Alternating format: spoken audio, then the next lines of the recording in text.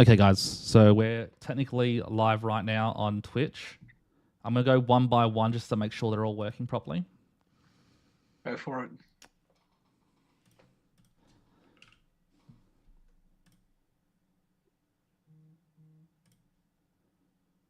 Okay.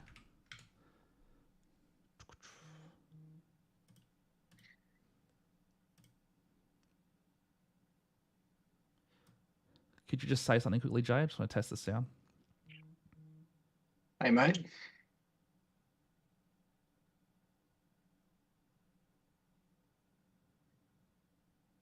Could be at East End right now. Cool. It works. Okay, great. So sound is good on Twitch. Let's see, change the title. Don't worry about East End. We're going to... Living the dream. That's right. Okay, cool. So we're live on... Okay, now we're going to go live on YouTube.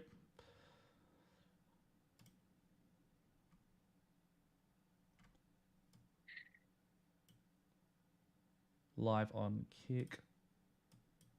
Okay, so we're live on Kick as well. Cool. Let's have a look.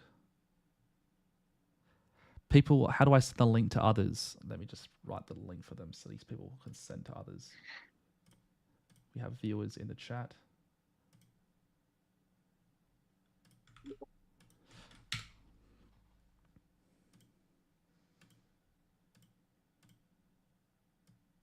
Thanks for the patience, guys, by the way.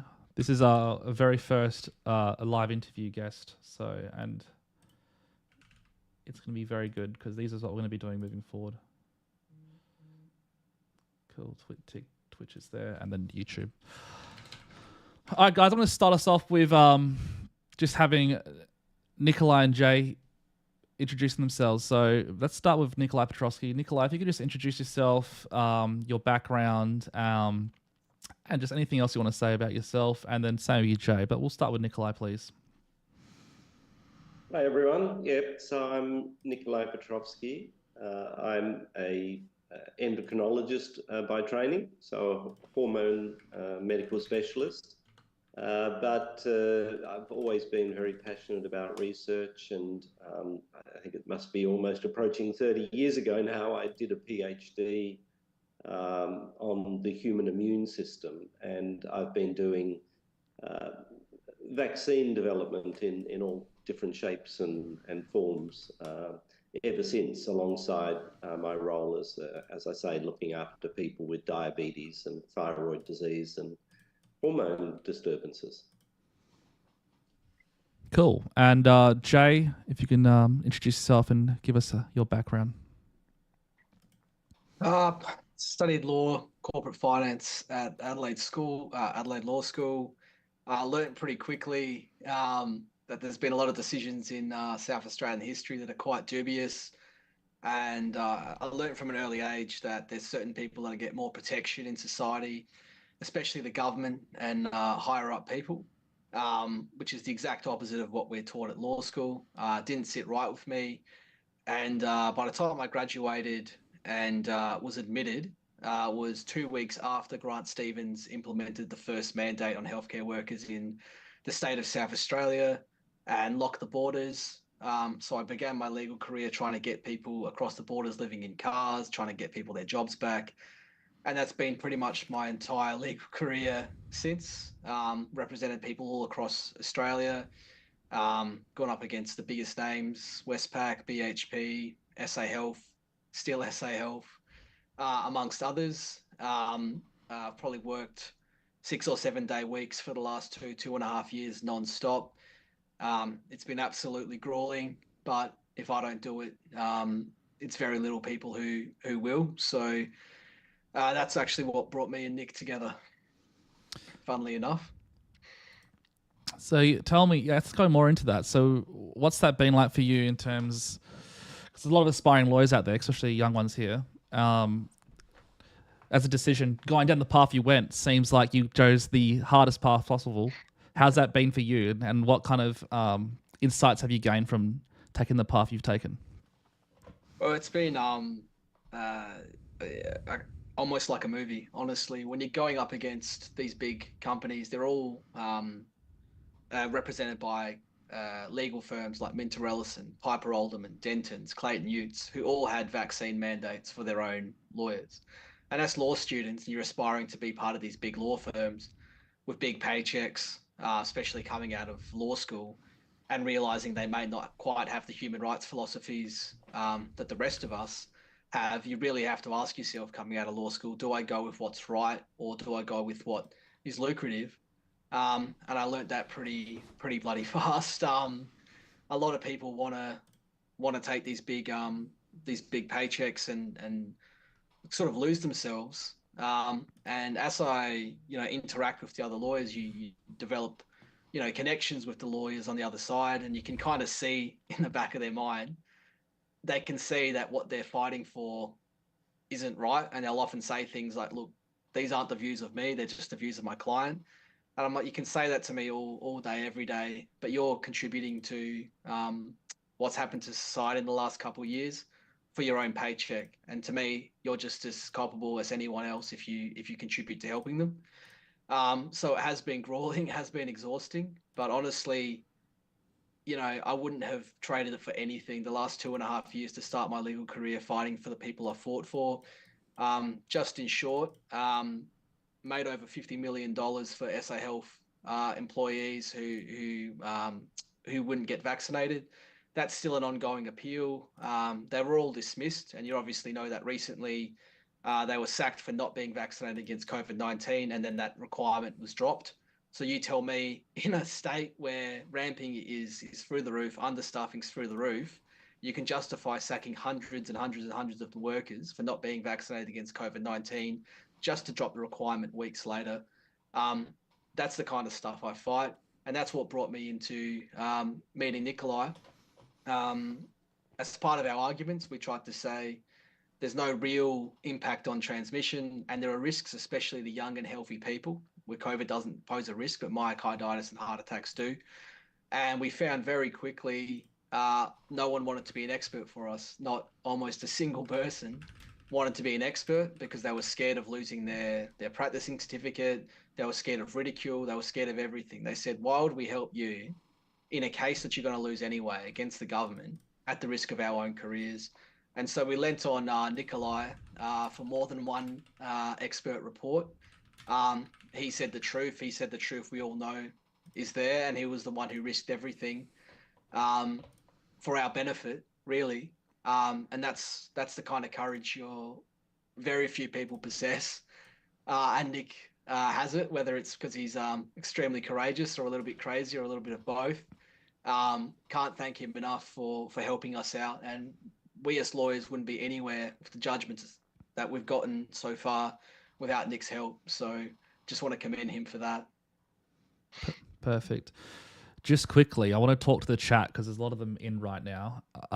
We see your questions coming in. So, guys, we will ask questions. So just keep writing your questions in, and we'll get to them after we finish with some proceedings. But, yeah, thank you for the questions. So, just quickly then, can we have a bit of a timeline breakdown of when you first met Nikolai to now and what that's looked like? And Nikolai, can you also provide what that's been like for you as well, so we can get both perspectives? So when the judicial review happened, obviously Nikolai's name came up, and we contacted him. We had conversations with him about how to take on the scientific aspects of these mandates. And we read his expert report for the first time, and it was flawless. It just completely eradicated the entire logic of the entire Australian government. We're talking ATAGI, the TGA, the Commonwealth government, the state governments, all our chief public health officers look like preschool children compared to Nikolai. They would often try and respond to him with people like Paul Griffin, who had extensive conflicts of interest that were never disclosed, such as being paid by Pfizer, AstraZeneca, Moderna, and everything. So that's how it all started. We were both completely passionate about not forcing someone to have a vaccine against their will at the punishment of losing their job. And that's, I think, where we really connected, me as a lawyer, him as a scientist. And we both realized this is just going to make everyone vaccine hesitant. You can't force something like this And from there, unfortunately or fortunately, our success in court has been very, very made us very skeptical of where the allegiance of our court system really lies, and whether Australian judicial officers really have the courage to say what they need to say and the truth that we put before them constantly on a weekly basis. Whether Nick's representing one of my clients or hundreds of other clients across Australia and New Zealand, that's really where the timeline begun. 2.5 years later, we're still in all of this. We're still going, and now I'm actually representing Nick himself, who's been basically pariahed by the state of South Australia, and targeted for his views and for helping South Australians. So that's probably the most succinct way of describing the timeline between us. Nick. Yeah, so as Jay says, I'm a pretty passionate scientist. I mean, even as a kid, I love science, and so I've always wanted, I guess, to not just do medical research, but actually change people's lives, and find new treatments, new ways of doing things. And pushing the boundaries, because there's some aspects of research which are quite safe. That people focus on one little area which is of interest to them, and they spend their life teasing away at it.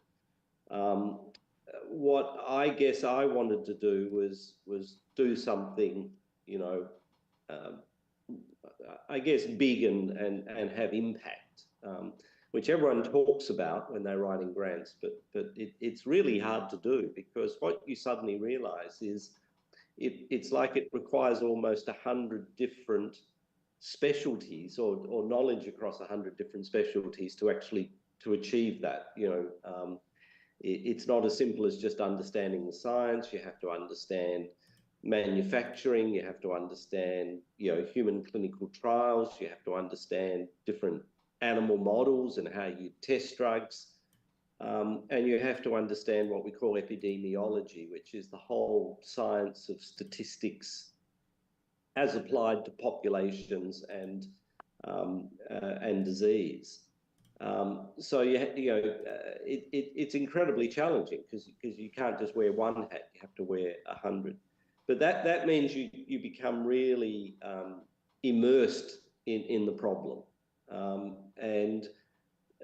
So when the last 20 years I've been doing pandemic vaccine work, because I got funded after 9/11 and the anthrax attacks by recording the US in progress. So that's a big area of mine, is how do we deal with pandemics when we don't even know they're going to happen, and how do you prepare for them? How do you design a vaccine for a virus you don't know exists yet?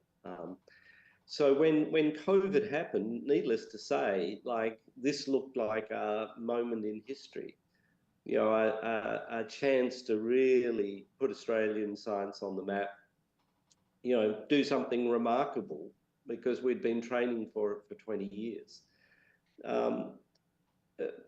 But unfortunately, nothing is as simple or as straightforward as that. And so, we've been on a roller coaster for the last 4 years, trying to deal with the science, the challenges, both scientific but also political. And also because we were, I guess, at the heart of the pandemic science, because you can't develop a vaccine unless you're absorbing everything that's happening globally, all the papers, trying to predict where's this virus going, what's it doing, how is everyone else's vaccines working, how's our vaccine different. So when people like Jay and Stuart Lindsay before that approached me and said, look, we want someone just who can break down the science of vaccines to us and just explain, what is known about COVID-19, what is known about these new vaccines, because they were all new, including ours. I mean, the virus, we didn't even know it existed pre-2020. And so I thought I had a duty as probably, and again, it's not to put myself on a pedestal, but, I knew more about this than anyone else in Australia, because I was living it 24 hours a day, 7 days a week, developing my own vaccine. And so I thought, well, that sounds, easy. All I need to do is tell, in my expert reports to the courts, what, cite all the papers and explain it all to the judges, and, they'll do with it what they may, but hopefully that will make sense to them and it will be able to guide their decisions. And unfortunately, it's never that simple, as I think Jay will explain. And, some of the judges got it, and I think made really what I thought, intelligent observations on the science. Other judges didn't actually want to hear the science.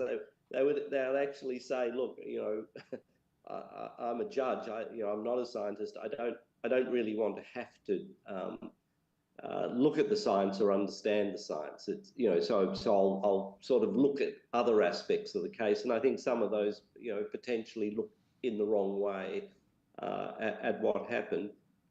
Again, it was an interesting journey contributing to those cases. You actually learn from it. What obviously was dreadful at the end of it is it was easier to play the man than the science, and so increasingly in these court cases, it was really an attempted character assassination. I'd put in a 100-page scientific report, with hundreds of references to scientific papers, and the lawyers wouldn't go to any of it. They wouldn't challenge any of it. They'd be attacking me and what I might have said on a blog or putting things out of context. So it started to be this situation of playing the man, not playing the game. And then it got really, obviously, dirty over the last 12 months, where it's destroy the man and, destroy the game, and, take down his research as well as him as a credible scientist and expert, and that's been really, really tough. That last transition from, as I say, just attacking or trying to question the science or misrepresent the science to just a personal attack, and then an attack on my team, our whole research team. Obviously, a lot of staff have been affected personally, and I just feel terrible about all of it, and I feel terrible about a system that allows that to happen. Somehow we have to fix that, because my job as a scientist is to speak the truth, and people do what they may, but I don't think I deserve to be destroyed as an individual for just trying to share my knowledge with others. Just going into that. Oh, yep. So continue, Joe. I was just going to make a quick point for the people listening. You have to realize Nick has probably developed and researched more vaccines per year than any Australian in the history of mankind. Yet if he was in a courtroom today and the current advice from the government is that a single dose of a COVID-19 vaccine, even one administered 3 years ago, is superior to your natural immunity, even if you caught the latest variant of COVID-19 vaccine, right? Of SARS-CoV-2. And Nikolai would attest to that. You could get a doctor with no qualifications in virology, vaccinology, immunology to show up to the court to represent an SA Health or an ATAGI or a TGA or a BHP or a Woolworths or a Westpac, and 99.9999% of judges in this country would accept the evidence of that person and of ATAGI's logic and not question it, even if that expert was paid by the same vaccine companies that they were pushing and would not consider a single thing that Nick would have to say in a courtroom, right? That is a reality of our court system in this country. And the Australians need to know that I'm not lying, I'm not exaggerating. That is word for word exactly what would happen in this country right now. So just going into a little bit about all that was just encapsulated.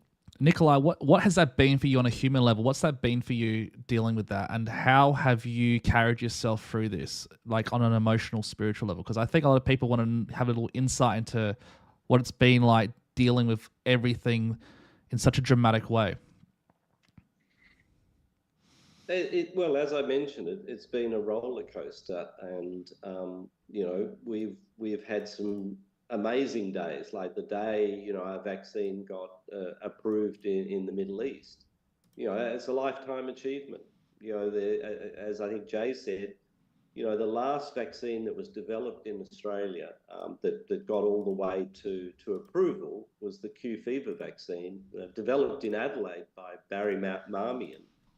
In the early 1980s. So suddenly we realised we've developed the first Australian vaccine for humans in just over 40 years.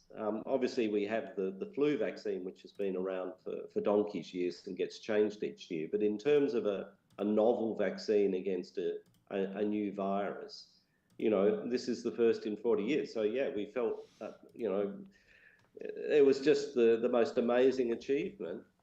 And then it was like the next day, we were under attack, for daring to develop a vaccine. It was like the most paradoxical situation you can imagine in your life when you think you've climbed to the top of Mount Everest and everyone's trying to push you to the bottom of the ocean and drown you.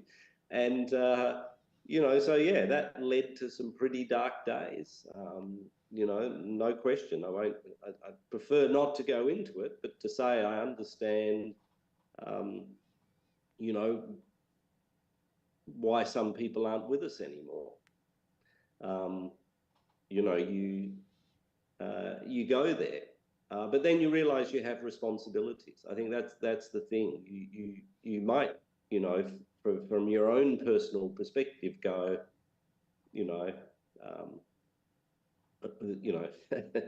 there are solutions, but ultimately you have to tell yourself that you have a bigger task, which is to look after other people and to correct the wrongs. You know what I mean? Like, yeah. And so you just force yourself to keep going. And I think Jay and I have had all-nighters and. And as he says, it's just day, night, it never stops. If we spend a day in court, I have to spend all night trying to catch up on the science and keep that going, the research going. So it's insane, but it's like, yeah, you just have to tell yourself, this is the reason I'm on the planet. I just have to suck it up and deal with it, but it ain't easy. Yeah. And as I say, it can be a struggle, but I guess if you're spiritual or you believe in humanity, you're sort of not left with a choice. It's unfortunate, as Jay says, is it crazy? But I don't think it is. I think it's that's what makes humans humans. We all have to look after each other. And, if you have a gift or, I've been very fortunate in my research. I've had, a lot of funding from the US government. I've had some brilliant scientists working with me. It's been a real pleasure. And, I have a duty to give back. And that's by giving back my science, including, expert reports to the courts, even if the consequences of that are pretty dire on a personal level. Yeah. And I think that's why so many people connect with you, Nikolai, not just as a scientist, but as a human being, because you can see the love coming out of your work. And it's hard to see that, even with politicians and scientists these days. Everything's quite robotic. But with you still have that old school scientist kind of vibe, that's to say. So that's, I think, a big factor in why you have such huge support. Like looking at the comments now, lots of people are just sending love. So yeah, what I got out of that, what you just said, is that love has got you through all this, and that's a really powerful message, especially now with the mental health crisis we're dealing with in Australia. Oh yeah, absolutely. I just wanted to say two things on that, George. So obviously, the last 2 years, ramping has been a massive issue, Mm-hmm. and it's directly related to understaffing. And these mandates have clearly caused understaffing to the point where you could almost correlate the resignations, people not re-signing contracts, people quitting and being terminated, with actual deaths of people waiting for ambulances and everything like that, right? Who's orchestrating that is Grant Stevens, your police commissioner, and Nicholas Spiri, your chief public health officer, led by your premier Milanauskas, right? These are people who were put in position to make our lives better, to make South Australian lives better.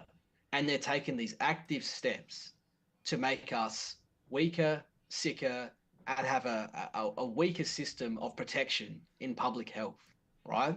Then you hear someone like Nikolai and what he just said, and you go, wouldn't a logical government promote Nikolai's message and promote someone like Nikolai and his research and his dedication to research?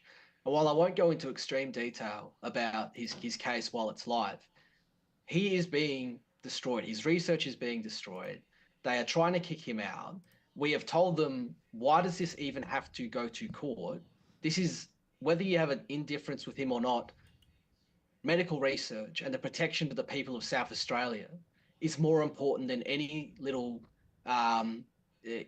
differences you have between people, right? The research is more important than everything, right? That is the medical ethical code and the research code and even the animal ethics code that they all adhere to. Yet all of that has been thrown out by the people I've just mentioned with absolutely no recognition of anything we're talking about or what I'm saying. And I'm have to say, I am not exaggerating. This is the reality of what is happening. Nick's research is potentially going to be destroyed, especially his cancer vaccine, if he isn't allowed to continue to do his research at the Flinders Medical Centre for your benefit, for my benefit, for all our benefits, not just the people currently in the trial who could potentially survive if they're given this up-and-coming cancer vaccine, which has shown promise in the past. And these are people with terminal stage 4 cancer who have tried everything, right? This is their last hope. Whether it works or not is irrelevant. If they don't have it, that is it, right? That is Australians' lives right now. And we are being stopped from being able to save these people's lives and develop this cancer vaccine and generally push research forward in the cure for cancer, which is going to affect all our lives, all our parents' lives and our kids' lives. And we've had to go to the federal court. That first instance, they've rejected the notion that our research was important enough to justify an injunction, right? We're going to be there tomorrow. That's all I'm going to say for now, because I know a lot of people are aware of this and want to hear an update on it. But the thing I want people to take away from all of this is we shouldn't have to go to court to get this over the line. We are fighting for humanity and for society and for your lives, whether you know who we are or not. And your own government, your own taxes in a cost of living crisis is being going towards them and their legal team to destroy us and therefore destroy the benefit that you get from people like us fighting for you. Everyone needs to understand that and feel that and realize that's the Australia we live in right now. I just want to make that point very, very clear. Thank you. And we've had a lot of people in the chat ask, how can people help? And it's been asked quite a bit. So I think people generally want to be able to help right now. Is there a way for the public to help? And what's the best way they can help? Personally, I'd say awareness. I'd say, I'll give you an analogy, and I regret that I didn't know this 2.5 years ago, or I know it now, is when they required you to be vaccinated to be a nurse or be a teacher or anything like that. Even if you wanted to get vaccinated and got vaccinated, but you were against mandates, you could have said to your boss, I'm not going to disclose my vaccine status, so I can't come to work tomorrow. What are you going to do when 80% of us can't show up to work and our entire public health system, education system, policing, all of that falls apart they're going to have to scrap the mandate straight away, right? That takes awareness. That takes Australians actually educating themselves and understanding the world they live in and the players in this game and the way the game is being played right now. The biggest thing you can do to contribute, and this isn't just some cliche, is actually know the facts, get educated, learn everything, and spread this information as far as you can, right? We had 55 million people listening to the Malone Rogan podcast. We need those numbers constantly. We need people fighting for this. Right now, I'll give you an example. If the vaccinated SA health workers that didn't want to get the vaccine, who are against mandates, said right now, unless you compensate all those who lost their jobs and give them their jobs back, we're not going to work tomorrow, we would get what we want. So first you get educated, and then you turn that education into action. And that's the same for Nick's case and what's happening to Nick. Just spread the awareness as far as possible. Speak to your MPs. Let them know we don't want this. Peter Milanowskis, what are you doing? We don't want this. Nicholas Spurrier, we don't want this. We, the people of South Australia, are not going to let you do this on our watch, right? We cannot trust, the Office of Public Integrity or the Independent Commission Against Corruption to do what we've asked them to do. And I'll tell you why. 4 years has passed, they've done absolutely nothing. We are the Independent Commission Against Corruption. Us as people, we're the ones that hold them to account, right? So if you can do anything you can do to fight that, do it. That's the way I see it right now. It's the most important thing you guys can do. Nick, what are your thoughts? Yeah, look, I think education is key, and don't fall into the trap of going to one extreme or the other. And again, I mean, when I put my evidence, I try to be very balanced and try to understand other people's perspective, even if they're disagreeing with me. But so don't get trapped into retreating into extremism, because I think extremism of all sorts and in every direction is not good. What we need to be is level-headed and educate ourselves, understand the nuances.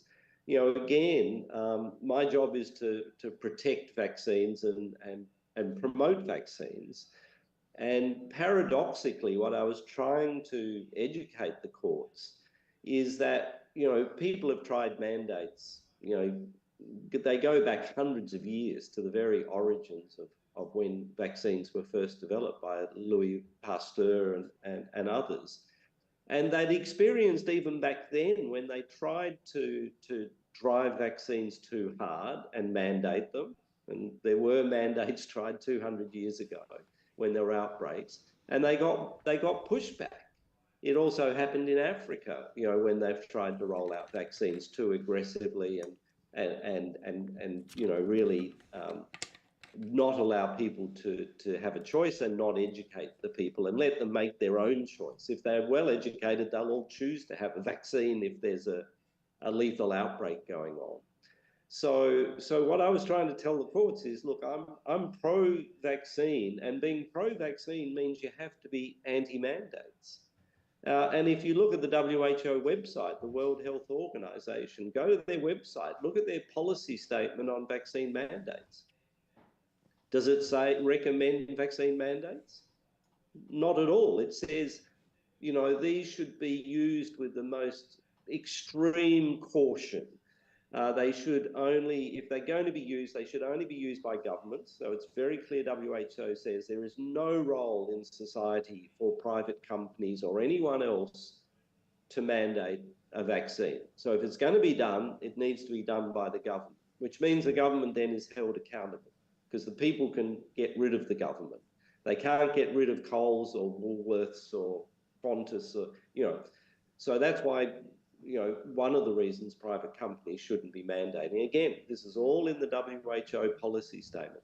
It also says that, consider the human civil rights aspects, that, if you're mandating something, you're infringing on an individual's civil rights. And so if you're going to do that, you have to have really strong evidence that the vaccine works, that, you know, it's safe and it doesn't have any serious side effects. And even then, if you establish that, and it even says that takes a long time to establish those two facts. So it's very hard to mandate a vaccine that's only just been developed. And typically in the past, if they did mandate vaccines, they'd be vaccines that have been tested and around for 10, 20 years. And lastly, they say in their policy statement, it should only be mandated for the very minimum time it takes to encourage the people to get vaccinated to get to a level of what we call herd immunity. In other words, you know, if you apply a mandate for 8 weeks, when, you know, you've got to 70% population coverage, and that takes you to say 85%, so that's the objective, then immediately stop the mandate. So even if it's saying mandates are very blunt tools, if better not to use them at all. If you're going to use them, it should only be, you know, the government doing it based on solid scientific evidence. And then it should only be done for the barest minimum period of time. And what do we see happen? You know, we've had mandates now in South Australia for years, pointless mandates that have no scientific basis whatsoever. I mean, you know, 1 dose 3 years ago. I mean, everyone knows that has no value, and it's never been proven to have any value in that context. Now, it's not to say people shouldn't be getting vaccinated, but they should be doing it by choice, and based on their you know, what they see as the risks versus the benefits. Every individual has different risks and different benefits, and they need to weigh that up for themselves. And you know, so I think now we're seeing what I predicted. We're seeing massive community pushback against you know, vaccines all around the world. You know, so it's a crisis in terms of they've created their own monster, and we tried to warn them about it. So you know, people think it's a paradox. Why is you know, someone who's spent their life developing vaccines, why are they in court, you know, as an expert, engaged by the people who are obviously not happy with being forced to be vaccinated? But that's the reason, because I'm trying to protect vaccines. I want to pick up on a point you just said there, Nick, and it's a very important point right now with these vaccine refusal forms and things like that around the country at the moment, where they say you must accept that the government science is the science that you should believe in this country. And I want to tell you a little bit about the government science while we're here, and see how many times Nick laughs at this. All right. So apparently 1 dose 3 years ago has an impact on transmission. All right. That's your government. That's billions of dollars of government departments will attest to that in court. They'll also say not a single human being in this country has ever died from Pfizer. Right. Not a single one. Right? You can't even contact the coroners about this kind of stuff. You'll get shut down. You go to forensics, you'll get shut down. You go to the TGA, you go to Watagi. You can be a senator like Jared Rennick, grilling the secretary of the TGA about a 9-year-old who died suddenly within 48 hours of being vaccinated with Pfizer. And the country still doesn't recognize that as a Pfizer death, right? This is how much control they have. I've gone to doctors and I've had to do this to prove it to people. And I've pigeonholed them into trying to give me medical advice to say you cannot die from mRNA vaccines, that they're perfectly safe, that even if you're young and healthy and COVID's not that dangerous, why would you risk having it without being vaccinated, right? I've then showed them the just in Australia alone, there are over 650 reports to the database of adverse events, including children dying suddenly after the vaccine, and saying, what do you say about that? All right, I want you to think about your Hippocratic Oath. I want you to think about the conflicts of interest that exists in the world right now of the pharmaceutical companies. The conflict of interest in you being scared that APRA will deregister you and suspend you if you give me medical advice not to be vaccinated. And then I want you to try and give me legitimate, real, ethical medical advice, right? We talk about a choice. A choice is permeated on you being given the actual numbers, the actual real data that's out there. That has been muddied and destroyed and hidden to the point where no one really knows what the risk benefit is of these vaccines, right? And we may never know that. So, the philosophies that Nick is speaking about only exist in a world where your government is acting transparently and ethically. And the question becomes, why would the government not act transparently? Why would they not act ethically? Obviously, in that hypothetical situation, there's a corruption that is in there that is justifying and controlling enough of them to want to act in this way. And you ask yourself, who could be doing that? Who could be pulling those strings? And what would the reason be? And the reason is almost always power and money, right? And so you need to understand that the governments have been captured significantly by pharmaceutical companies with multi-billion-dollar profits to manipulate data, manipulate stats, hide deaths of Australians, of Americans, of everyone around the world for a profit, to the point where you literally have to risk dying just to keep your job. If you don't see that and you don't understand that that's the world we live in and have lived in for the last 3 years and continue to live in right now, if you don't know anyone who has died suddenly following vaccination, or heard at least a story of that, if you don't know anyone who suddenly had a sudden onset of cancer, and whether there can be a direct way of explaining that scientifically yet, doesn't matter. It's clearly there and is not recognized in the slightest. If you were to say this in court, you would be called a conspiracy theorist. You would be called crazy and absolutely run out of town. So you need to understand the ethics that Nick is speaking about is where humanity and the world should be, and it's exactly where we're not. And I think that needs to be said. And maybe, Jay, if I could moderate some of your comments. You know, what I would argue is it's very hard to get to the real data. Like you know, I try really hard to for my own benefit to understand what's going on. You know, what are these signals of, you know, excess mortality? You know, are they, what are they linked to? Are they linked to the infection? Are they linked to the vaccine? Are they linked to the stress of lockdowns?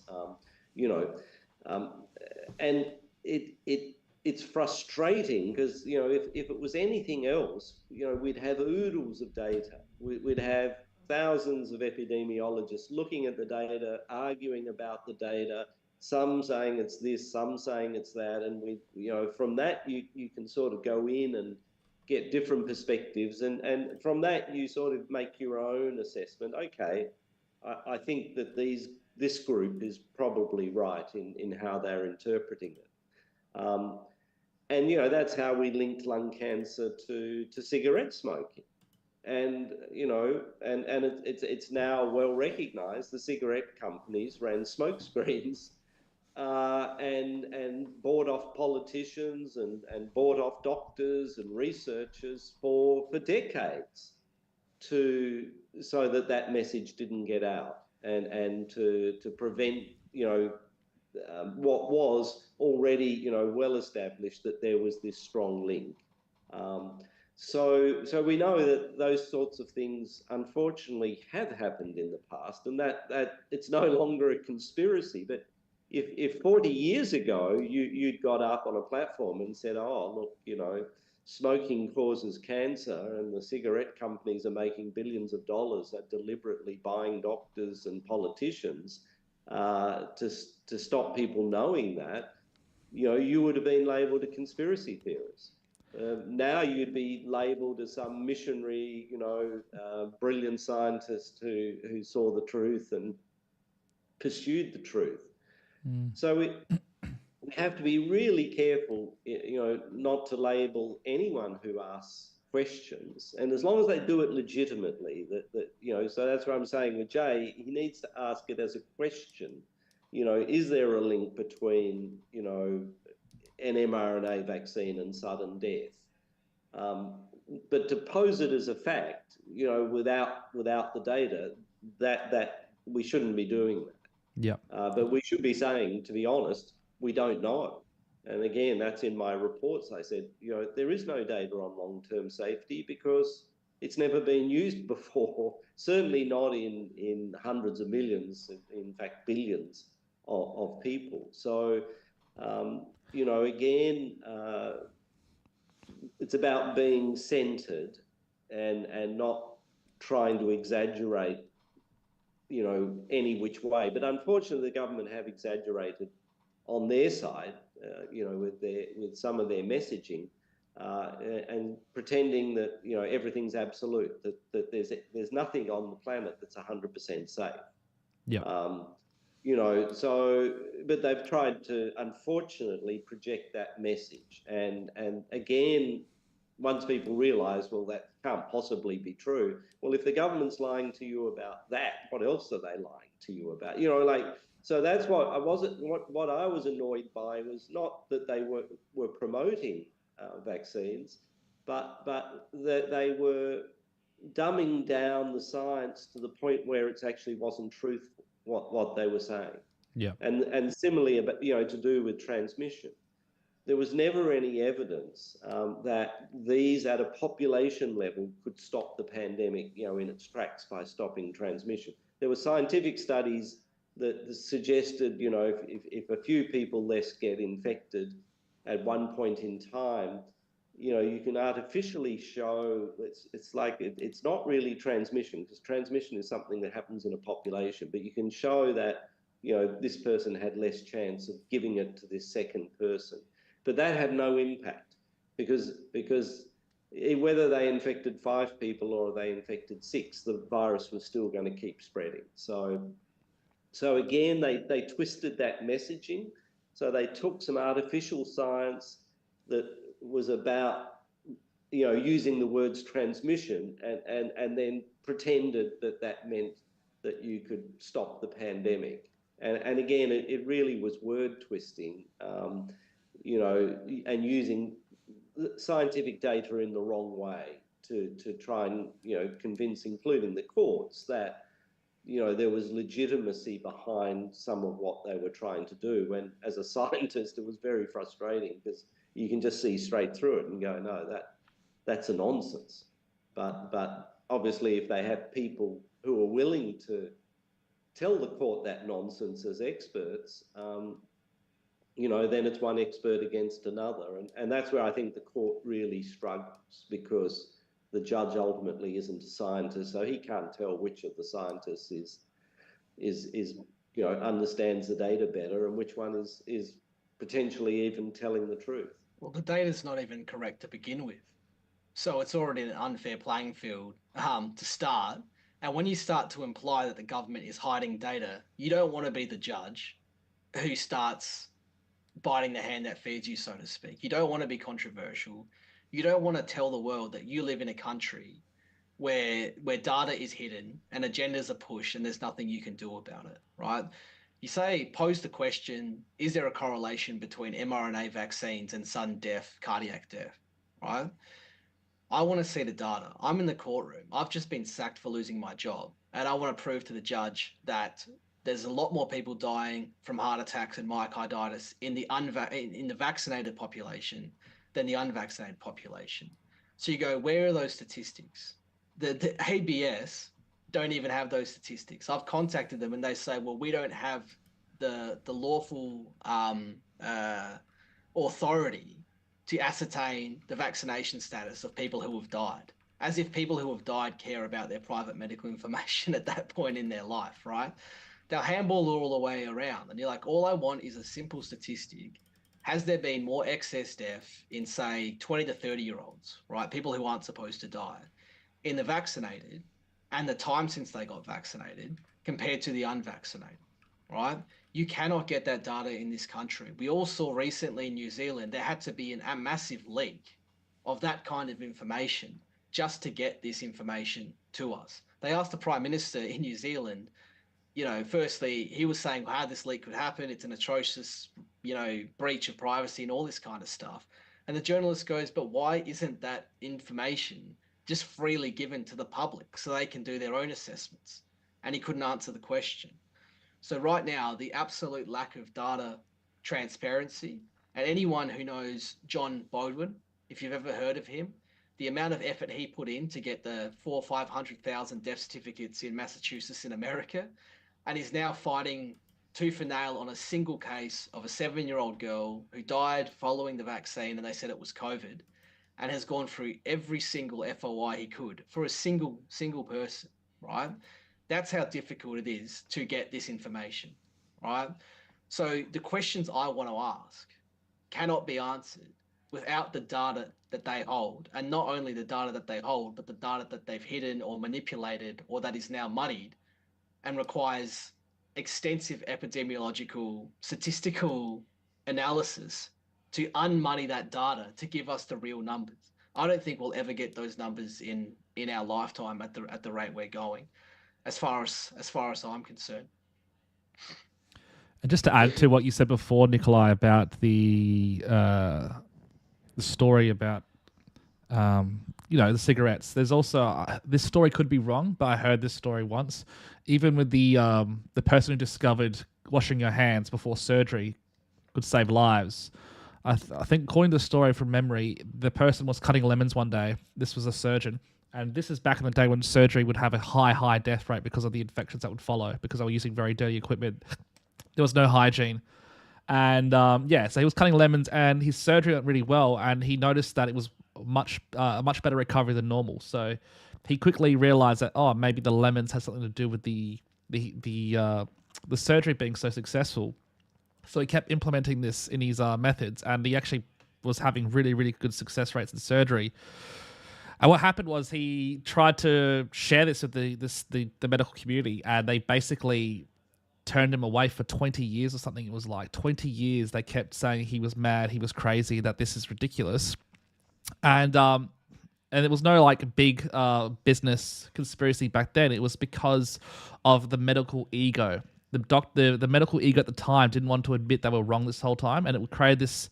They basically plunged this guy into a deep depression. But eventually, he was proven to be correct. But it took 2 decades for us to even accept that maybe cleaning your hands could do well in surgery. So like there's so many levels. There's the human emotion, the human ego, and then there's also the corporate sector as well. There's just so much to unravel here. So it is a battle in itself. I just have some questions here. And as I said, guys, I'm going to ask these questions. I just want chat to get left alone here. And if you don't want to answer questions, please say no comment and we move on. But one of the questions is ask, so Jay or Nick, do you guys know anything about big pharma donations to political parties in Australia, or just anything in those details? Is that something that you guys have information about? So yeah, that's the first question.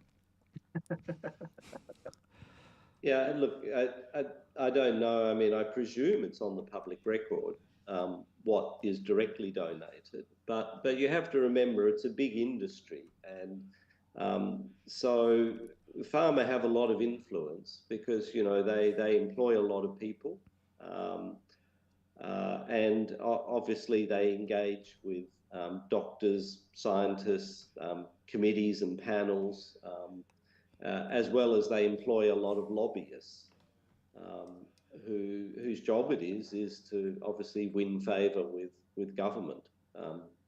So yeah, I don't think it's about necessarily how much money they donate to the Labor or Liberal Party, but how much money do they distribute in Australia generally through all their activities. And money unfortunately does buy influence, in many different ways, and that's why we have regulations that attempt to I guess control the industry. So the industry isn't free to just do whatever it likes, but I think it's always going to be there, this trade-off between having drugs available and obviously having pharma companies making profits, because that is what drives research, but then making sure that their influence isn't out of proportion to their contribution. And so I think it is a real juggling act. I don't think there's ever going to be a perfect solution to it. And occasionally it will get out of balance and out of whack. And that's not good, obviously. I mean, I did Google and tried to do some research on public information on direct donations to political companies, political parties, and someone's already done it. Thank God, so I don't have to do the hours on it. I'll find the link and send it your way. But someone showed all the ways directly, but more importantly, indirectly, that they influence politics behind the scenes, and those indirect tactics, the same indirect tactics used by organized crime, is the influence you can't see with the naked eye, so to speak. So for sure, what Nick said is definitely there. How far-reaching that influence is, we might never know. But it's definitely. I like that you've asked a question, and it's something you've thought about, because it's definitely something a lot of people say has pushed most of these mandates and a lot of this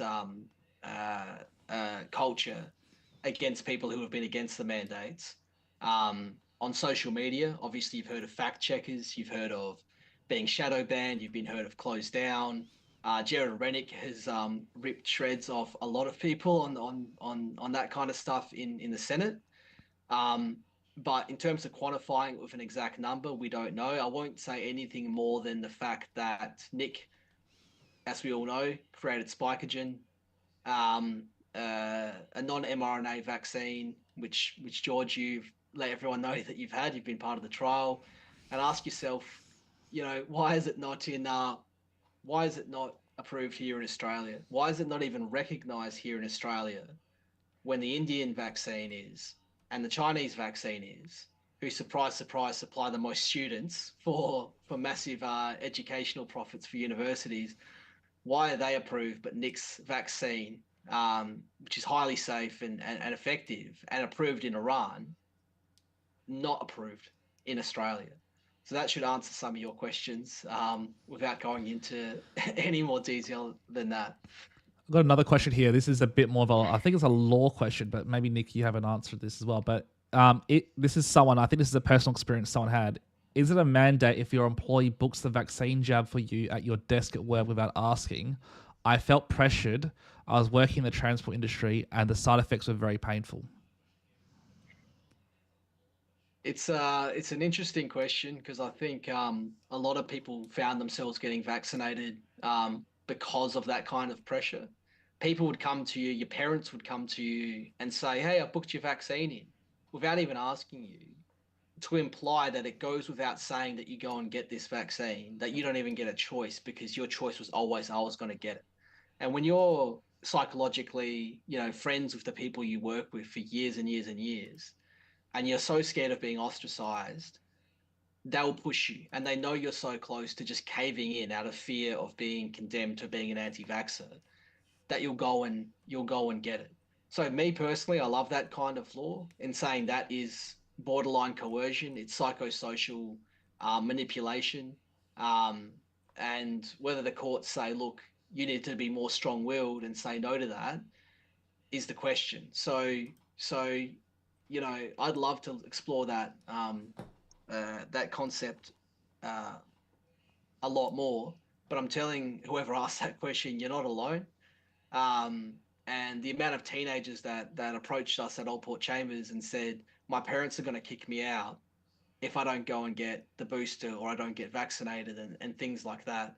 It's so common. And whether they do it by force or by, probably the best way of describing it is coercion or subtle manipulation, as she described it, booking it in and acting like it was normal, not it was completely normal to go and have it and completely irregular to not have it, can create a state of mind in your head where you have to go and have it. Like, you literally cannot not get it, because you feel so weird that you're doing something that's opposite to what everyone else is doing, right? And a lot of people felt that pressure.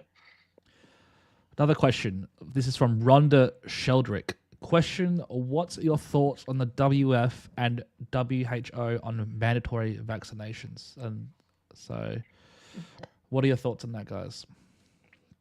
I think Nick answered that a bit earlier. Yeah, I guess, you know, as I say, WHO, interestingly, their policy is not, you know, um, pro-mandate, if I can put it that way. Like, because they do discuss that there may be situations where, you know, as I say, a mandate could be used judiciously for a short period of time, you know, in a major health crisis. I think that's separate. I think what they're asking here isn't it about moving to WHO having control of health policy during a pandemic or an outbreak. So moving more to a global treaty that would hand some powers from, you know, that would normally be nationally based to a body like the WHO. You know, I'd be cautious about that, only because, I mean, the first thing you would ask, well, how well did WHO perform in this pandemic? And unfortunately, you've heard me comment on the origins of the virus question, because we did research into that. But unfortunately, that early, you know, performance of WHO, and I think even, you know, the leaders of WHO would probably, I would hope, now admit it. They messed it up pretty badly. For a whole lot of political reasons, probably. They were under pressure at the time, financially, and China was stepping in as a major donor to replace the US, who were pulling out. And so probably, you know, a lot of what they did in the early pandemic, they didn't want to upset China or offside China. And so they didn't question a lot of the data or the lack of data they were getting from China, and some misleading sort of data, like, you know, the suggestion there was no human-to-human transmission, which they then repeated. And of course, that was completely incorrect and arguably caused the pandemic, because if WHO had said in that first week, hey, there's human-to-human transmission going here, then, you know, everyone would have shut down, you know, their flights in and out of China, for instance, much earlier, at a time when it might have actually allowed the pandemic to be like SARS, where it got controlled early enough to actually eradicate it. So we missed those valuable weeks because the WHO, for whatever reason, you know, didn't get it right and didn't do what they needed to do. So, you know, if you give all the power to an organisation, they get it wrong, that you're in pretty serious trouble. So I would just preface it with that and say that, yeah, I think you do need some autonomy. It's a bit like in the US, I'm not sure if you're aware, but the CDC dictated that there's only one test for COVID that was allowed. It was, you know, it was a test developed by the CDC. So, you know, everyone in the US could only use that test. And then it turned out 6 months later, the test was completely flawed and not working. But in Australia, you know, every hospital, including, you know, was able to develop their own PCR tests. Like there's no law in Australia like that says, you know, only one body like the CDC can, you know, provide a test. So here, you know, all our hospitals were able to develop their own tests. They then compared them. We never had that problem. So there again is a classic example. You centralize things and that central body gets it wrong, you know, you're in terrible trouble. So it is a balancing act between some level of, you know, standardization and central sort of control. But I think, you know, diversity, including of scientific opinion, is absolutely critical. And so, yes, we should protect diversity. while understanding that there are benefits from some degree of centralisation and standardisation. Cool. From a legal perspective, it's much harder to beat a mandate like the emergency power mandates if they're justified by the WHO, as opposed to the current remaining mandates, which the employer themselves have to justify and show a lot more detail on. So us as lawyers, when you spread that responsibility out, it's a lot easier because these organizations can't just say the WHO said it, so I can mandate it and leave it at that. So that's the other big reason I don't mind having information from a central place, because obviously economies of scale give you that, but not to the point where it makes our job as lawyers impossible. And the biggest threat we see in the judicial system right now is judges saying, well, if the government said this and the government's big and powerful and the government would have known all your complaints and would have already addressed them, if the government says they're safe, then they're safe. If the WHO organises the whole world and the WHO says they're safe, then they're safe. Judges won't go further than that. So that's my big issue with centralising it too far. So the other, maybe I should also mention, we struck problems with WHO with vaccine approvals, because WHO, for 80% of the world's countries, they don't have their own regulators. And so they rely on the WHO to actually act like their drug regulator, like the TGA in Australia or the FDA in the US, which gives WHO enormous power, because, you know, they approve a Chinese vaccine that can now be sold in like 140 different countries around the world with a single WHO approval, mainly the developing countries, but not exclusively. And, you know, they basically, after the first 10 or so vaccines, they mainly approved the Chinese, the Indian, and then some of the US vaccines. They then shut the door and just to the approval process. In other words, it wasn't about, you know, looking at a vaccine and saying, oh, it doesn't, you know, meet the standard. We're just shutting the door. So none of the rest of you, it doesn't matter how good your vaccine is, we're not going to allow it into our assessment process, which essentially made a monopoly for those who got through the door early, and they were all the big countries that are big donors to WHO again. So, you know, not saying that that's improper, but you know, obviously there are problems when you have that centralized control, and there's no way to beat it. Like, how do you challenge the WHO when they've locked the door to other vaccines that are, you know, coming through the pipeline a few months after the first few? So again, I think there is evidence that there are dangers to giving too much power centrally to anybody or any government for that matter. Yep. Very interesting. Another question, and this person's from Ireland. Actually, it's not a question. They're just kind of telling you something. They said on the 24th of May, they are trying to bring in the pandemic treaty in Ireland. This is a viewer from Ireland, by the way. And they're basically saying that these are unregulated bodies. So that's their opinion on that. Another person has asked, any opinions on the eSafety Office trying to ban people for talking about the lack of efficacy in the vax? So just to add some more context to this, the Prime Minister and some other members have been going on about the e-safety, especially with the Bondi Junction attack, about stepping up the censorship of social media platforms, especially for pages, and shutting down different pages. What are your opinions on the e-safety and what they're heading towards right now? I'm happy to start there, Nick. It's a big thing in law. And you can start with fact checking and say, well, you could say something truthful. Who decides what's truthful or not? It's the same with the misinformation bill. You say the COVID-19 vaccines aren't safe and effective. Someone else says they're safe and effective. Who's not telling the truth, right? So it's good in theory. You want to stop the dissemination of misinformation, because if you give out bad medical advice, legal advice, or any advice out there and people follow it, society's worse off.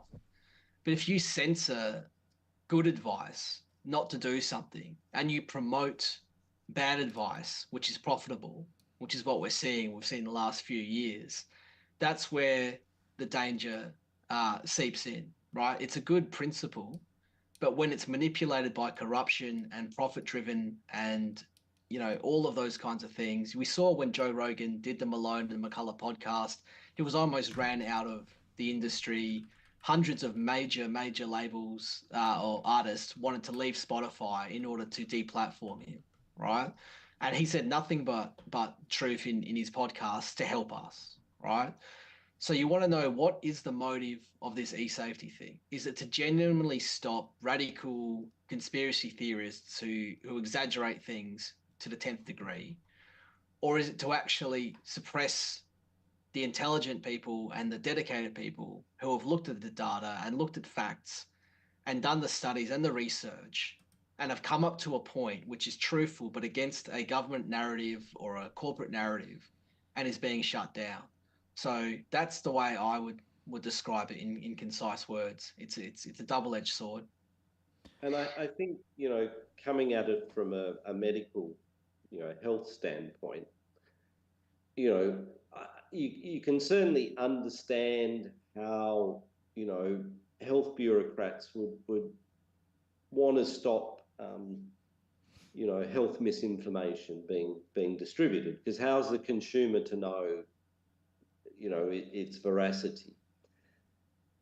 The problem is, for instance, we have a whole vitamin industry that's billions of dollars, and a lot of it is arguably misinformation, right, on the benefits. But governments have realised it's just too difficult, so we'll leave it alone. And similarly, as Jay has said, how do you determine what's misinformation? It's impossible, because for the most part, the fact checkers, and again, I've both had fact checkers ask my opinion about various information, and also had fact checkers, sort of fact checking what I was saying. And you realise they're kids, like high school kids, or college kids in the US who might be doing a liberal arts degree, who are being employed by these fact checking websites. So how the hell are they going to work out the nuances of what's being said? And so what you see is that it just ends up censorship. And often censorship of the truth. And so it's almost like what gets through the fact checkers is the official mistruths and misinformation, as long as it's the official misinformation. So you end up with official misinformation, and what's being labelled as misinformation is probably the scientific truth. Right. And in the end, look, rightly or wrongly, yes, misinformation is a terrible thing, but censorship is a far bigger evil. And I think, the US idea of freedom of speech similarly recognises that, yes, it would be nice to stop, people saying things that are not correct. But the price is just too great, because, if you get it wrong, it's a bit like 200 years ago or whatever, anyone who suggested the earth was round would have been fact-checked and deleted. You know what I mean? Because everyone knew the earth was flat. So it just doesn't work. And, but it has that easy flavor. Let's just, clean up the internet. And but you can't have one perspective, because the truth is everywhere, and the truth is nuanced, and sometimes what you think is the truth turns out not to be the truth. That's how science works. We don't, we accept that what we accept as true in science today may be proved false tomorrow. But we'll never find that if we start fact checking, particularly if we fact check, the science. That would be like nonsensical. The fact checking of the science is sold to the highest bidder to an extent. So I love, and I recommend everyone listen to people like Robert Kennedy and Malone, McCullough, and others and listen to people on both sides, read the books, and look for people. So a book like The Real Anthony Fauci, which has some of the most aggressive accusations of Tony Fauci, RFK has never been sued for a single thing in that book, right?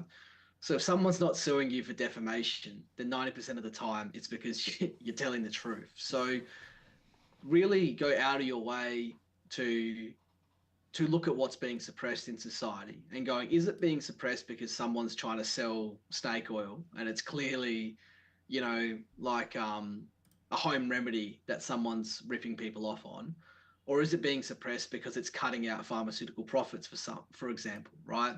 And you ask yourself, well, if pharmaceutical profits goes down, that's also money lobbying certain other aspects of the world that goes down as well. So you go, how many people make money off this piece of information being pushed as true and being pushed as false? It's information warfare. And it's since the advent of the internet, it's exploded to levels that humans have never seen before. And Zuckerberg, I think everyone can thank him for creating Facebook at the time. But less than 15 years later, and the power it has to disseminate information all across the world in all sorts of different ways and manipulate who becomes president and things like that. We're living in a world where you need to exercise your own due diligence and do your own research and understand how to fact check yourself, and especially look for conflicts of interest and things like that. I don't think there's any body you can rely on, because that body itself has its own conflicts of interest. You're just going to have to make educated guesses and educate yourself to know what the truth is in the world these days. Another question is, and I think this is a question for you, Nikolai. And as I said, if you don't want to comment on this question, you can just say no comment. Is there any further understanding of the LGG4 reaction after the boosters? I'm not sure what that means. I'm not sure what LGG4 means, but I thought I'd ask just in case. No idea what LGG4 is. This is just more of a statement from someone. It's called SA Adelaide. Professor Nikolai will always be remembered as a legend and a great man in human history. So that's just a comment someone wanted to tell to you. I'm a bit worried about the past tense. It's sort of like something they put on your tombstone, don't they? But thank you, whoever said that anyway. Oh, okay. The person who wrote the other question just meant to write it. I don't think he just means any reaction after boosters. Is there any more further understanding of? So, what's the furthest understanding, I guess, in the scientific realm of your contacts in regards to the the safety of this, in the most PC way possible? Well, I think the simplest is to say we're still learning, and when. Obviously, at the time the mRNA vaccines were released, there was a belief that there were no unique side effects. In other words, all vaccines give you a sore arm and flu-like symptoms. mRNA was particularly at the severe end of that spectra. But again, that not out so far out of the park that it couldn't get approved. So it wasn't obviously till it was rolled out that these reports started to come in, and initially they were dismissed, but increasingly it became clear that it was causing myocarditis and pericarditis, and since then there's been a few other signals. We still don't quite know where they fit. Are they real? Are they not? And now we're slowly getting more what we call mechanistic data, which is what does the mRNA do when it gets into the body, when it gets into cells, and there's some really interesting science just slowly emerging. It's been difficult because I think up till recently, even if you did that type of research, it would never be accepted for publication, because again there was a filter that we don't want to upset people. We don't want to, upset the government messaging. Therefore, the safest is just not to let people see any of the science, or don't let the science get published. I think slowly over time, some of that data is getting out. And so we are seeing, some interesting phenomena in at least in cells that suggests that it could be interfering in some of the cellular signaling, but just what that means we don't know. We also have data on the switch to IgG4, which is a particular type of antibody that is not normally associated with protection against viruses. It's more about if you get exposed to a protein for a long period of time, you tolerize to it. Again, people speculate about what the significance of that might be. That IgG4, is it mean you're more likely to get an infection with COVID, once you lose your protection? But again, there's just a paucity of data out there really to say what it means. So we know that they're doing unusual things that we don't see with other vaccines, which suggests they're working in a different way. But what the ultimate meaning of that is, we need more research, and unfortunately, not a lot of research is being done. Because again, it's not an attractive area to go in. Exactly. Because, you'll be targeted, and there's no doubt about that. That if a researcher were to start exploring those questions, they're going to could be the end of their career. So not surprisingly, the sensible one look elsewhere. I'll ask you, Nick, who would fund research into vaccine injuries? There's no profit there. It just discourages people to get a vaccine. So usually in the world right now, people use $1 to try and get $1.20, $1.30 back. Like you're looking for return on investment. Where's the ROI on investigating the safety? The only thing I can think of is a competing vaccine to say, I'm going to research the competitors' vaccines to show mine's safer. Otherwise, the government's pushed all of this. Why would they want to research their own mistake? Who's incentivized to fund safety in vaccines? No, it's funny you raise that, because the NIH, they do have a particular grant program which is called vaccine safety, but which I think I tried to apply to many years ago.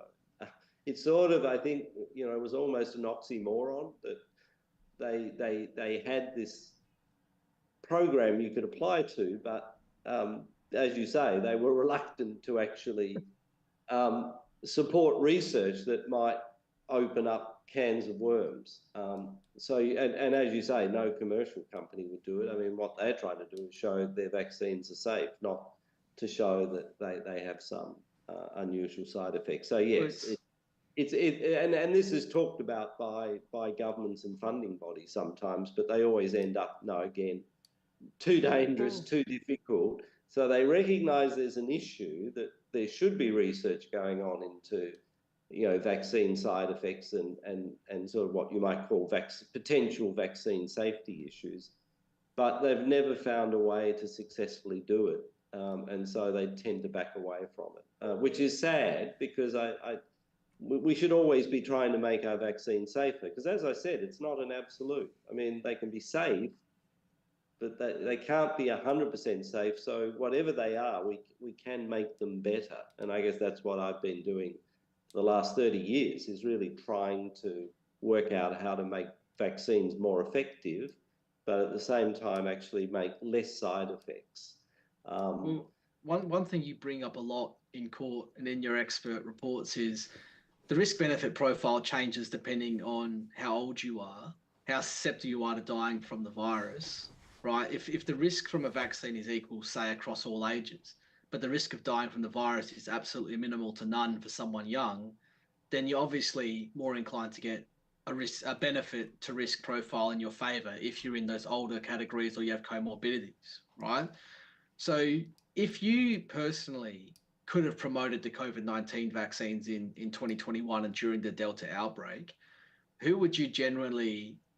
Let's say someone has got no natural immunity at all, so we won't talk about that yet.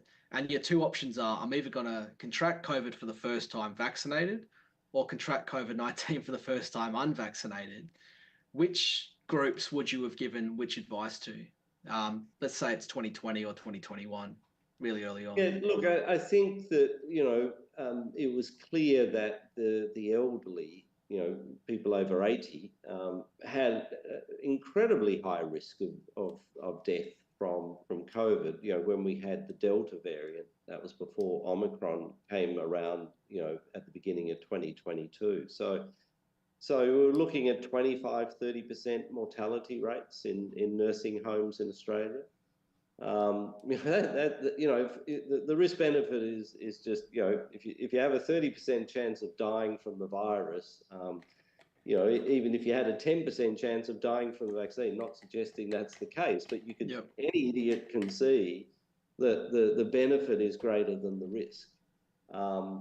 But, as you say, if you have a healthy 20-year-old where that, they have very, very low chance of mortality from the infection. But, they have, in fact, the highest risk, particularly if they're male, of myocarditis. And certainly in some of those people with myocarditis, they can have sudden death. And there's now well-documented cases of that where the myocarditis has caused death. And in fact, the TGA has reported a young girl where their own panel decided that it was vaccine-induced myocarditis that led to her sudden death.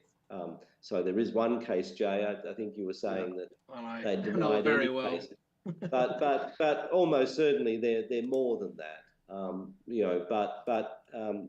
In any event, obviously in that population, the risk benefit is 1,000-fold different to the risk benefit in the elderly person. So, yes, I'd be encouraging those people at very high risk of the infection to have the vaccine.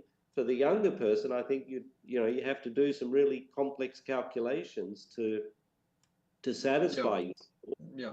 And to be honest, when I tried to do those calculations, certainly with the mRNA, because I also had to factor in, well, we don't know a lot about it, so there may be hidden risks, so that's a risk in itself. Yeah. The risks you don't know about, 5 years down the track or 10 years down the track. So my view was that, we should be vaccinating the high risk people.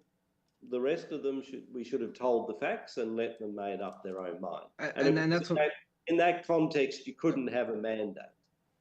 And that's what I was getting to, especially now with the natural immunity across everyone. It's even less reason to risk your life with the vaccines potentially if you're young and healthy.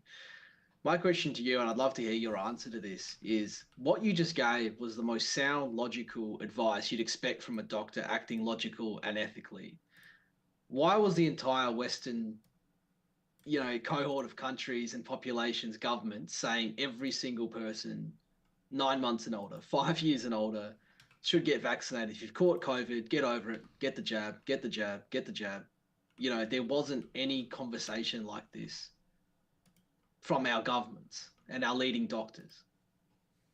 So I think the word that you need to understand is laziness.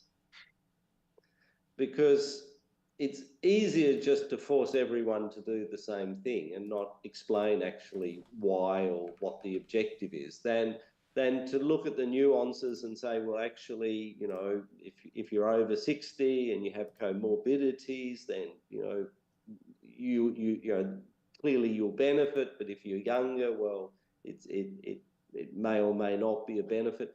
They just really didn't want to deal with the nuances. So it was just, as far as I can see, it was just complete laziness. Well, and someone just on a committee probably just went, look, what the hell, this is too complicated, just make everyone have it.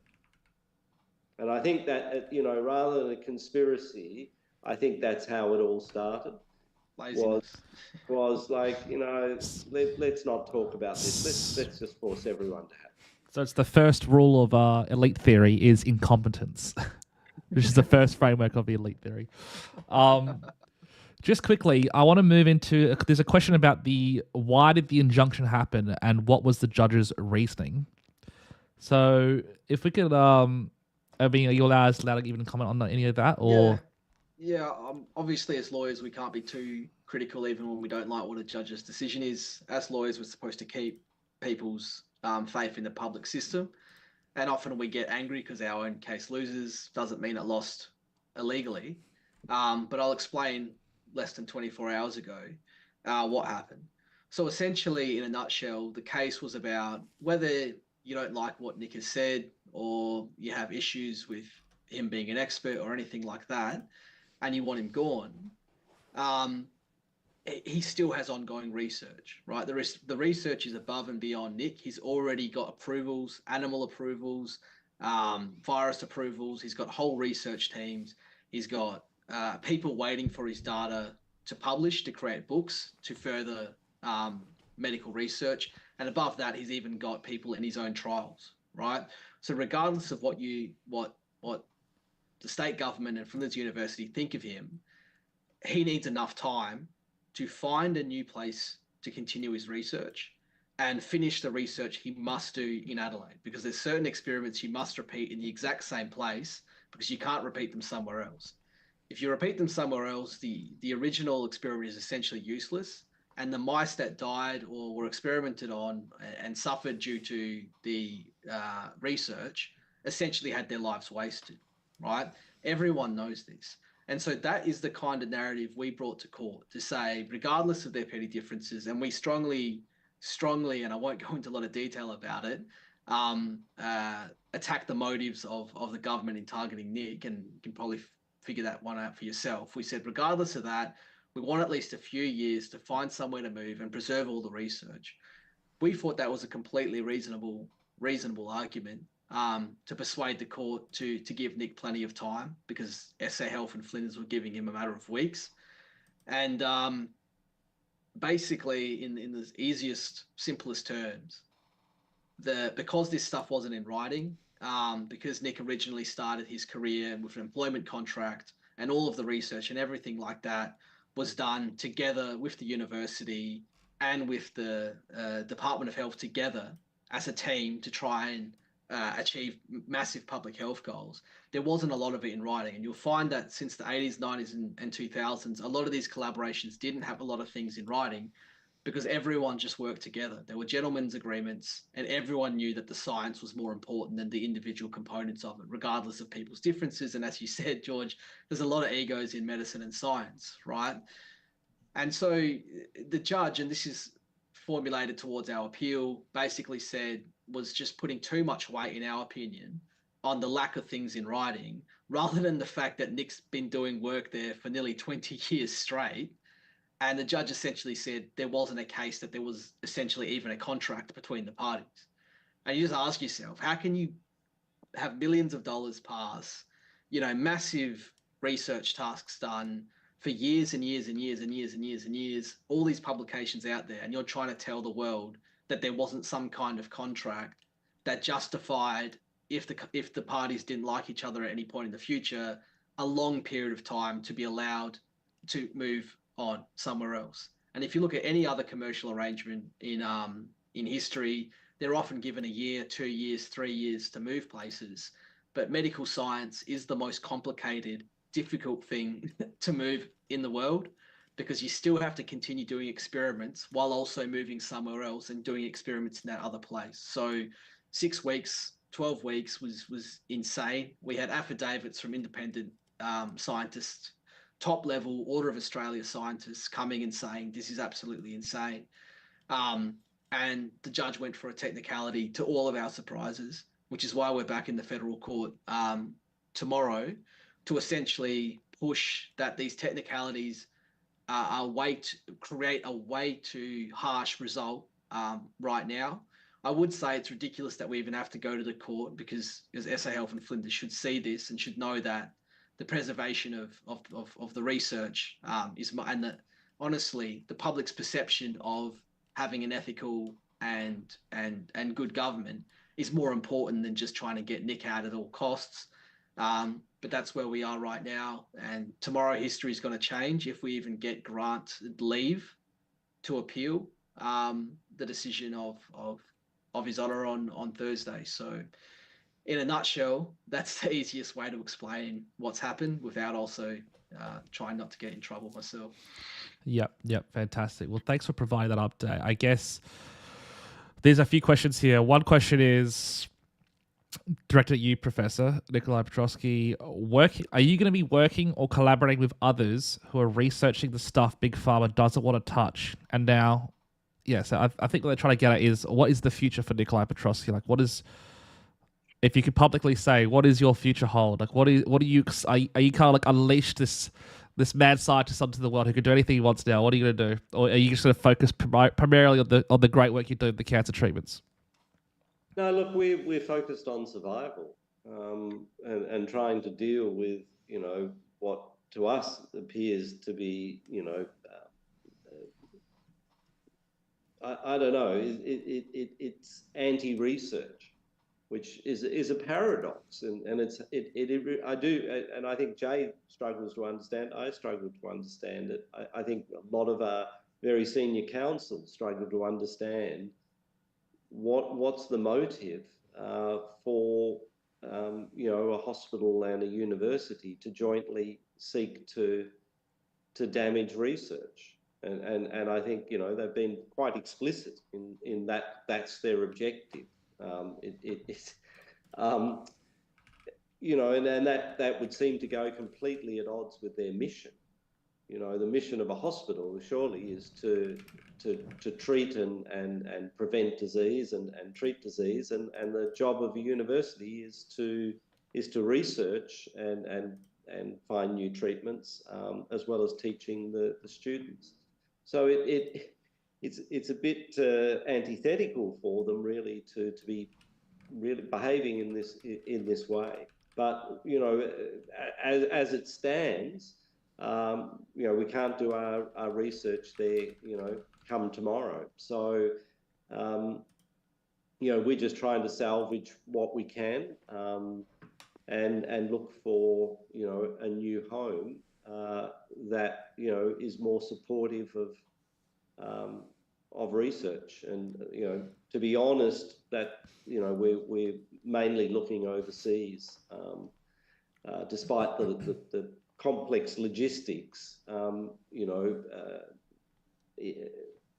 It seems our research is given a lot more value by a number of different leading countries who lead the world in science, and they think our science is very solid, and they want us to take our science there, and so you go where you want it, I guess. So clearly, in South Australia, at the institutional level, we've run foul of the system. And I'll just add to that irony that Nick is working on influenza vaccines, COVID-19 vaccines, Japanese encephalitis vaccines, all using traditional vaccine methods that we were all jabbed with growing up. One of the only highly competitive, because they're obviously trying to push mRNA vaccines into influenza now and create the whole hybrid influenza COVID mRNA jabs and everything like that. There's going to be a monopoly of vaccines potentially that are all mRNA. So Nick is really pushing to have the parallel research into non-mRNA traditional vaccines in those places. And the irony of this is Nicholas Spieria pushes the need for vaccines more than almost anyone, and was saying early this year, 6th of January, Advertiser, page 6 or something like that, we have a 30% death rate in Japanese encephalitis, yet the only person really, really researching it is Nikolai, and that's the person that they're trying to destroy. So do you want to talk about how dangerous this is and then destroy the person who's trying to find a cure for it, right?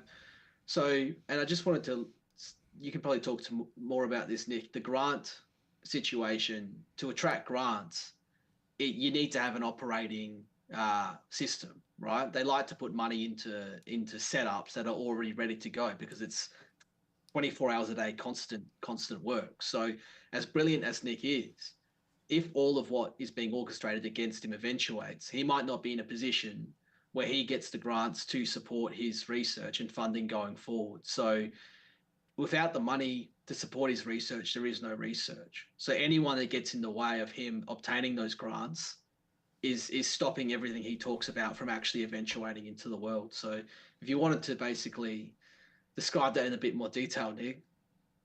Yeah, look, I think it's what I'm concerned about, and I said this earlier, as a scientist, you get used, it's a brutal world, science. I mean, it's competitive.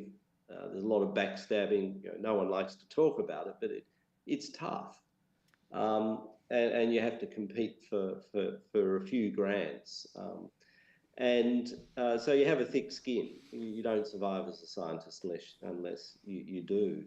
But what I'm concerned about is not so much, as I say, just the personal attack. It's what does it communicate about the importance or the value that's put on research, by institutions in South Australia, but Australia more broadly.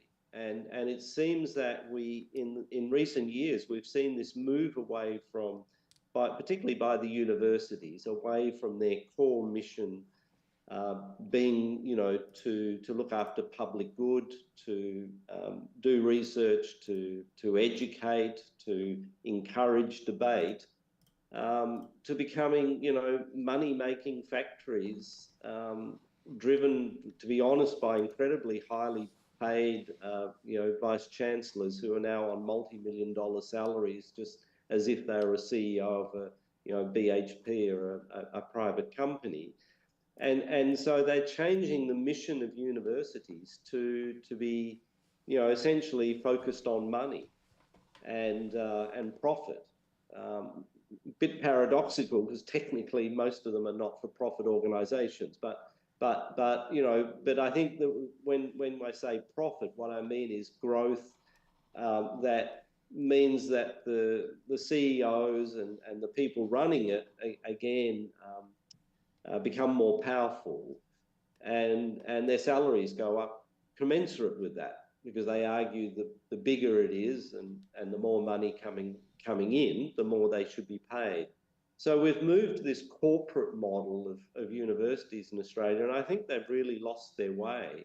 And so what's happening to us, is being repeated. And I'm finding all of these academic groups around Australia all saying the same thing, and worrying about how do we stop this, because it's not what universities should be. They're meant to be centres of learning, and they're not meant to be just completely profit focused, because otherwise, for instance, with the research now, they say we'll only support research that gets us the most money. And in fact, I think some of the evidence has been directed in that way. It's saying Nick's not generating enough money for us through his research, because I reinvested all in building the research. So it's not about making profit for either myself or for the university. It's about the profit is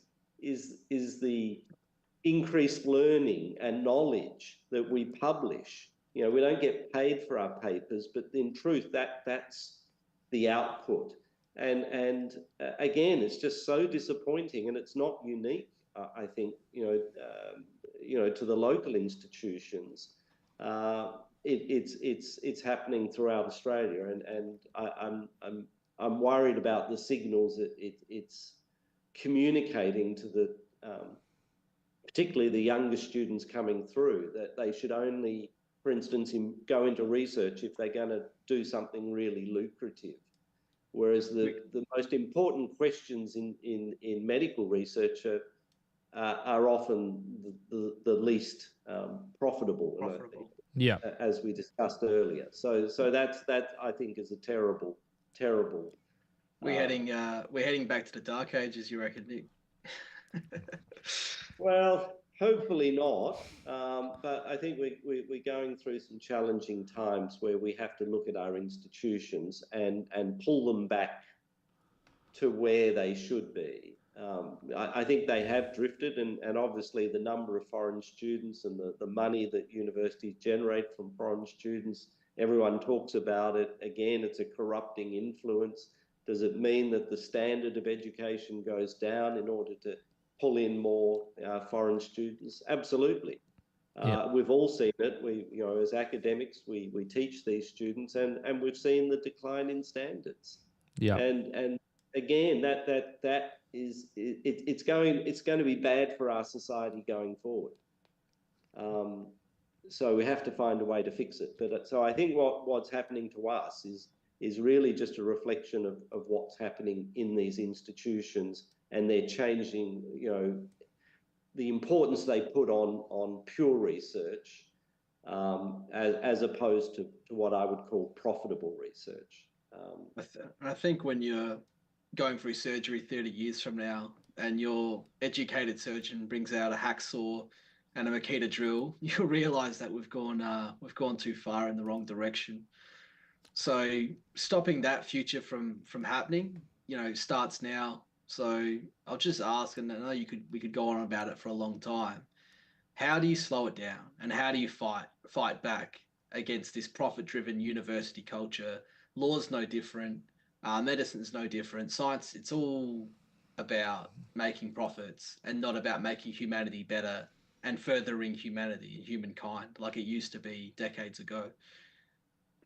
Personally, I just think you have to find it. We have to find it within ourselves to fight and wake up every day and say, I need to do actions that make humanity better, not make me a profit and someone else a profit, and control our desire to have more lucrative lives with bigger houses and more things like that, and stop seeing the world like that. I don't know what's Rich saying that cost of living crisis right now. But honestly, we need to change our minds. And I don't think, maybe TikTok or social media has influenced people from their teenage years to obsess over money rather than the furtherance of mankind. But we need more influences like your Jordan Petersons and yourself to tell people life is about fighting for humankind and making lives better for everyone and getting rid of net suffering across the world, not about making yourself rich. And the only way I know how to do that is to keep spreading that message as far and wide as I can. I do a lot of free tutoring. I do a lot of pro bono legal work. The reason I do pro bono legal work is to tell people in the world there's still lawyers that will fight for you because they want to fight for you, and the fact that you're suffering, not to take $500 an hour off of you, right?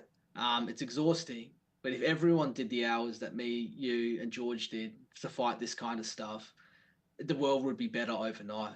So, me personally, to see the world be the world we want it to be and not the world it looks like it's becoming, you have to spread the message and you have to set an example. What do you two think?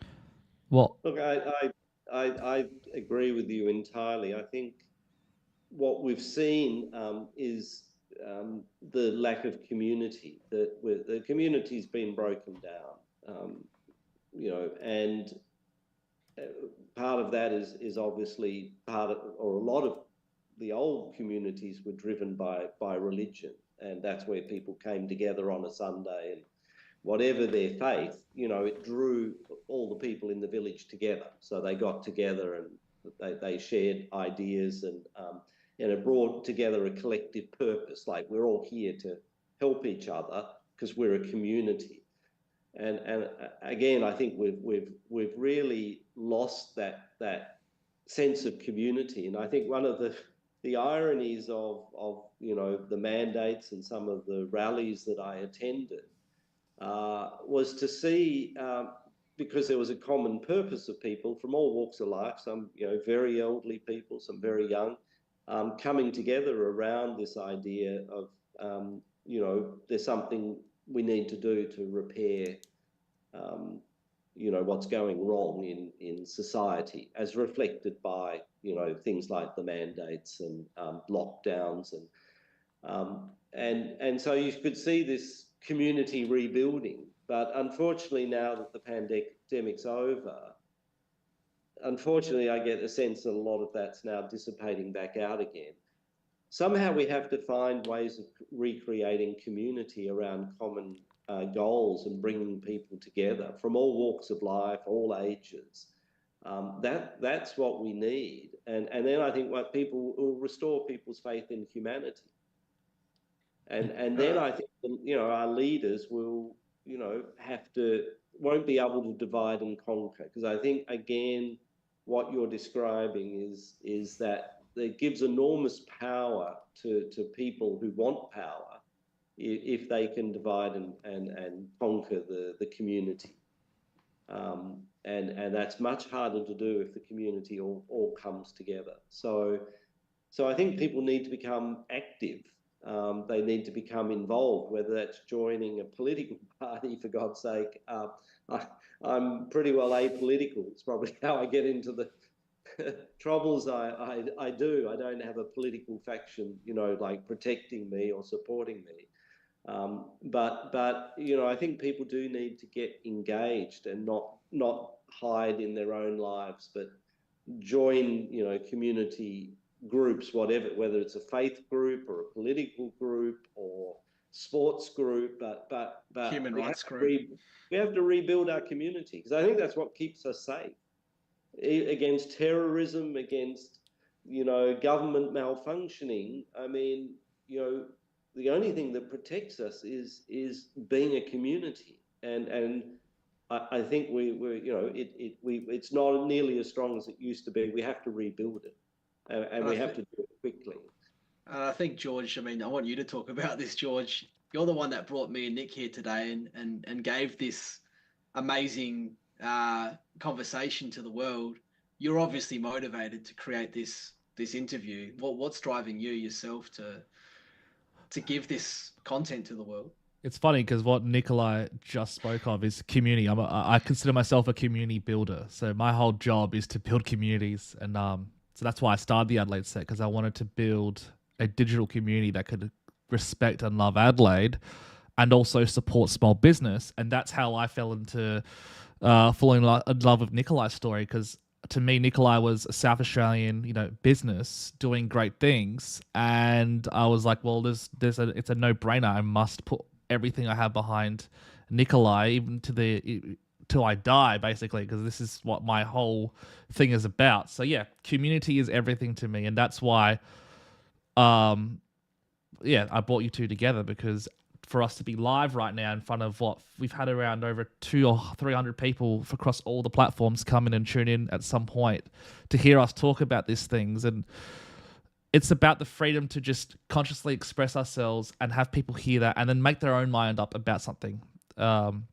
Christopher Nolan, who's a really famous director, said yesterday, he was asked, why don't you make your movies more outwardly political? Like, why are you hiding? And his response was, I don't tell people how to think. I let them think for themselves of my movies. And that's really, really apparent in Christopher Nolan's movies. You're not told how to think, and I think that's what's happening with Hollywood movies right now. Everyone's being told how to think. You should think like this. Look at this. They've basically destroyed Star Wars because of this way of doing things. But yeah, if you look at Christopher Nolan's, who's a great artist, you just have these thoughts on your own, and you get to manifest your own way of being, your own ideology, your own politics, and then you can build community around those ideologies and come together. So that's basically, my kind of pride is just being a community builder. So, and that's what I hope to achieve today with this stream, because to me, this is the first of its kind, bringing all these people together to stream live for people, raw, authentic. You can't cut this, you can't edit this is live. So we are willing to put ourselves out there. And I'll tell you this right now from personal experience, doing the work I do, people who aren't willing to go live have something to hide, in my opinion, or are afraid to say the wrong thing because they are living on lies upon lies. And the thing about content is you can cut it and create it any way you like, but when you're live, it's just you and that's it. So just be yourself. And that's a great message. I mean, we've just created a community between a lawyer, a scientist, and a social media activist as well. So we combine our forces together. And I think it's going to be awesome seeing you interview people from all sorts of walks of life. And what you're going to see, George, is we all share the same thing in common. We're all fighting for the same cause and the same reason. So I can't even remember what the question that you asked was 10 minutes ago. But it's awesome that even no matter what happens in court tomorrow, no matter where we go, we're all we can go to sleep at night knowing we're fighting the good fight and we're the good people and we're on the right side of history, and history will remember us and thank us for generations to come. So can't say anything more appreciative for you, George, for letting us be here and express this in a real hard and painful time for all of us. Yeah, of course. And it's been an absolute honor. And yeah, I feel like the people of the world have a deep appreciation for all that you've done. And in the ancient Chinese philosophy, actually, there's a saying in Taoism, is the greatest leaders will never be known. So what I'm trying to say is, this isn't about fame or trying to be the next Brad Pitt. This is about listening to your heart and doing what you feel is to be right. And also not just the feeling of what is to be right, but also having that philosophical understanding and grounding yourself in objective truths so that you can do the right thing. Because heaps of people do things they feel to be right, but end up massacring or genociding people. So there's different levels to this. But I guess my point is, listen to your heart, stay objective, and keep building communities, because that's the only way we're going to get through all this mess, is the community building aspect. And we have the privilege of social media, and social media is an amazing tool, but it's also probably one of the worst things to ever happen to humanity at the same time. But that just shows the power of social media. If something has such power to destroy humanity, then it has such power to also empower humanity. I think we're just heading down the wrong path right now accidentally. But I have faith that humanity will rise, and we will get to a point where, we are the best version of ourselves. But at the end of the day, all this pain, all the suffering that as a community that we have to deal with together is only going to make us stronger, right? So Definitely. that's the positive side of everything, is that we're empowering our way through tough times. The end game is we're going to be better off as humanity. So whatever happens with Core or with Ever in the future, we're only going to be better versions of ourselves. So I think that's why people are so curious in knowing Nikolai's future, because it feels like out of all the darkness, there's this light there still that's going to just shine out. Hopefully, that's what I feel. Like we're trying to explain the complexities to the court of moving science, and or even trying to explain to Jay. It's taken millions of hours to just explain how complicated it is. So and then they go, but surely you can just move someone somewhere in a day. And yes, I can get on a plane and be in the US tomorrow, but it's a lot more difficult than that to get everything functional. But still, we're survivors. We had the least support of anyone in the world to develop a successful COVID vaccine. Like our competitors in the US got a check from Donald Trump for $1 billion each up front to spend however they wanted, with no obligation to pay it back.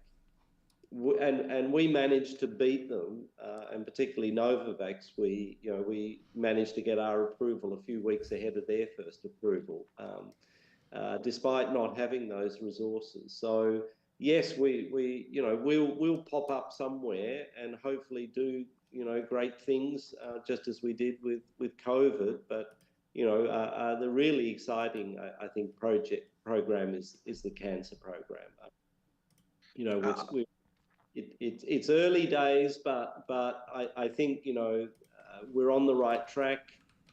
Cancer immunotherapy is, everyone recognises around the world that's the place to be. There are big breakthroughs that are going to come in that area, and we'll do our best to see if we can't make a major contribution. So, but it's just unfortunate. It's just not going to be in Adelaide, which it's sad, but you have to accept reality. Do you know what I mean? You can't fight reality, as they say.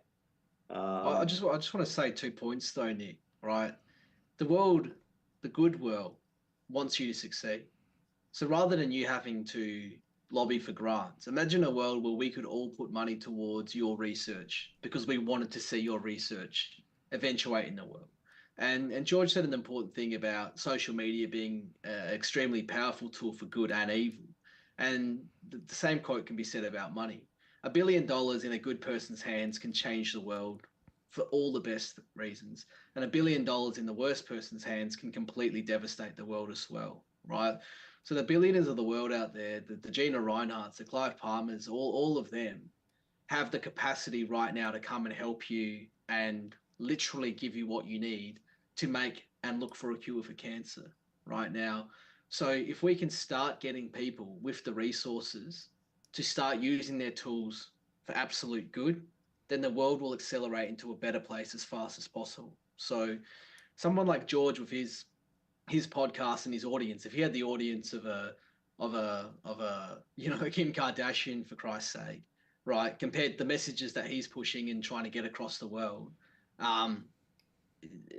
TikTok would be full of great educational, information and interviews like this, not the crap that's out there getting 50 million views a day and whatnot. So if we can change the world so the resources are in the hands of the people that use those resources for good, then we could be living 1,000 years in the future in 50 years from now. So I think that's a really, really important point. And if anyone can figure out a way to either lobby these billionaires or raise the money themselves to allow Nick to continue his research, then that would be amazing.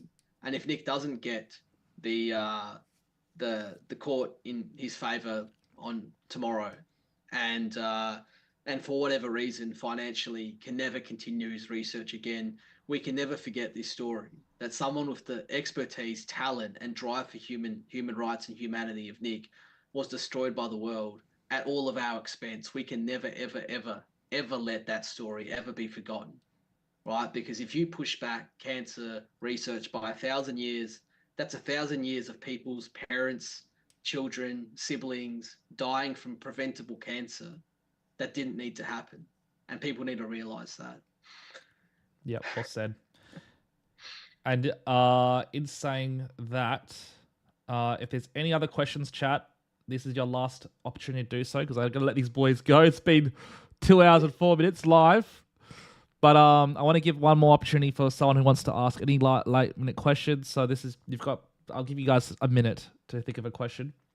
And just quickly, Nikolai, I want you to know that the community does love you, and I've gotten millions of texts from people saying how much they adore what you've done, and you're basically a warrior in their eyes. So that's fantastic. And yeah, whatever you do moving forward, just remember there are entire countries and communities out there who will appreciate the assets that you have, like in terms of the knowledge and the heart, the spirit. Like Adelaide's a fantastic place, and trust me, from being from the Adelaide perspective, I decided to stay here, going to America or the UK to express my creative talents in social media and strategy. I decided to stay here because I wanted to see what I was made of, and I feel like you kind of follow that same trend. Like, hey, let's try and push Adelaide forward. But sometimes there's a conversation with yourself where you have to be real and objective. You go, sometimes it's better to spread your wings at a place that will appreciate your gifts in full. So there's no, from the bottom of my heart, I know exactly how that feels, because I feel that way all the time about what I'm dealing with this city.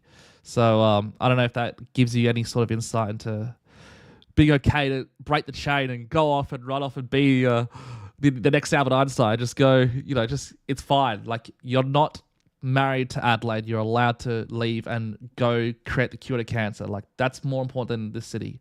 But this city, this city is amazing.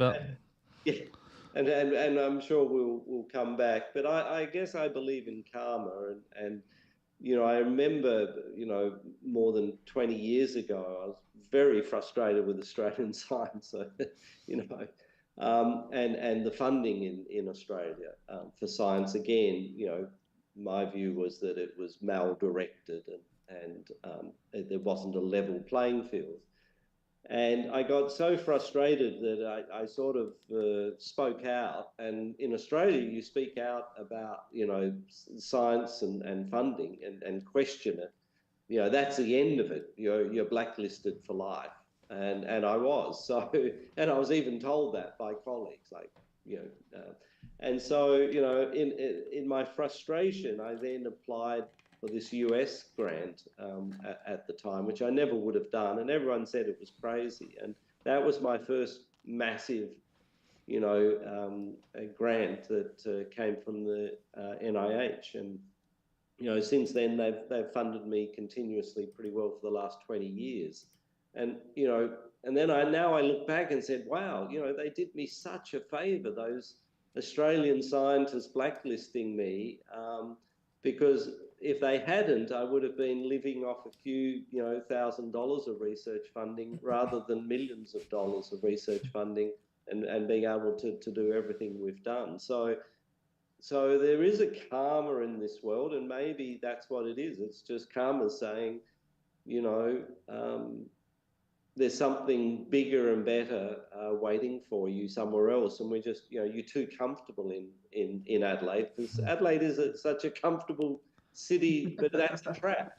Do you know what I mean? Because if you want to be at the cutting edge, and maybe you need to have a poke, because it is too easy and it's too comfortable to live in Adelaide, and at the same time want to do something really, amazing. And so, yeah, again, it's painful right now, but maybe I'll look back in a few years' time, if I'm still on this planet, and go, gee, that was, I've been able to only do this because these guys decided to run a vendetta against me in Adelaide. Do you know what I mean?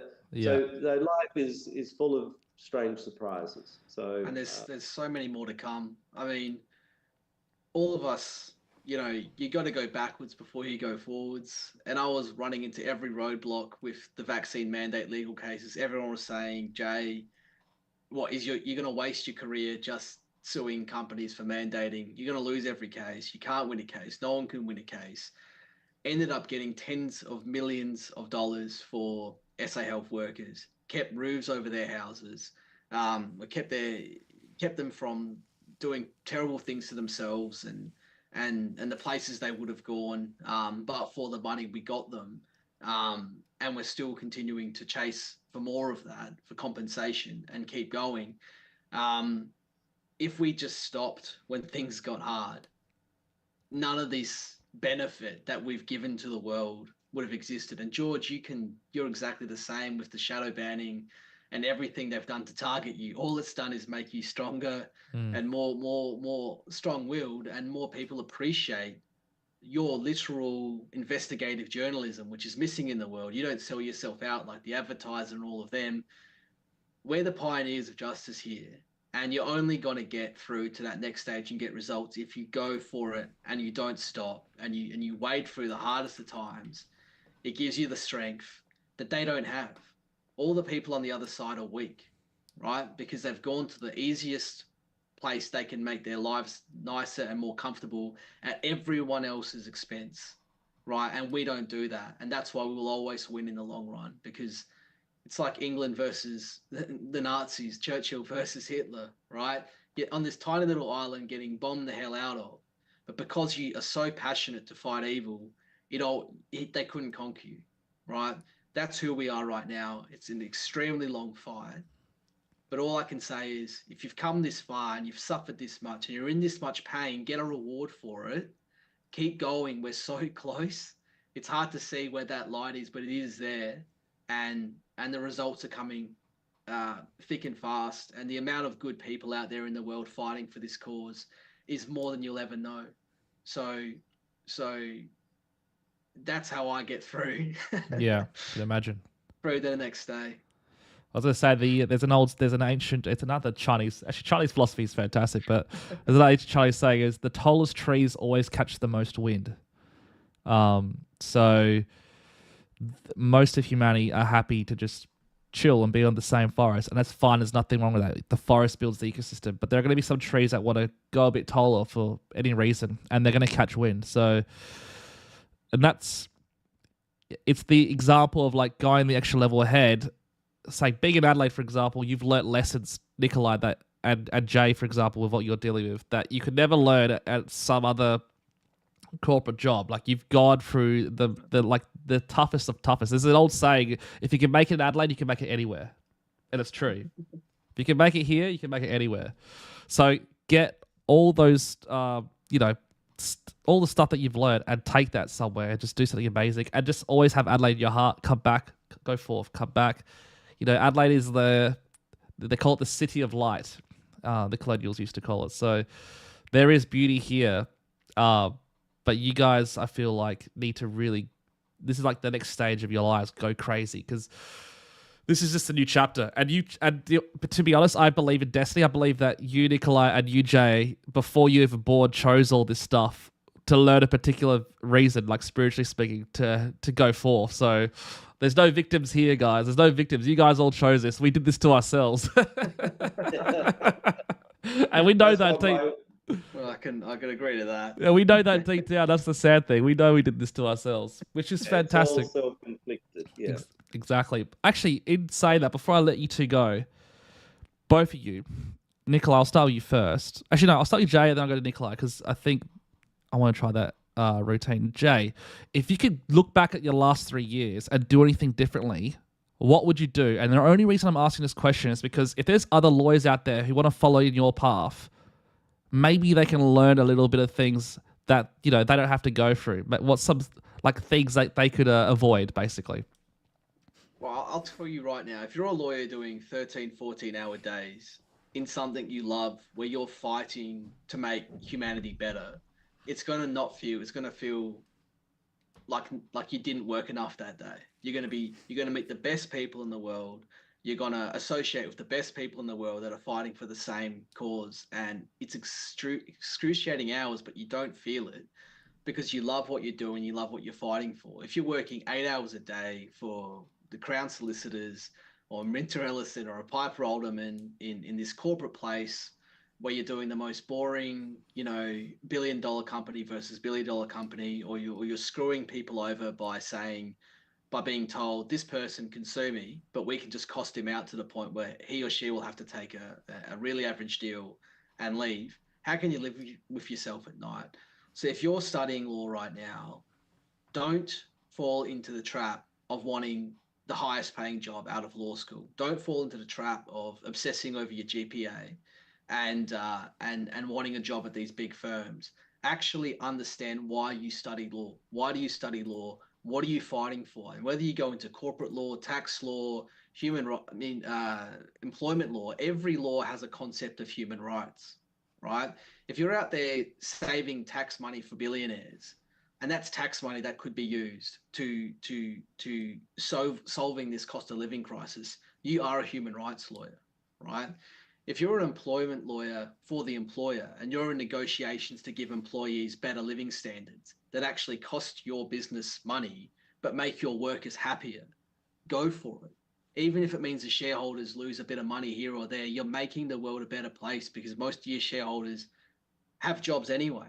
So you don't always get their benefits from having a higher return on their shares. They get it from you helping laws develop that make the world better. If you're in family law, for Christ's sake, right now, everything you can do to help your clients to go through the stresses of divorce and sharing children and everything like that. If you're in law school or anywhere, whatever law you find yourself in, look through a human rights lens and making the world a better place, and you will be able to do the hours and push through, and you will wake up an amazing barrister, and you will convince judges, you will scare judges with your tenacity. When you're in there and you show that you love what you're fighting for, judges can't ignore that. That is the best advice I'd give anyone. In terms of advice to myself over the last 3 years, get more sleep, go to bed earlier, eat healthier, and go to the gym more for sure. Otherwise you'll die very, very early. But apart from that, I regret almost the only things I regret are impossible regrets, where if I knew what I knew now 3 years ago, I would have been applying those legal strategies back then. And back yourself. Don't be intimidated. Don't always listen to the senior, more experienced lawyers and barristers, because they can often be quite conservative and quite skeptical and cynical of the world, and really good legal strategies that take a lot of balls and and aggression. I mean, I'm the first person in history to get Nicholas Beria in a witness box, for Christ's sake. And I was just out of my first year of law school. That was all through tenacity. So back yourself in law school, after law school, paralegals, and really love what you're doing. That's that's what I can get. So, guys, just to recap what Jay just said. So, don't chase the money. Chase what you actually are passionate for. Get more sleep. Look after yourself. If you're going to be doing all this stuff, you need to be able to look after your body. Your body's your temple. Don't be afraid to take risks. Take chances and don't always shell yourself to impress your elders. So go out there, and Jay's an example of that. And is that everything? I think that's the summary of that. That's a great summary. Yeah. Cool. Perfect. All right. Well, that's any young lawyers out there, wise words from Jay. And Nikolai, I'll just ask the question again. Looking back at your 3 years, if there are any other scientists out there who want to aspire to follow the similar path that you took, and what you did in their own way, what is the best advice you can give them of things to avoid or things that they should know to do what you did? Yeah, I'm probably not the person to tell them what to do or what not to do. But I think Jay's right that you have to try and find a job where you're doing something you're passionate about. And unfortunately, people who find their job drags are inevitably not doing in the right job. So, I love science, so I don't see it as a job. I mean, I do it day and night, weekends, because that's what I love doing. Analyzing data, trying to come up with new ideas, pushing boundaries. So I've been very fortunate to be able to, pursue my hobby. And so I think everyone should try and do that. So Jay's entirely right.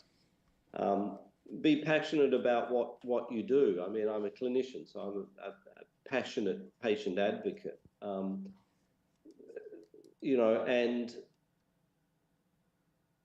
so I think that we've lost a bit of passion again in people. We've been trained not to be passionate. I was always told as a young scientist, you're too passionate. Like get rid of the passion. And I can see why. I mean, essentially, science, you should be dispassionate in terms of not fall in love with your own theories. But I think they were misunderstanding that my passion was not the passion for my own ideas. I'm the first to try and pull my own ideas apart and question them and challenge them. But it's just a passion about science. I mean, it's a beautiful thing. The way the world is put together is so elegant. It's so truly amazing, and to be able to, find some of those things that haven't been found before and understand them for the first time, it's a wonderful feeling. So that's what gets you out of bed in the morning, as they say. I think where I probably could do a lot, have done a lot better, is communication with your enemies, communication with those who, turn out to be your foes. Because inevitably, when you look back and you're looking at all this, documents and trying to understand what went wrong, how do they end up so polar opposite to you? And what becomes clear is it's all misunderstanding. That they have a completely different perspective on the situation or what your motives are, and you realize that if you had some way to break down those barriers and communicate. So don't, again, it's always easy in a fight to start to look at the others as the enemy and not talk to them or not engage with them, to get hostile. When in fact the solution is quite the opposite. It's actually to embrace your foes and be nice to them and try to understand them. And you might actually find that you both, have the same ideas. You just didn't realize it. And so, I admit, I'm so focused on the science, and again, it's intense, and you get absorbed with it. So you don't have time to go and reach out and communicate and talk, as I say, particularly to the people who maybe, are the ones who don't understand or potentially are your foes. So communicate, you can't have too much communication, and don't just communicate with the people you like. Try really hard to communicate with the people you don't like or that you don't see eye to eye with.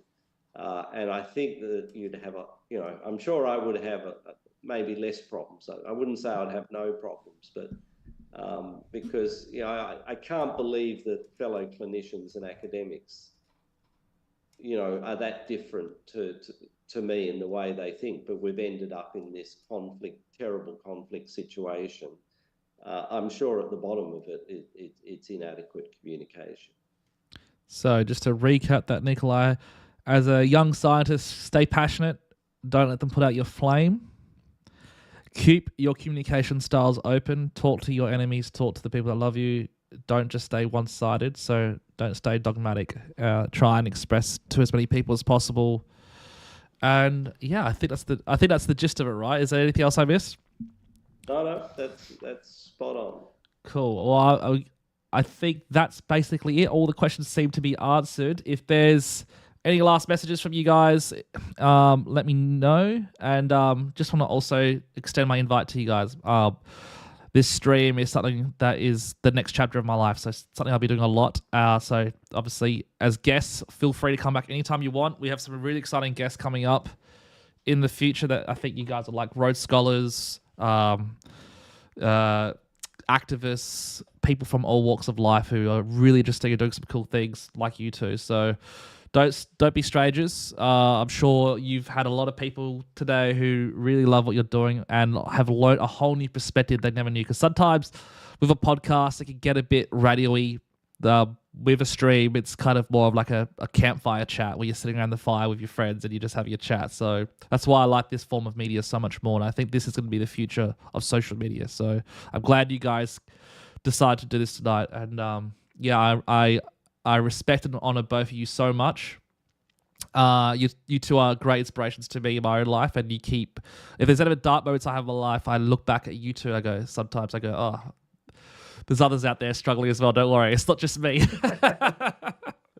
Life's a struggle. That's it. Likewise. I said to Nikolai before the stream started, God gives his toughest challenges to his toughest warriors, and you two are warriors, my friends. So, thank you. We're all smiling now, so Thanks, it shows the fight's worth it. Thanks, George.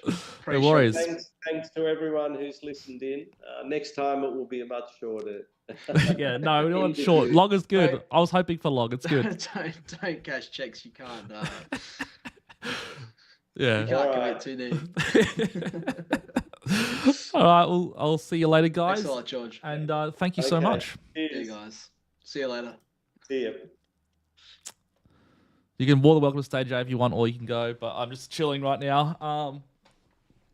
Happy to chat. I was going to give you a few ideas of people I can think of. Yeah, let's chat. Australia and Adelaide that would make for an amazing podcast. We're like our mini Joe Rogan going off here. Yeah. Well, by the way, there's a girl on TikTok. Her name's Bella for Truth. She said to, and I think she's referring to you. My own electricity is a 200 lithium battery. Sold all my white goods. I'm in credit to my supplier. I'm tired of bucket showers, but this water is toxic, so I have to be filtered. I need a lawyer with some nerve. The structure is failing too. I have videos if you don't believe me. I don't want to be nice to South Australian House anymore. I just want my dignity back. Amen, but I'm tired. So a lot of people, it's a great segue to a conversation you never knew that I was all about. We're finding landlords in the cost of living crisis aren't actually doing what they're supposed to, including Housing SA, because they know how desperate people are for rentals, right? It's a seller's market, so to speak. They've got a monopoly on you, where if your house is breaking down, the heater's not working, the locks aren't working, the hot water's not working, the gas isn't working, there's infestations of ants, termites, they just go, where else are you going to live? What are you going to do about it? I'm going to wait for your lease to end, and I'm going to kick you and your family out. So it does take lawyers to come in and fight those fights, right? So I'm happy to listen to all of that. And honestly, law students out there that want to get experience, this is the kind of place you can go to help these people out and make a difference while also educating and getting yourself better at law and advocacy. We desperately need your help. Lawyers aren't cheap, and there's so many people who need them, who can barely afford to put a roof over their head, let alone $500 hour legal fees. So I'd be more than happy to hear her out and listen to her. You can put my details wherever. Anyone can contact me, even if it's not a part of law I specialize in. I can always start and help to some level and help you find someone as well. Yeah, she said my house is a duplex, but next door is privately owned. I am on DSP. I'm not sure what that means, but disability support pension. Yeah. Okay. Yeah, and I'll tell you right now, it's complex, but we have a lot of sick people who lived really healthy lives and got sick for whatever reason. It's extremely difficult to earn enough money by yourself and pay all your bills and everything like that when you've got a disability. So I've got nothing but support for people like that. The Equal Opportunity Commission is one of the best places you can go to get free legal advice from final year law students that at no cost will investigate these kinds of things. So if Housing SA, which is a government organisation, is literally causing you to suffer and not caring, there are people that will fight for you. Same with youth workers and everyone like that, where you feel like you're being let down. Come to me and I'll try and help you out. And I'll say on that, the more you guys sort of educate yourselves on the basics of laws, you can start self-representing and things like that yourself and save a lot of money too. So I wouldn't mind doing more podcasts and things out there to teach people how to represent themselves, because the less money you can afford your lawyer, the more you're going to get stepped on by people all around you. We see it in defamation all the time. Journalists that want to say what they want to say are so scared to say it about politicians and things like that because they're scared of being sued for tens of millions of dollars in defamation. So the more you learn the law yourself without having to go and get a $70,000 degree at 7% interest these days on the HEX, the better you'll be able to get through life. But I'll just say again, I'm more than willing to give people a head start and some help early on. Does she have specifics? What is it about? I'll go into that. Just first off, just to say, we're gonna get Jay sorted with some social media. We're gonna get you a stream or something to go, get your YouTube channel going or something, because I fully resonate with that. I think you should definitely get your content out there. And in saying that, all the people watching right now, make sure you follow, subscribe, all that thing, because we stream. I stream personally every single night. I'm sure Jay, hopefully, when he has some time, all the hours he's spending in law, we'll find some time to make some content. Don't worry, I know ways we can help with that, Jay. But this girl, Bella, in particular, she says she has autism, she has ADHD, sleep apnea, and renal failure. No safe water, no electricity, no cooking, and and a toilet, I think. So she's got a lot of stuff going on. She needs to contact her MP straight away today. Find out who her MP is and straight away go. That is the most atrocious. I mean, you wouldn't expect that in Adelaide. That is just disgusting. A lot of people don't know where to go for help as well. Reach out to any of your friends. Hopefully you have some kind of disability support worker as well that's helping you out. If you don't, that's just crazy. Equal Opportunity Commission, email them. They'll get back to you next week and look into your case. And basically, once a lawyer's on your case, they'll look at all the housing laws, the property laws, and find out what's being breached, who's responsible for what, and if the landlord isn't doing what they're supposed to be doing, you can take them to court for that. You can self-represent on things like that. Judges are trained and told, almost like the Hippocratic Oath, if someone rocks up to court, self-represented, who can't afford a lawyer in a jurisdiction where they can't get legal aid, the judges basically step in and be your lawyer for you. So something like that sounds so illegal. It probably is. Get the help you can get as fast as possible. And you don't need to keep living like that. That's what I can say right now. She says, Lee, I put the chat in the stream so you could see it possibly. But she said, Lee Odenwalder fobbed me off, Nat Cook ignored. I served section 68. So find out what section of what act that was, and the way, I mean, I'll tell you right now, the way people call me all the time, and we do a flat fee for unfair dismissals to start with. So, I mean, the other day I got someone $25,000 and resignation, when we only charge that flat fee of $1,500 for all of that, right? So for all these preliminary issues, you know, I'll charge like an apprentice barber charges. I'll be like, look, you've come to me, but I'm not an expert in that law, but I want to help you. I'll say, give me all the facts, give me a timeline. And this is to everyone listening. If you want to help your lawyer and you want your lawyer to charge you less, make him or her spend less hours on your case. Get all of the paper trail, get your timeline sorted, summarize the facts, you know, really simply, say where you've gone, what you've done, who the most important people are, and give that to your lawyer to start with. A lawyer can read all of that in half an hour rather than have to ask you for 2 or 3 hours, question after question after question. We can help a lot more people that way. So help us help you, so to speak. For the person making the comments right now, honestly, get my email, put it in the chat, send me an email, and I'll tell you what I need to know about your case, and I'll look into it for sure. If one politician fobs you off, another one fobs you off, go to them all. Go to as many people as you can. You got nothing to lose in sending emails out there. Politicians are exhausted. Lawyers are exhausted as well. You might have just caught them on a bad day. George, you've been in politics. You know how exhausting it is. Politicians have really small offices, so there's thousands and thousands of things going through. So just, I wouldn't say my own personal experience. I always do my best to try to get it to everyone. But yeah, the offices... Like, if I had, this is my dream. If I could have a dream, I would. This is gonna sound crazy, but I think politicians don't get paid enough. And what has happened is that you get all these average people who want to be politicians, like these people who just want cushy jobs and just, you know, they don't fight for anything. They just they're just there for the paycheck.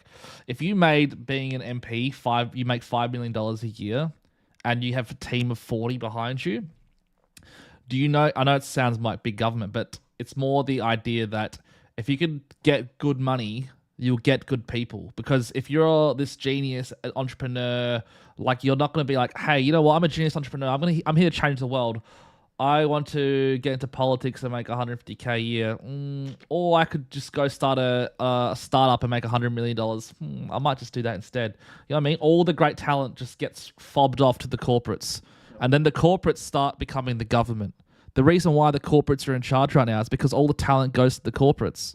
So you want to have a fee that's not I'm not saying pay $100 million a year, just something that's going to catch the eye of those entrepreneurs. And they go, you know what? Maybe I want to work in government. Maybe I can make a real big difference and actually represent the people.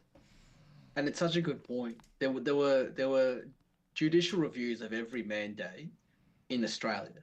The only one that won in Queensland was funded by a billionaire, right? Money attracts talent, right? Fighting for a little guy, fighting for people who have lost their jobs. How are you going to pay me, your lawyer, if you've lost your job? Think about that for a second, right? So for me to be motivated to help you, it can't be money. It has to be passion and human rights. And there's very few people like that. So you go, how do we fix that problem? How do we get talented lawyers, talented politicians helping the people who can't afford to pay them? You need to pull your money together. We got lucky with the SA Health case. We ended up getting people like Nikolai and barristers flown out and multiple experts because we checkmated SA Health to a position where they were paying all of the people who they were trying to sack full wage for over 10 months, right? While these people could also work other jobs and assimilate a lot of money, right? And that was over 100 people. If you got $1 million budget, the amount of things I could do to Woolworths, BHP, all of these places, and just for context, the Robert Smith trial not even the appeal, $25 million in legal fees just on one site, right? What I could do in terms of chasing the data and putting people like people in Atagi, prime ministers, the TGA into the witness box. When I say it might take $1 million to get the head of the TGA into a witness box, what I mean by that is you need to find the right cause of action. You need to find the right legal strategy to convince a judge, just like when Nicola didn't show up in the judicial review. If it was run a different way, maybe she could have. But if they had a bigger budget, they would have had more barristers working on that case and that case alone. I'll give you one more example. They destroyed the police commissioner in the Queensland Judicial Review. They would have worked on that cross-examination for a month straight before they were even in the courtroom. You might work 100 hours for 30 minutes in a courtroom, right? If a billionaire won't fund your case like Clive did, and it's complete luck whether Clive will fund your case or not, you need thousands and thousands and thousands of people pulling a little bit of money together to get it over the line, right? If 10,000 people put in $1,000 a year, so that's less than $100 a month, right? You just spend a little less on stuff you don't need and put it into this. There's suddenly a budget of $10 million a year for all of these human rights kind of cases, right? You get those teams of 50 that George is talking about. It's the same with politics, right? Politicians have as much power as lawyers. Politicians create the law. Lawyers, we have to play with the laws that the politicians manage to push through, right? So it's really hard to say in a cost of living crisis, but if we all pull our money together and know that eventually that would come back and help us when we need it, sort of like insurance, we'll be able to get these fights actually being fought on a level playing field. Yeah. This person, by the way, I'll keep informed what she says, 'cause I'm not sure if you can see the feed, but she said, I would love to sue and win this house and repair it if it's even possible anymore. The foundation slab has completely ruptured. Underpinning may no longer save the house. I've even tried to GoFundMe campaign to get my license to build a camper. Not my first choice. But this person's in like... This is crazy. But is just insane. But you know what's great about this person, this Bella, is that she's not giving up. Like, Bella's like, I'm not giving up. I'm going to go. Good on her. Like, all the way. Bella, you're like my spirit animal, Bella. And you know what?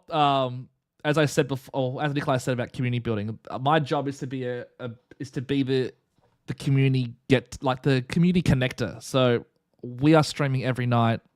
If you want to come and chat, you feel lonely, we're here. So you can come and talk about what you're dealing with. I'm sure Jay will be a frequent guest. He can always, give his little gold nuggets here and there when he can. When he finds the time, he's not too busy being the Batman of the law world. Well, I consider this just as much because I'm a lawyer by trade, but my job in humanity is to fight for it. So this is just as important in educating people as it is going to a court where they're always against us, right? What's the point in, it's that. The definition of insanity is doing the same thing over and over again, just expecting a different result. And I say it over and over, we never would have won in the courts against the mandates. We would have won if we did what the UK did and just not gotten it. And they would have had to drop it. So I find these podcasts and educating people almost gets me better results in the bloody courtroom and in my strategy at getting my best strategy is if I can win my client's case without even going to court, that is how you win as a talented lawyer. Yeah. Right? So I freaking love these kinds of things. And I've been, I've got, some cameras and things sitting around and I've never gotten around to doing it.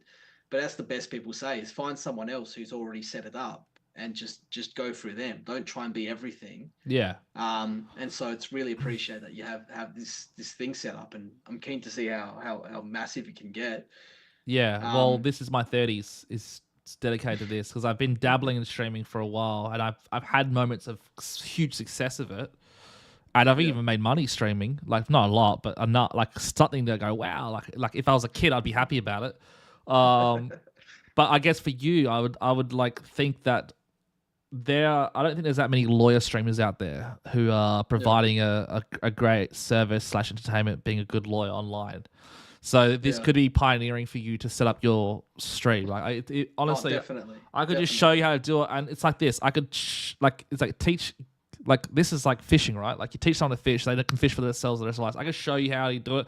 I can show you probably even know how to do this, but sometimes you just need that mate in your corner to just do it for you sometimes. I'll show you how to put the lights.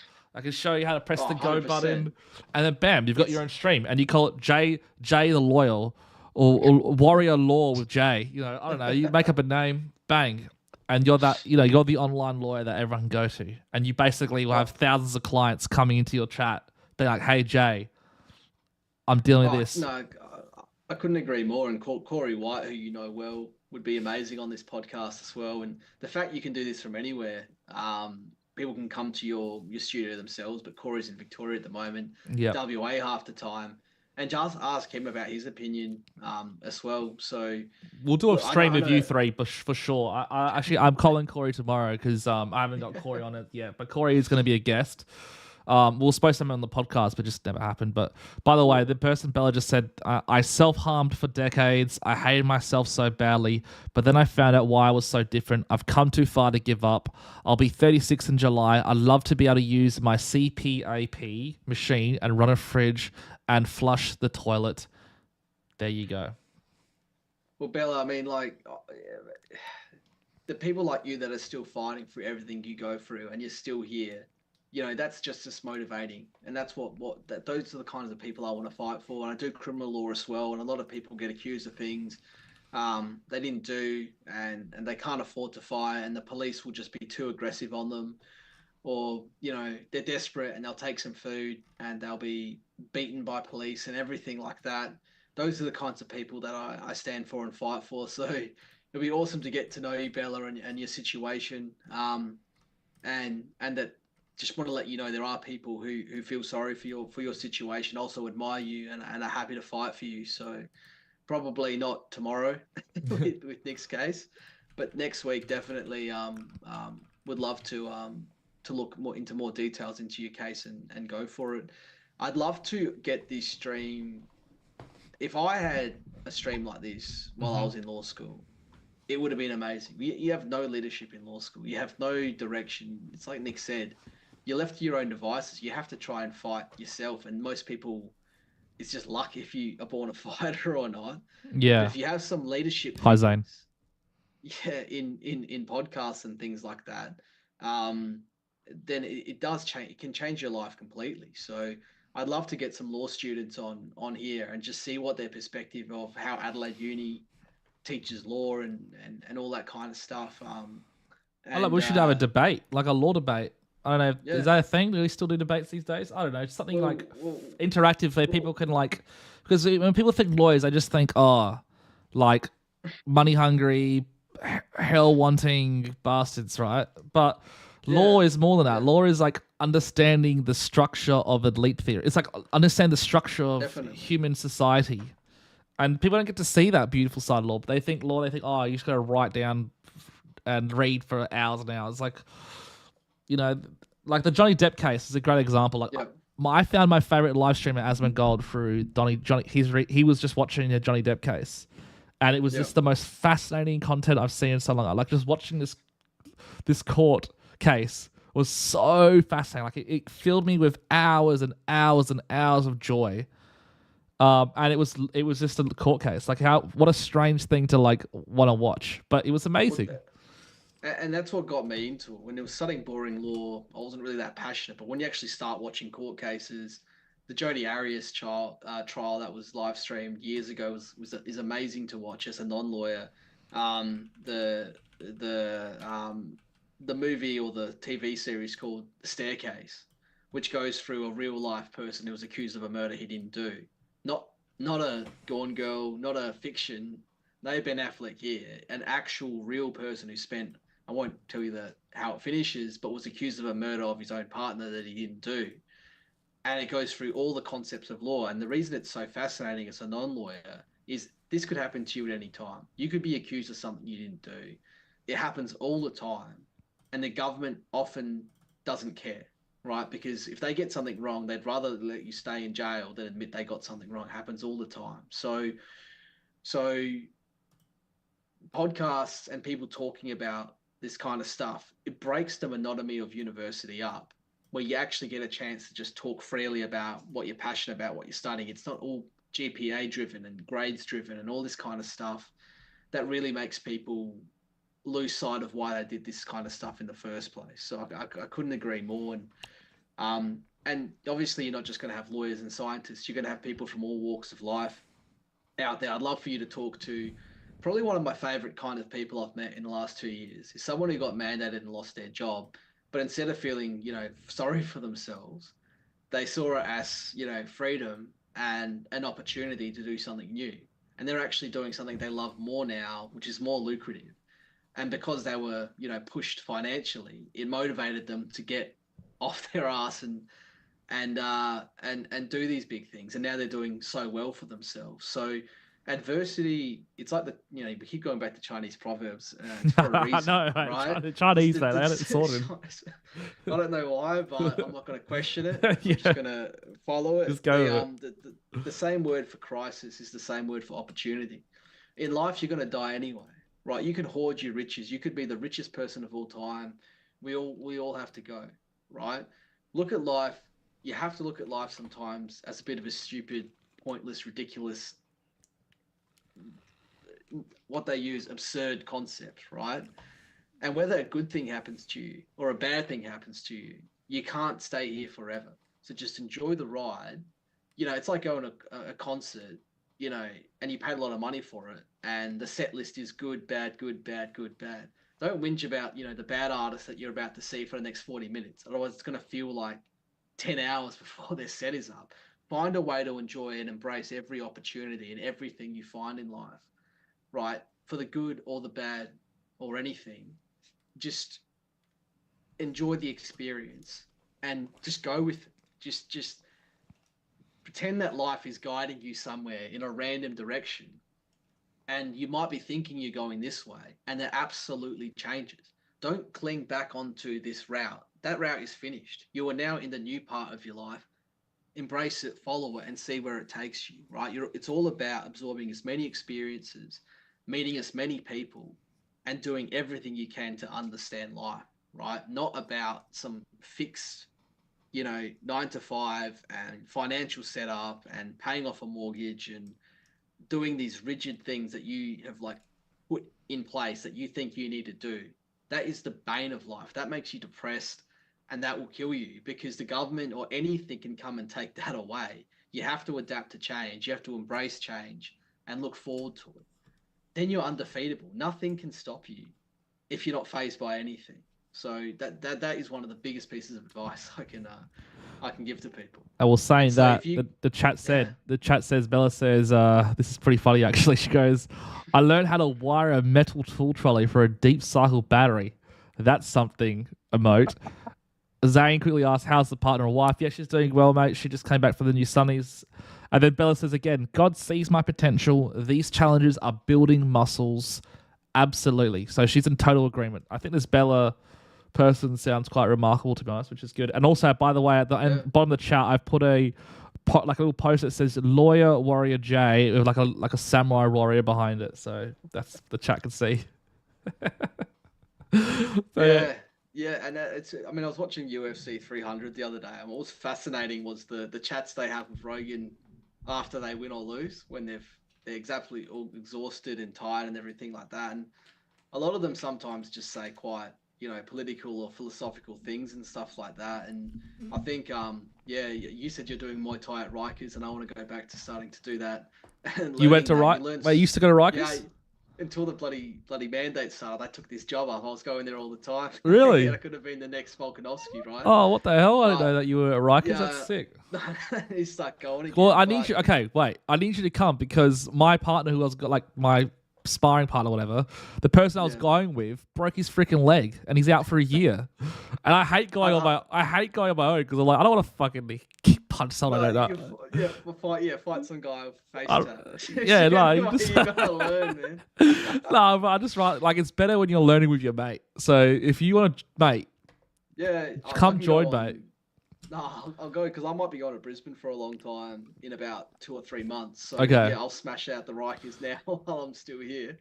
I think the fight scene in Brisbane is just anyone who's had a Bundy, so I probably need to practice my self-defense while I'm in Adelaide. So what's happening with Queensland then? You got some So Red Laws approached me, and like you said, if you can make it in Adelaide, you can make it anywhere. And I've been working in tandem with them while also doing work here in South Australia, and they're covering the whole of Australia. So bigger and you said it. I mean, I was by myself for 2.5 years, essentially at Allport Chambers, holding the employment law for. So imagine what I could do with a team around me, and that's basically they saw my potential, and they've given me a job over there. Currently completing my practice management course, so I can supervise and see what kind of ruckus I can get up to with 10 lawyers and 20 paralegals and all the kind of backings you get in Queensland. There you go.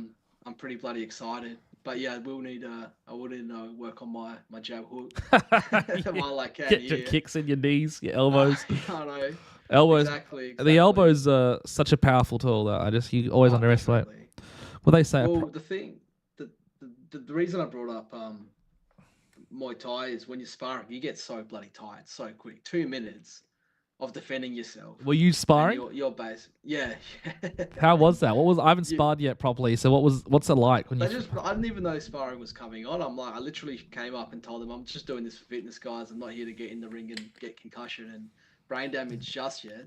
And then sparring, we didn't have a choice. So it's pretty funny because the guy that's sort of you spar with someone really experienced and they hesitate a bit because they can see that you don't know how to defend yourself. But at the same time, they want to hit you, so you learn what you're doing wrong. Have your hands up, how to defend yourself, all that kind of stuff. So yeah, it's every time you spar with a new person, it's a completely new and cool experience. And as you get, your body gets more used to, taking hits in sparring and things like that. You work through it and you grow. And it's the same thing. Like a lot of mates running marathons and things like that. What you learn through pain is your ability to tolerate it, and it's not as big a deal as you think it is. So at all times you should try and be engaging in activities, whether it's yoga or stretching or running or Muay Thai or any kind of sport, anything where that a level of pain is involved. You will grow as a person if you can persevere through that pain. So Muay Thai really, it's physical, but it teaches you so much stuff mentally as well. And I think for humans to be better people, you need to become better people through hard physical exercise and things like that, and learn to persevere through that pain. Because if you bring the pain on yourself, you feel the pain, and you just push through it, that becomes you for everything. And that's sort of how shoguns and samurais used to sort of see pain. It was a partner in crime that grew them, rather than something that was bad. And if we have stronger people and stronger willed people, then we'll have more people like us fighting for human rights in the world and for the little guy, right? And you'll get that never give up attitude. So yeah, I'm keen. Are you going there tomorrow? Are you sparring tomorrow morning? Well, to be honest, I've been sick for the last. I had a really bad case of tonsillitis the last 2 weeks, so I missed for 2 weeks, so I haven't made the step back yet. I actually haven't even thought about it, but yeah, tomorrow morning could be the hot coal actually. What about, do you have a kickboxing bag or? No, I've just got all my gloves and stuff. So I've ordered my proper gloves. I've got everything I need. I just need I've just need to get back. So I was planning on going in Monday first thing, but I forgot it. I totally forgot about the Saturdays because I normally go. I love going to every. The Saturdays are the best because it's just such a good way to start the weekend. Yeah, pump up. It'll pump up. I'm probably about to go tomorrow because I've got the case, but let's go next week because I'm working from home at the moment because I'm doing both. Well, let's aim for Monday if you can, because Mondays. I want to like if I'm a kind of person, I don't jump in there, I'll just forget and I'll just keep like, another week. But I haven't been avoiding it. I just been actual sick. Like I was on antibiotics. Like I was really sick. Yeah, so fair enough. Well, when you let yourself go, because we got the son of Adam Richards, who runs Allport Chambers for 38 years. He got into jiu-jitsu. Oh yeah. And when you don't go to training and stuff like that, and then you spar against the same person who's been going to trainings, you start to fall back pretty fast. And Yeah, it's just like when you video feel the gaming. pain of those arm bars and stuff like that. Yeah. It's just like video gaming. If you Yeah, stop, I remember when I was playing Fortnite like semi-professionally. If I took one day off, I was a day behind, and you could tell you're a day behind. Like you could tell so easily. You're like everyone's like even a 4 hours. Like it was basically you had to be playing every single day to stay at competitive rate. That's how intense Fortnite was when I was like Well, doing it seriously. well, I couldn't agree more. Unless you sort of, because a lot of kids these days play it constantly to think they're going to be streamers and make a lot of money. And the difference is, you're sitting down all day when you're doing like e-gaming. So if you're not making money, you're actually doing a lot of detriment to your health and things like that. So you take that same philosophy, but apply it to, say, a musical instrument or learning a skill or a trade or sport or something like that, and you're doing something physically good for your health as well. You combine those two concepts. You want to go to training because you don't want to fall behind, and you're making yourself healthier in the process. It's the best combination. Trick your brain. There's probably a million books and podcasts on this. Trick your brain in thinking hard work, is a fun thing, something that you need to do to achieve. You compete with other people around you to push your way through hard work, knowing you're going to see that result, that $1 million result at the end of it is what drives you to get through. And whether it's for yourself or your partner or your kids or anyone in life, just the people around you, find something to push you through it and grow. And I can't describe it. You can accomplish literally anything in life if you have the right motivation and the right habits. The world is so fascinating, and the experiences you can feel just by opening yourselves up to experiences and fighting for it and pushing for it. You go through a little bit of discomfort and a little bit of pain, and what's on the other side is something so undescribable. I mean, I say it to everyone. The day that I ever go into a courtroom at some point and the judge gives us a win and says these mandates were illegal, or these vaccines were not safe and effective, or it was illegal to force this person to lose their job, or this person's psychological harm is directly related to forcing them to do it, and I'm going to punish you, I'll just break down, because the millions of hours I've spent to get that result is worth it for that millisecond of hearing a judge rule in our favor for the first time, maybe not even in my lifetime. It's like scoring a goal. So much. Yeah. It's like scoring goals in soccer, that one moment. Final. Yeah. Have To you win the Champions League or the World Cup or something like that, honestly. What have been some of your fondest memories so far in your career so far? Like, what are there some standout memories that are just there in the back of your head always? You're like, oh, that was sick. Oh, definitely. Probably the coolest one was really early on, where the people who make the masks, Detmold, were going to mandate their mask makers in their factory, right? And one of them managed to find out who I was, called me. I sent them an email saying, no, you have to consult with workers before you mandate them. And I got a pretty passive aggressive email back saying, oh, fine, we'll do that just to appease you, kind of thing. And I'm just thinking they're just going to fob me off and mandate anyway. I'm going to see them in court. I had this down-to-earth conversation, almost like this, with one of the highest people there. And he goes, Jay, I had absolutely no freaking idea that mandates cause this much pain, suffering, and damage, and potentially could kill people and make me liable for millions of dollars. There is absolutely, you're going to see a result, and I think you're going to be happy with it. Next day, announcement came out, we're not mandating workers, right? The amount of people I've made them money and kept them jobs, even on technicalities. One of the funniest moments, and I still talk to her regularly. Westpac tried to sack her, and they give you the infamous meeting. Yeah, you can bring a support person. She's like, oh, I'm sick, so I couldn't sack her, so she didn't go there. Then she found me, and I said, you guys didn't do consultation, and they go, no, we did do consultation. And I'm like, well, I'm going to start a dispute that you didn't do consultation because my client has that right, and you can't sack them until that dispute's finished. And they go, all right, we're going to start a dispute at step 3 to fast track this. And I go, no, we're going to start at step 1. And they go, well, then we're not going to do this at all unless you start at step 3. And I'm like, well, I'm going to start a dispute that this dispute has to start at step 1. And I took that before a presidential member of the Fair Work Commission.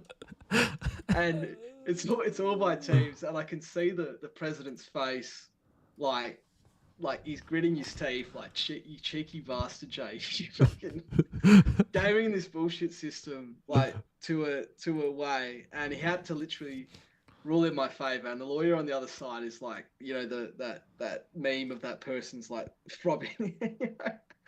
And he's like, through gritted teeth, we're gonna start at step one. We're gonna get through this, and it took so long that by the time we were even halfway through the process, Westpac had dropped the mandate, and so she could just go back to work. So I constantly did those things, and it felt like, every client I was with was like a partner in crime. We're like doing all of these crazy things to just figure out a way to get things over the line, and it was amazing. And when we got that order to stop hundreds of people in SA Health not being sacked, to get paid full base rate pay wage, and get Nikolai in a witness box for the first time, that was it was like everything I'd fought for, and everyone said it's going to work out, something good's around the corner. And that was it. And now the mandate is gone. The mandate is officially gone because of the hard work I did. No other lawyer on planet Earth fought for these people in South Australia but me, and got them that result. So the amount of laughs, blood, sweat, and tears, the things we did when we were the first people in history to put it to Paul Griffin, who's like the arch enemy of Nikolai Petrovsky, that he didn't tell the court that he was being paid by Pfizer, AstraZeneca, something you'd see in a movie, we were doing in real life. And watching that and being in the front row seat in my second year as a lawyer, watching this unfold in front of my eyes was freaking amazing.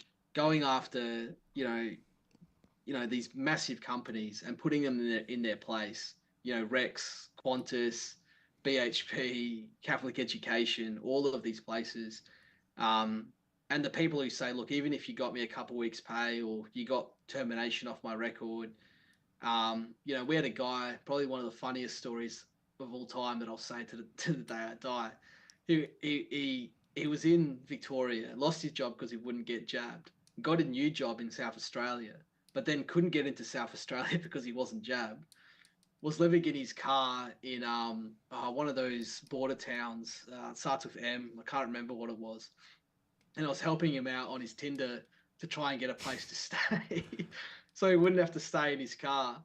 And we were having heaps of fun. I was getting to know him really well, but he was still saying, "Look, this is really hard. It's really hot. I'm living in my car. This is so stressful." And we filed in the High Court. Like, this was 3 months into my freaking law degree. We're filing in the High Court for a constitutional challenge to get him across the border. We didn't realize at the time that every governor, governor general, attorney general, or whatever, has to be notified every time there's a constitutional argument. All the states get involved in it and everything and all this kind of stuff. And we're trying to get him across the border, and he has to write an affidavit. And we can't sign it because we can't cross the border to get to him, and he can't cross the border to get to us. And there's no lawyers in this town, right? And so we send it to him, and he's like, "You got to go get it printed." It's like, "Where the hell am I? I live in a car. Where am I going to print it?" And he goes, "You got to go to the library." He goes to the library. The library has a freaking vaccination requirement to go in there. And so he manages to sweet talk the librarian who's working there to get the USB, to print it out. Goes to a JP. Finally gets it done. We finally submit it, get all the paperwork right, and the next day he gets an exemption to cross the border just so that he can't go to the High Court. I started the GoFundMe out of nowhere for him, and I started donating money to it, saying Nicholas Spiria, like $50, Grant Stevens, yeah, my law's a shit, take me on, mate, and all this kind of stuff. And he ends up getting across the border the next day, and I'm like, no, just keep the money, I don't really care. You've lived a pretty hard life the last 30 days. Ends up buying me a KFC variety bucket and 3 different bottles of whiskey and paying me like that. And I'm like, all right, let me just summarize this story for everyone. I've just, in my 3rd week of being a lawyer, been paid with KFC and whiskey to cross someone across the border for a constitutional challenge in the High Court. And I'm like, I don't think my career is going in a normal direction anytime soon. Oh, it's It's amazing. So it's just been full of stories like that and amazing just individuals. And honestly, the amount of people I just walk down the street or go to the footy or whatever, and I bump into clients, and we just laugh about the crazy things and the bonds we were making and all of that kind of stuff. So as long as I keep taking care of my health, eating healthy, and when you're representing over 100 nurses, you do learn a few things about health. I remember being at the trial and they were showing up with bone broth and soup and all this kind of stuff. One of the funniest moments was actually SA Health had all their lawyers and their KCs sitting there, and we had all of us on the other side, everyone there in a good mood. We all looked healthy and loving life and upbeat. And there's these 6 muffins. These, I don't know, it's one of those, grandmas that makes those amazing muffins. Like, you don't know how they make them. They're Peyton and family recipe that they'll never tell anyone, and they're amazing. And we're so busy focusing on the case, I put them under the chair of the KC for SA Health during the break, and he comes back and he goes, he's looking at these muffins like really suspiciously, and I'm like, oh, we're just there for everyone. Why don't you have a bite? And he's like looking at me and it's like, do you really need me to have a bite first? Are you that suspicious of us? And everyone was laughing because he was like sort of thinking we'd put them there so he'd get poisoned. I'm like, you don't trust us. We're not that crazy. But it was just such a cool feeling, even though the judge was against us, and every time we tried our hardest to cross Nicola and everything like that, we're being shut down. You could see all the good people in the room, all the good energy in the room was fighting for humanity, and we'd come together. We regularly catch up in Teams meetings, and 1% of it is legal advice. The other 90% of it is just bashing bashing SAL and venting and all of this kind of stuff. So half of them just say, look, you're just good therapy, Jay. It's awesome just hearing you being passionate and fighting for us, whether you win or not. So what was it like being in the room? I've always wanted to ask this. What was it like being in the room? Like, what was Nicola's mannerisms like? What was she like? It was hilarious. She was so petrified to start with. She first requested that she had an escort in the room because 5'1" nurses are so dangerous to taking you out. She walks into the room, won't look at any of the people she's about to sack or anything like that. Just like focused on everything but making eye contact with the people whose life she's about to ruin. Sitting in her chair, getting ready to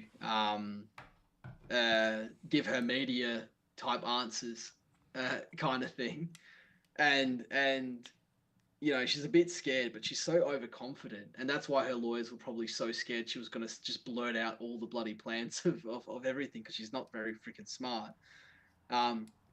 We were asking her some pretty hard-hitting questions, and she's making like no logical sense, and she starts getting defensive. And as a cross-examiner barrister, that's what you love to see, is their witness getting flustered because they're losing more and more credibility, all the time, right?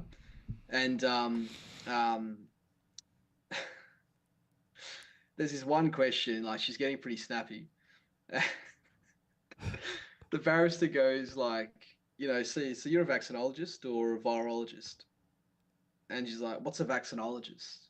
And I'm like, someone who specializes in vaccines. Like, well, they don't have an official title under this or this or this or this or this. And we're like, yeah, but the dictionary says they exist, and there's someone who specializes in vaccines. And just answer the question, are you a vaccinologist? Yes or no? She goes, no.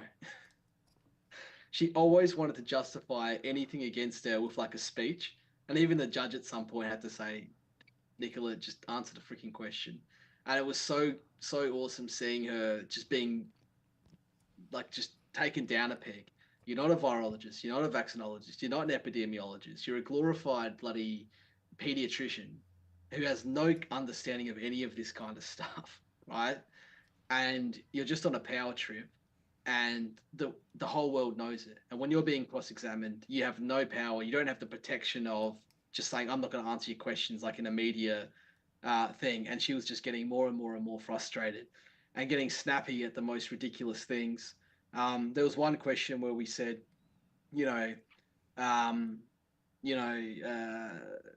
Northern Territory, Canberra, Queensland's about to drop theirs, WA has dropped theirs, Tasmania has dropped theirs. All these other states have dropped their mandates. Why do you still have it?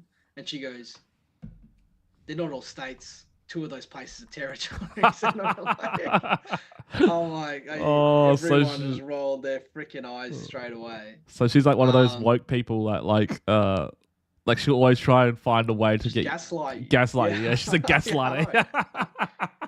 And then we had so much to destroy her on. If we'd had days and days and days of cross-examining, which is what we needed, it would have been comedy gold. There was this other point where we show her this study by the Cleveland Clinic, one of the biggest studies ever done in history by one of the biggest clinics in the world, that clearly showed natural immunity destroyed your vaccine immunity. And she's like, she starts the conversation by saying, I'm the chief health officer. I'm over everything. I've covered everything. I look at all papers and everything. That's my job. Who do you think I am? And we're like, have you seen this paper? She's like, no. But I'm like, well, you just said you covered everything. She's like, well, I covered what's important. I'm like, all right, well, can you read me who the paper's written by? The Cleveland Clinic. Have you ever heard of them? Yes. And are they big? I'm not going to answer that. You've heard of the Mayo Clinic? Yes, and they're big. Yes, and they're just about as big as the Cleveland Clinic. Yes. She had to admit that this massive study that she'd ignored, she was so much confirmation bias, just picking studies that went in her favor. And we had to give her 15 minutes. She's like, I don't quite, I've just seen this for the first time. I'm like, go and read it. There's a room. Give you 15 minutes. You can read it, understand it. And we're just sitting there twiddling our thumbs, waiting for her to walk back into depth. And we just go, so this thing clearly, by a highly reputable organization, much bigger than you, full of experts in vaccinology, immunology, all that kind of stuff, have concluded that recent infection is completely 92% better than 5 jabs. And the more jabs you have, the more likely to have COVID. That's the conclusion of this study. And she just dead silence. It appears to be the result of the paper. and then, but they must have made some kind of mistake. I haven't had enough time to read it to tell you what that mistake is. That's how much her ego was through the roof. So she was going against the Mayo Clinic. That's how much she wanted to win. Yeah, literally, she's just so caught up in her own ego.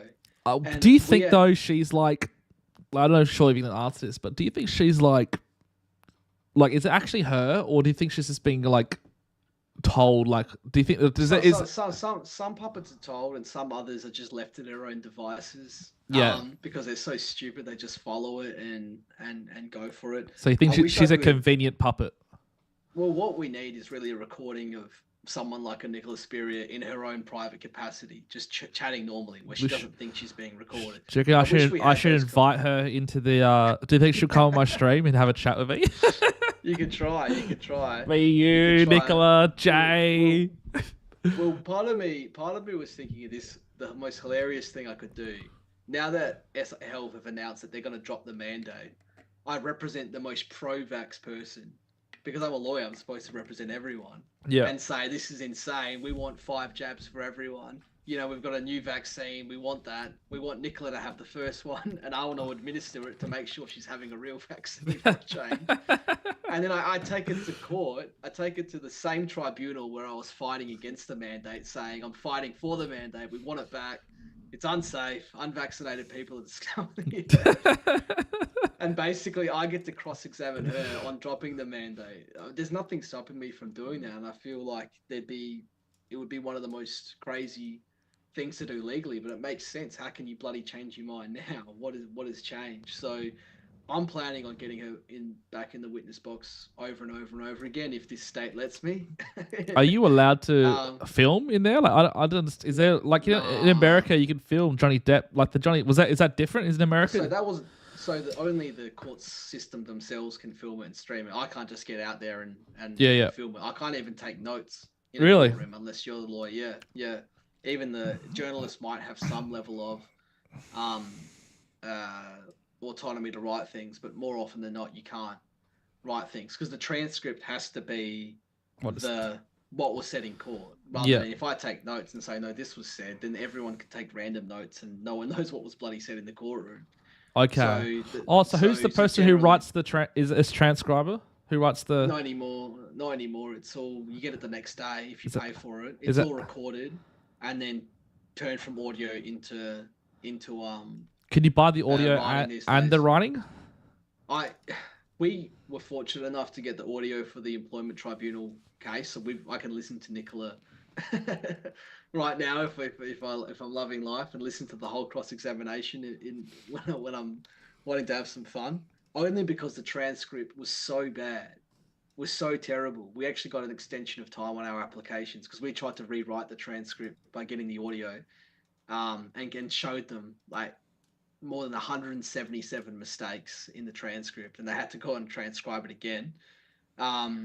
But yeah, these days it's done with good AI and everything like that. And really, they use AI. Really, yeah, usually really, really well transcribed. I still say if you're a lawyer and there's any really important thing said, write it down, type it, do what you can to make sure that the transcripts aren't edited behind the scenes. So, a yes was a no, or a no was a yes, or a no was missed. Sometimes a witness would just shake their head or nod, and so the actual wording isn't on the transcript. So you have to make sure the judge has made sure that that nod or that head shake was there. Otherwise, there's no admission.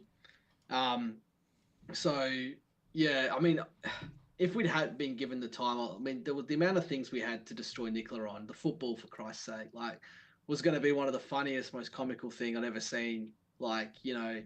About what her scientific papers she used in justifying, saying don't touch the football if it comes into the crowd, or when the Pizzagate, the Woodside lockdown happened, Woodside Pizza lockdown, and she said she found a new variant of COVID, that kind of stuff.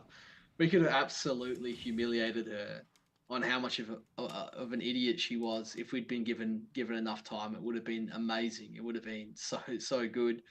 It was right around the time that Brendan Murphy was questioned by a politician and said there's no place for mandates in Australia, and she probably didn't know about that. So we would have asked her, so what do you think of Brendan Murphy? Oh, he's amazing. And do you think that he has a higher level of understanding of this stuff than you with his credentials? Yes, of course. All right, I'm going to play this video. Saying, and it will be a video of Brendan Murphy saying there's no place for mandates in Australia anymore.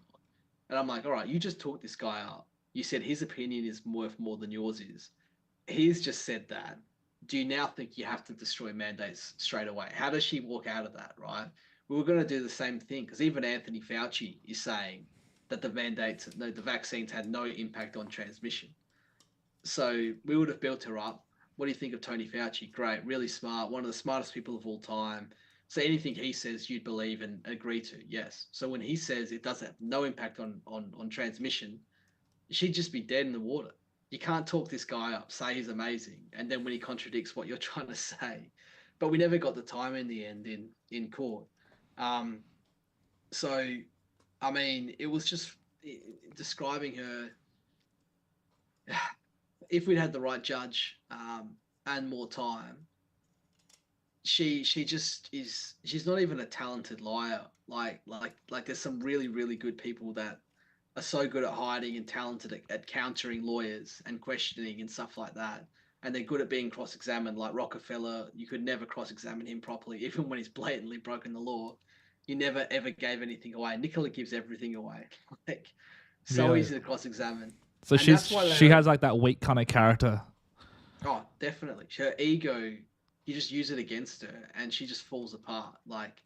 I mean, we're trying to chase perjury as well in the next sort of 10 years to find every statement that was said in one case and then said differently in another case and everything like that, because we want to see bureaucrats go to jail for what they're doing, and we're still trying to figure things out because it would be such a powerful message to all the people who have suffered in Australia to see even one of them go to jail for anything for something like this. So we're looking for how to set them up, how to set that up, and get that done. I know a lot of people are exhausted, but that's sort of part of their strategy. Yeah. Is to cop it for a bit, but then in the long run, you just run out of energy and steam to fight them. So that's what we don't want to lose. Are you But are you still trusting? So like, you don't have to answer this, but do you like in your heart of hearts, like on a spiritual level? Let's make it spiritual because this is easier, more woo woo. Do you still trust the legal system? Like, does it still feel like this gift of God, or is it just a system that's put there? It is. It is. You know, it is in theory, right? It is the democracy, the constitution, the fact that we follow past judgments for consistency. We have all of these foundational concepts of a fair trial is perfect. It's the judges who are too scared to rule in our favor, to find technicalities like they did against Nick, to not give us these wins. It's the lack of courage of the judges themselves. I'll never be a judge, even though I'll destroy it as a judge, because they don't want courageous judges. Because when the government gets sued, like the Treasury case, like all these other cases. That was my next question. Do you know the Treasury case? Do you know the ins and outs of that? Because I haven't gone across it at all. After you finish what you're saying, can you get into that as well?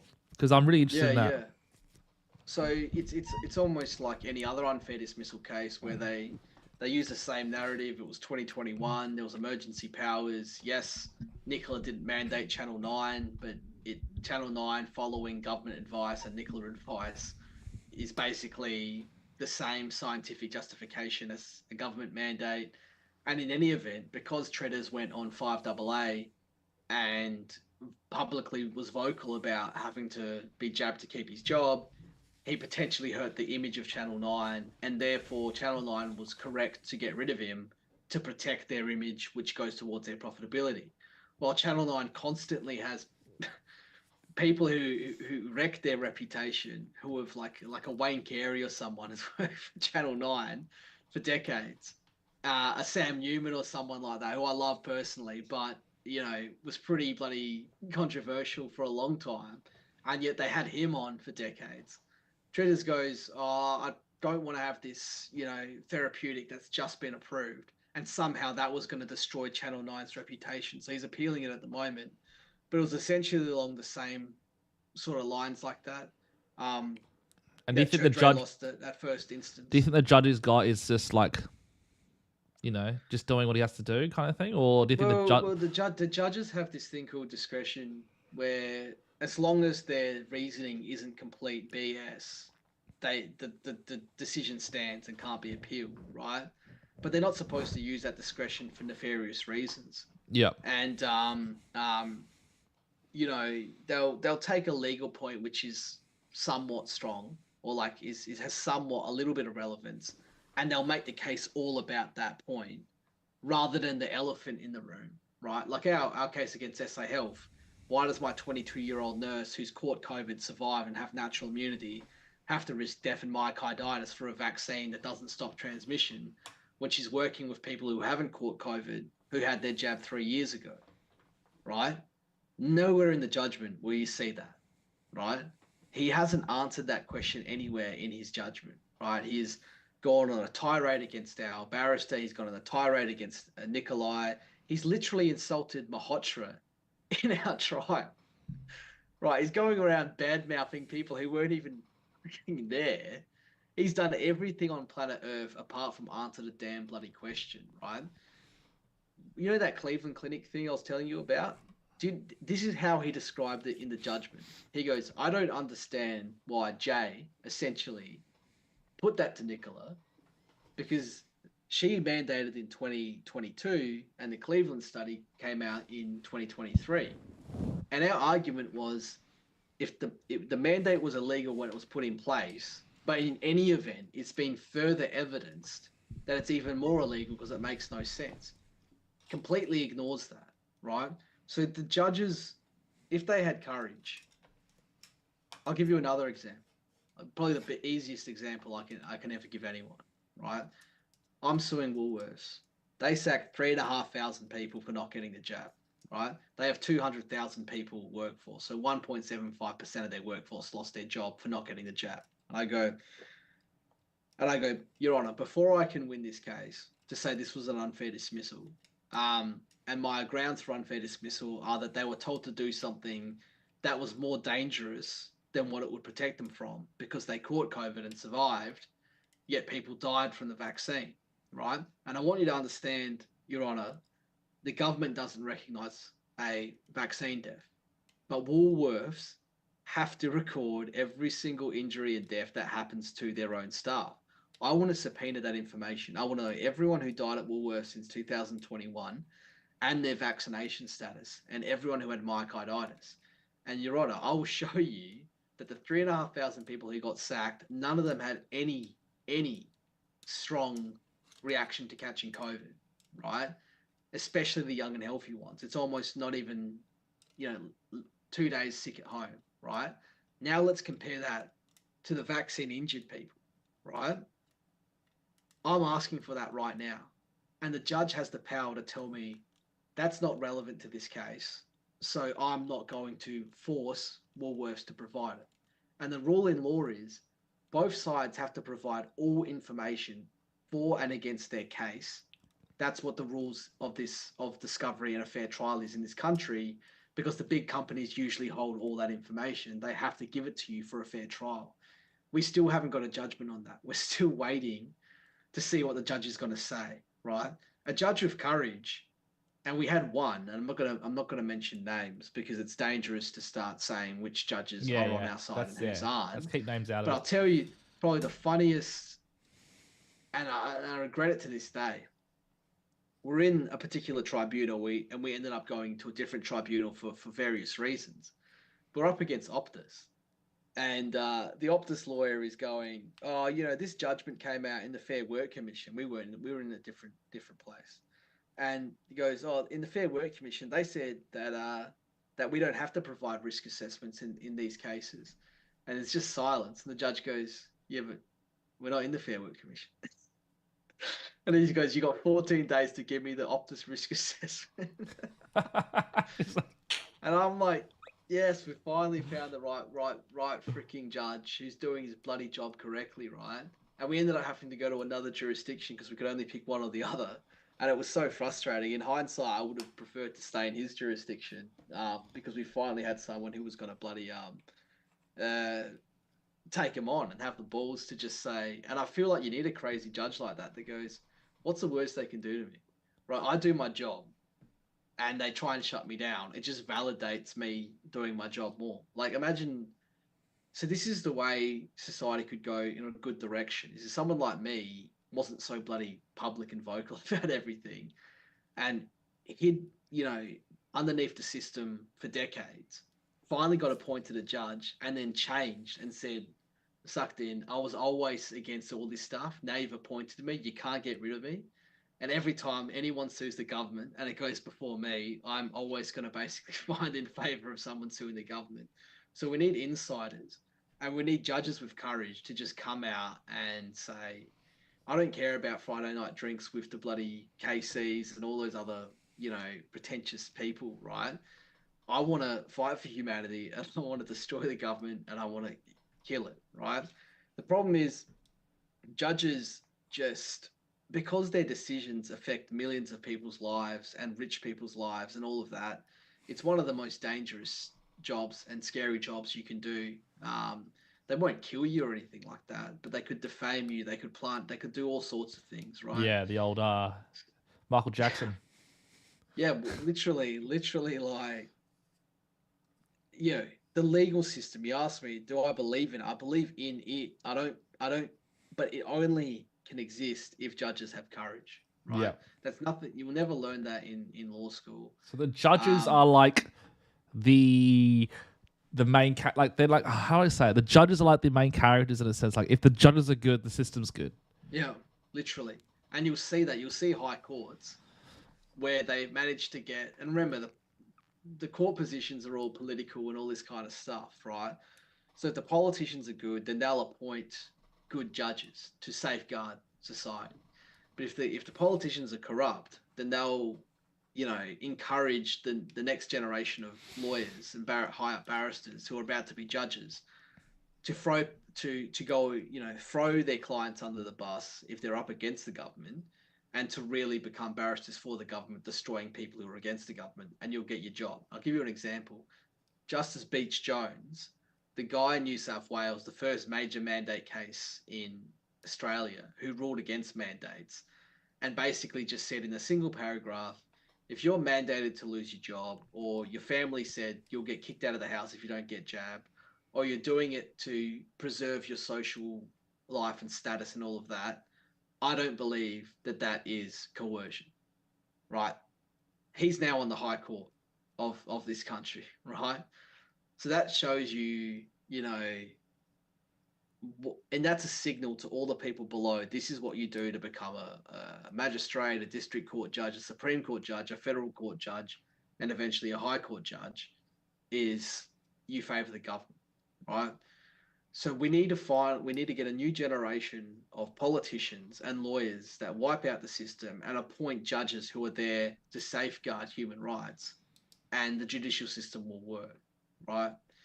So I think it's like anything. It's like doctors would have fought against the mandates if they weren't so scared of APRA. But if they'd all said, all right, well, let's all get deregistered tomorrow at the same time, and there's no doctors left, what are they going to do, right? So as long as society has this inherent deep courage within it, whether you're a doctor, whether you're, you know, a single parent, whether you're a teacher, whether you're anything, as long as we all unanimously have courage to stick together and make life good for everyone, then all the systems work.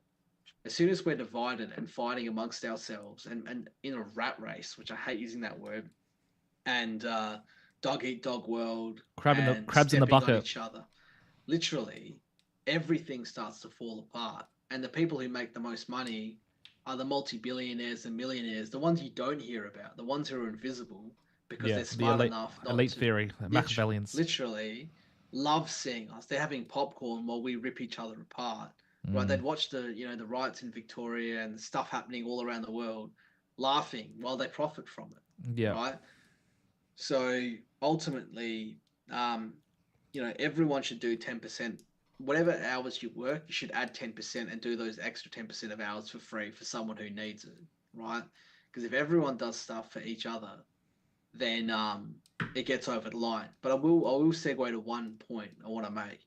If your justice system is corrupt and won't give you the result you legally should be getting, you can't keep repeating the same thing and expecting a different result. You have to find ways to get the result you want without the justice system, or use the justice system in a unique way, like I did, to an extent, to get tens of millions of dollars for my clients, right? Hundreds of people, on a technicality.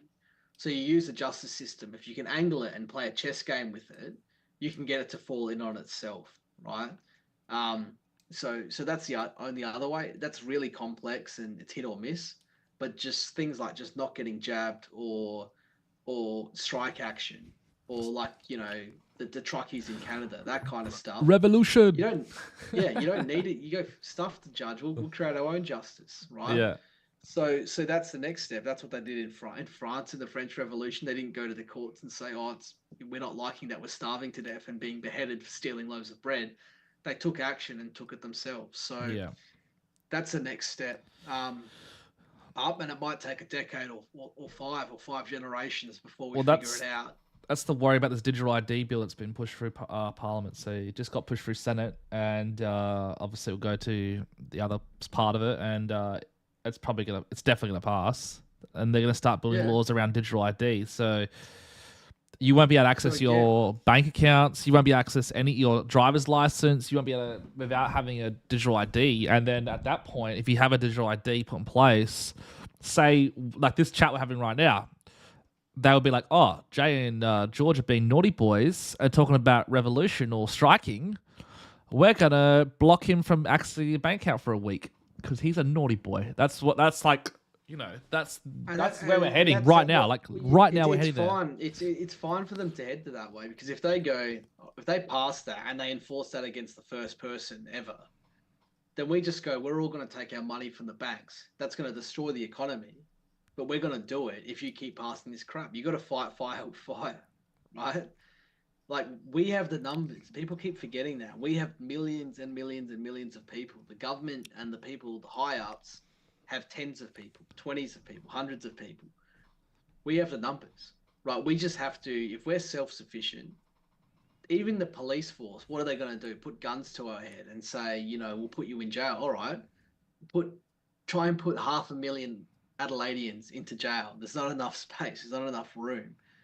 Obviously, when you fight fire with fire like that and go to the extreme, instead of just conforming to this stuff, you make a mockery of their laws. You go, you can pass the dumbest laws all you want, Albanese. We're not going to follow them. We'll blatantly break the law in front of your face in 10s and 20s and 50s and hundreds of thousands of people.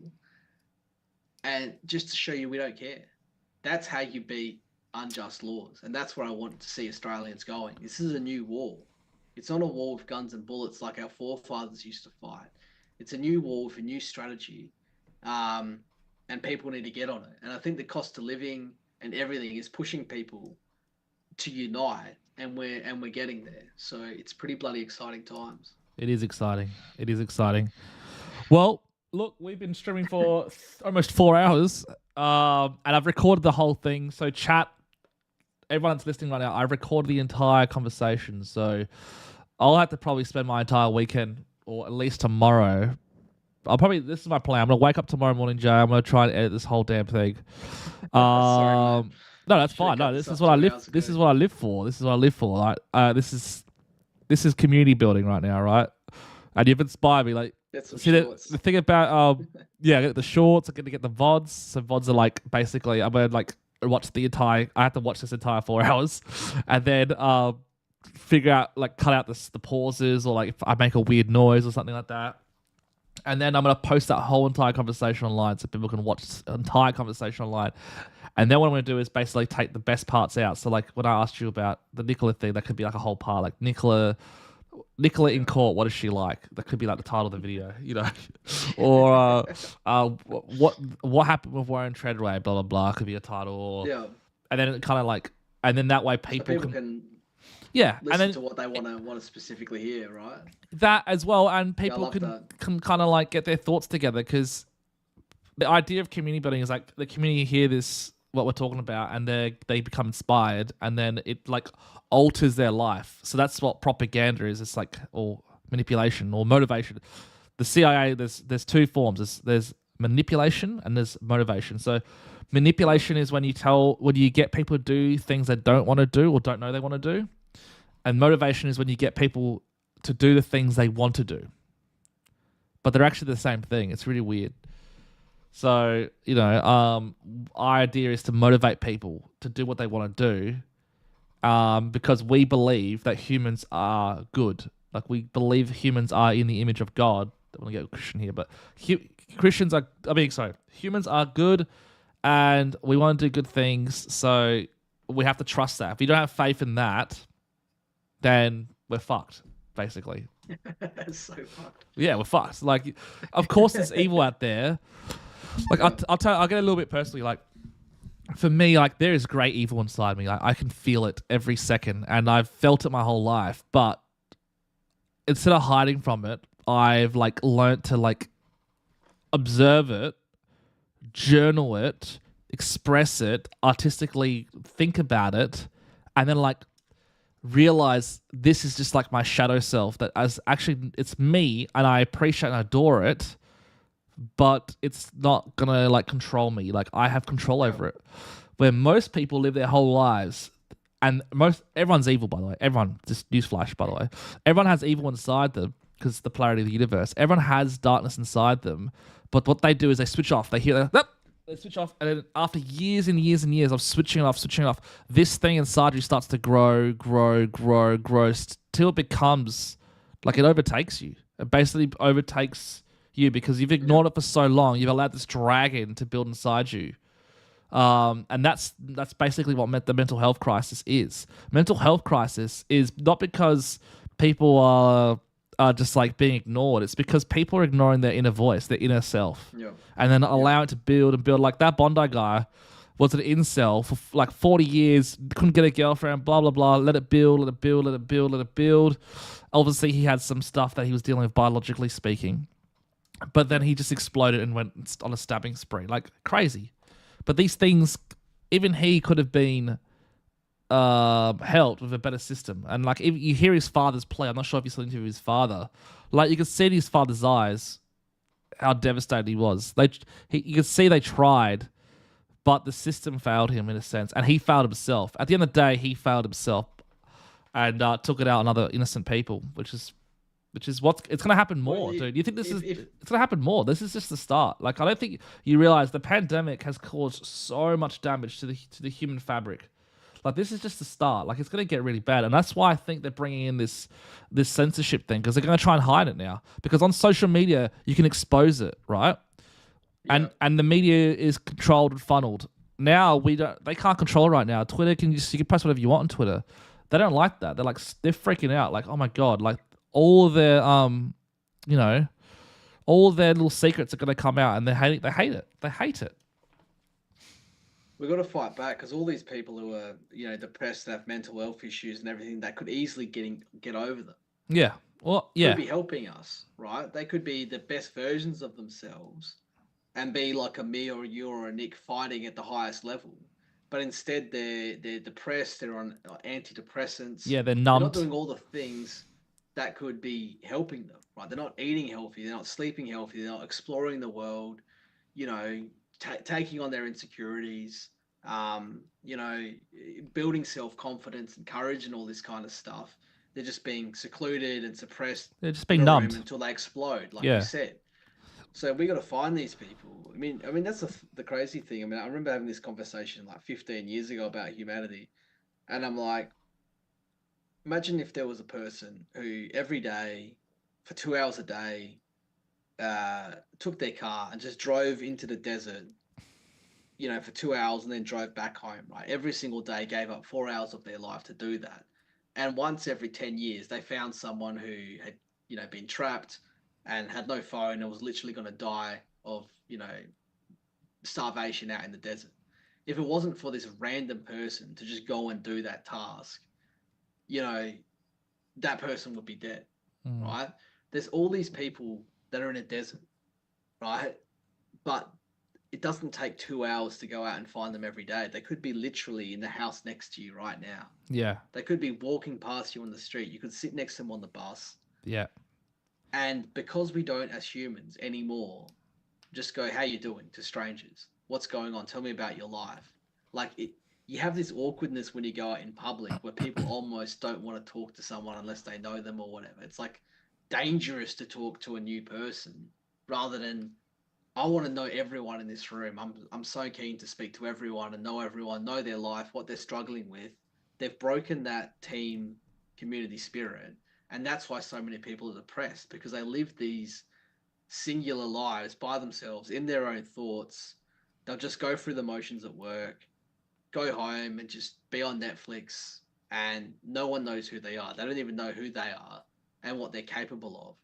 So you fight mental health and all those issues by meeting these people, making them have some self-worth, and getting them out of their comfort zone, and they'll heal community so fast. Like Nikolai said. I'll tell you a story, man. Like, I was at uni, and it was our last semester, right? And for my degree, I did, by the way, guys, I studied mineral geoscience. I'm actually a geoscientist, technically, not even a social media person. I'm a geoscientist. But anyways, that's not the point. The point is, I was doing my last, the last thing you do in my degree is they send you out to Arkaroola, which is like 8 hours north of Adelaide. It's like it's fantastic. It's a geological wonderland, right? And before you go, you do this 2-week workshop to prepare for it, because we're just doing geological mapping. So we're all arriving. It's the first day of this workshop. I get there and I sit down at my table like I normally do, and across the table from me is this guy, and I'm looking at him. He's like an immigrant, he's Middle Eastern. I could tell he was a bit nervous. He couldn't really speak good English. I could hear him kind of I could just know, because I grew up with people that couldn't speak English. And so I just turned to him and smiled like this. I was like that, just smiled at him, and he looks at me, and I'm like, hey man, what's up? And he goes, not much. I'm like, excited for this? He's like, yeah, I'm excited. I'm like, okay, cool. All right, well, I guess I'll see you around. And then I walked off. Anyways, 2 weeks go by. We have to do the trip. I see the same guy, and I'm like connecting with him. I'm like, hey dude, let's be in the same group. And it was me, him, and these 3 other British guys who were the fucking best. That was so funny. That these classic British like scallywags, like awesome, right? And then the trip goes for about a week. We're doing our thing. We're walking through the desert. We're mapping. Like we're just out in the desert for like a week straight. It's crazy, right? Anyways, there's one point, and then I'm not going to say his name because just keep names out of it. But he turns to me and goes, "Hey George, can I speak to you privately for a second?" I'm like, "Yeah, sure, man."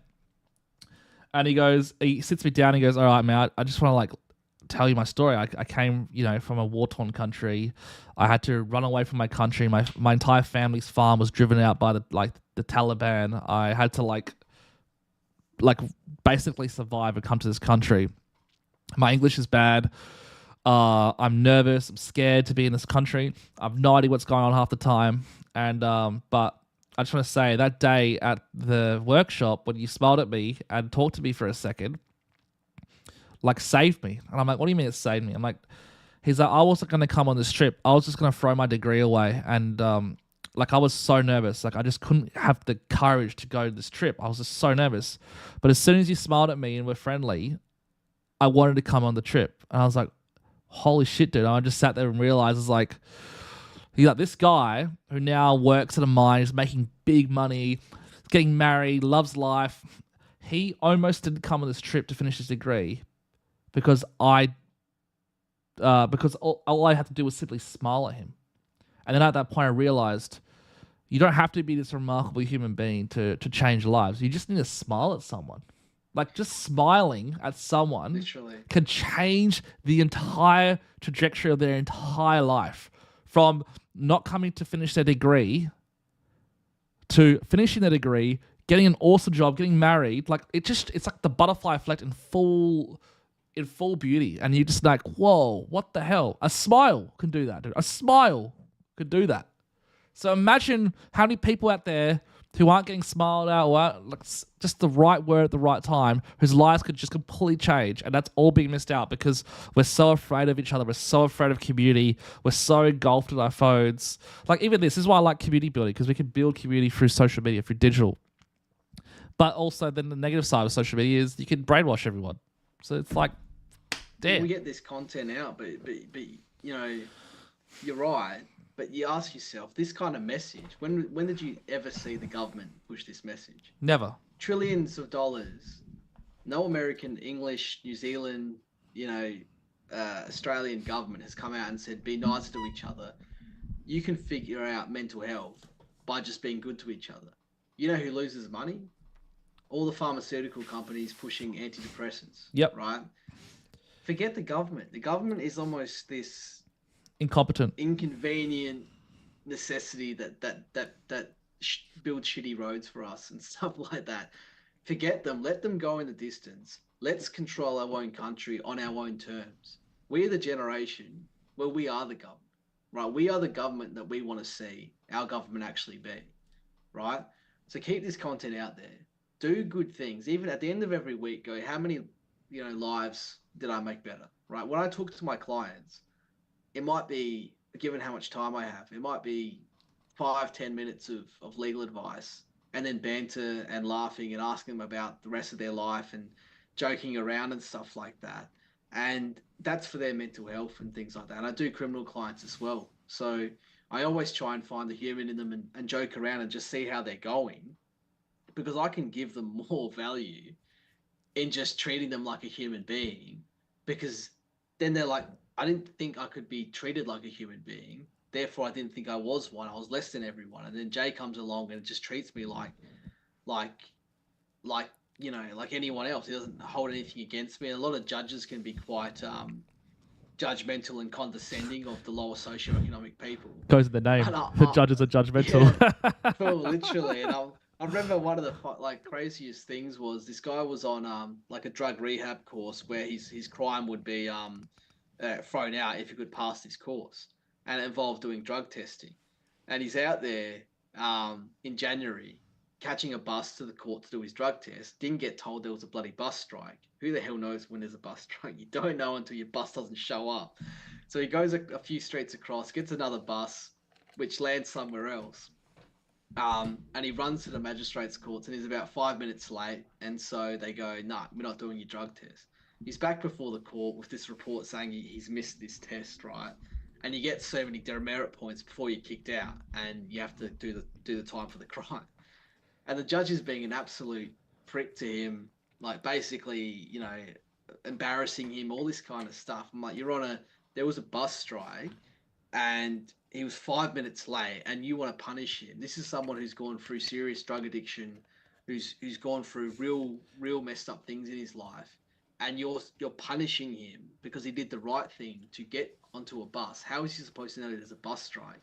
And the police officer's like, oh, people that catch buses should know this kind of stuff. I'm like, this is the guy who's barely, he's getting out of like some of the most heavy things you could talk about. You think it's, oh yeah, I'm just going to go check if there's a fucking bus strike today, right?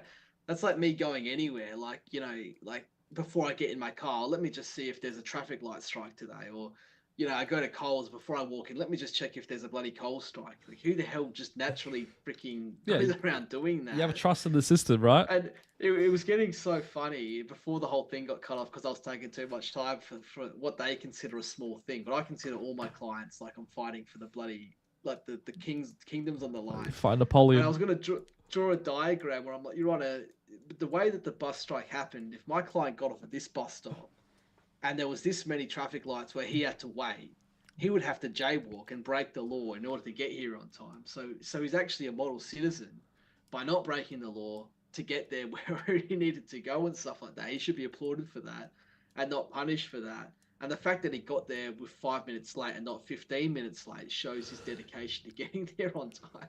And the judge would have been like, who the hell is this idiot first year fucking lawyer worrying about a bloody demerit point because this guy was 5 minutes late? And I'm like, the fact that I was out there going toe to toe on something like this, he just came up to me after and just said, dude, that was just freaking awesome that you went to that level and you were, you were not taking shit from this judge over something like this. That was worth more to me than so much stuff that I've gone through.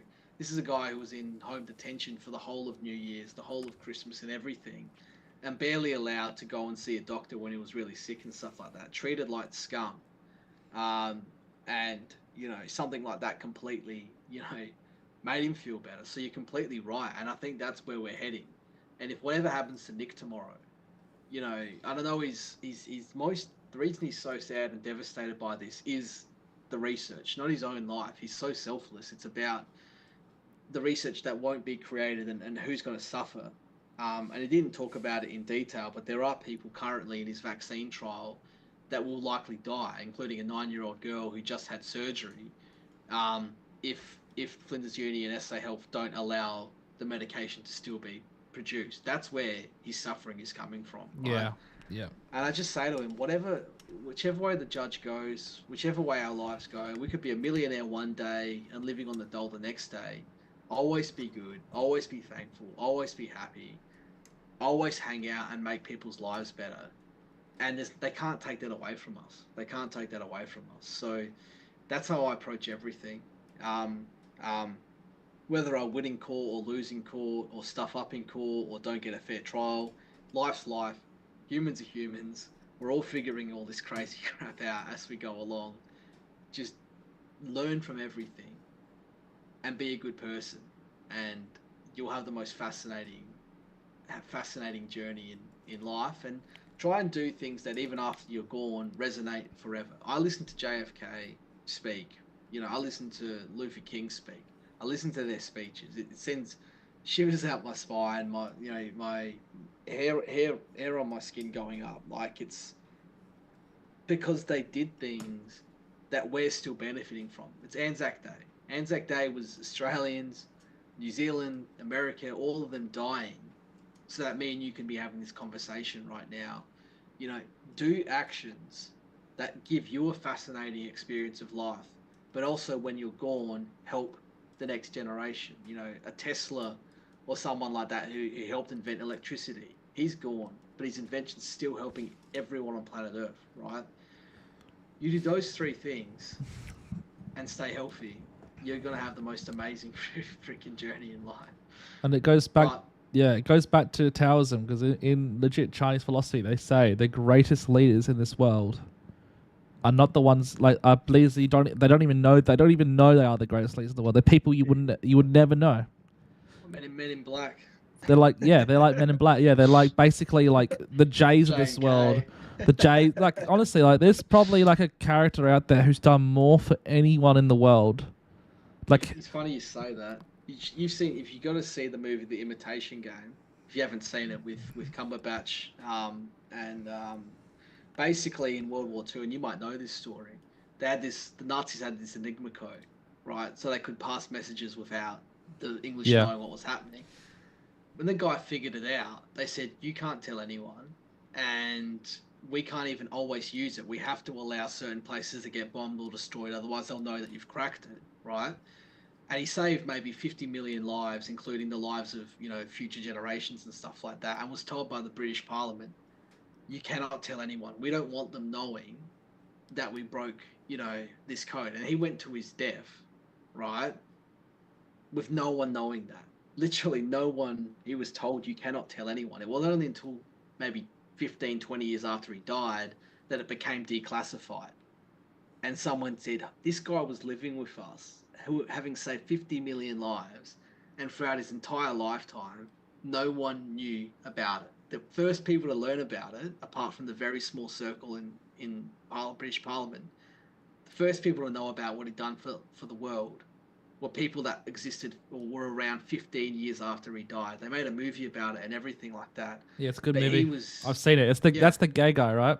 Yeah. So even, that makes it even worse because he was then forced to go on hormones or whatever they were trying to do back then, killed himself, right? Yeah, Guy saved 50 million lives, right? Yeah.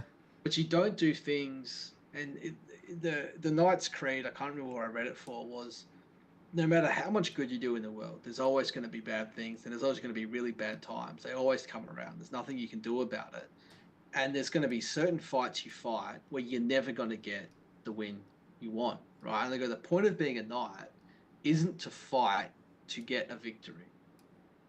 The point is to fight knowing you won't get a victory. When people can fight because it's the right thing to do, regardless if you're going to win or not, that is when everyone becomes a knight and we all win, right? So you can't think of the victory as the actual end result. Yes. Victory is it being in the fight in the first place. It's the valor. Right? Yeah. It's legit valor. Exactly. Valor. I think I think that's the name for it. Let me just check. Maybe you're right. Define valor. Because to be valorant, valor. Yeah, so valor is great courage in the face of danger, especially in battle. Oh, well, that's exactly what we need. And valor. The amount of people who died, or were destroyed, or had their lives destroyed. You had Luther King dead, JFK dead, Gandhi dead. RFK's dad as well. Abraham Lincoln shot, right? And then you had Mandela, 30 years in prison. Jesus. Right? Jesus, exactly. Gandhi. Oh yeah, we said that. All of them, Socrates, all of them. The valor, is what gets you over the line. Obviously, you don't want to sacrifice yourself too early because you'd be more value if you lived longer. So Marcus Aurelius is one of the most important people to. I love Marcus, but he had a really fucked up son. I love him, but his son was a bit cooked. Russell Crowe had something to say about that. But even like the obstacle, I mean, I'd finish this off by just saying if I could give anyone advice on what books to read, what podcasts to listen to, there's infinite things out there. The one I really want, if people are still interested in the mandates and the injustices and honestly just how corrupt the data is in the government, listen to the March 18 podcast by John Bodwin, and no one knows how to spell his last name by saying it. It's Beaudin, Bodwin. He's done the most he's not a lawyer. He's not anything like that, and he's done the most comprehensive analysis of people dying in his state, Massachusetts, where Pfizer and Moderna have headquarters, than anyone. His story's fascinating. His Substack's fascinating. You listen to it, and you'll learn more about the government in a single podcast and what they're capable of doing before your eyes than almost any other podcast, I think, on Earth right now. And it's 2024, so it's a great refresher course, and it's only about 5-6 weeks old, right? Okay. The other one, the two books I'd read if anyone has 3 books is there's this book called The Alchemist, which is real simple, really easy, but you either listen to it in an audiobook or read it. The words in there, your personal journey, teaches you it's an insult to not follow what your life is telling you to go to, and life will punish you if you don't pursue what your heart is telling you to pursue, right? And you'll have a terrible life if you ignore the omens, so to speak, of what you want to be. And me and you, we're not doing that. We're going gung ho with what we know we're supposed to be here. And you started this conversation about, we were born predisposed to do this journey that we're doing right now. And it's an amazing book because it's so simple, but it makes us remind ourselves how stupid we are in life at times to ignore the bloody complete omen in front of our face and what we should pursue. And that's really what courage is. Yeah. The other one is the 48 Laws of Power. Yep, great is book. One of the most powerful books to read, but you also want to read it and go, you're not trying to be a dictator. And a lot of the skill sets in there are the kinds of things they would use against us. The psychopaths. But channel what they teach you in that book to say, how can I use what I learned from this to make humanity better, to understand the enemy so I know how I can beat him, that kind of stuff. So that's a long one, but a really, really good book to understand, especially from a young age. And then The Obstacle is the Way is a real simple one as well, short one, about the teachings of Marcus Aurelius and others.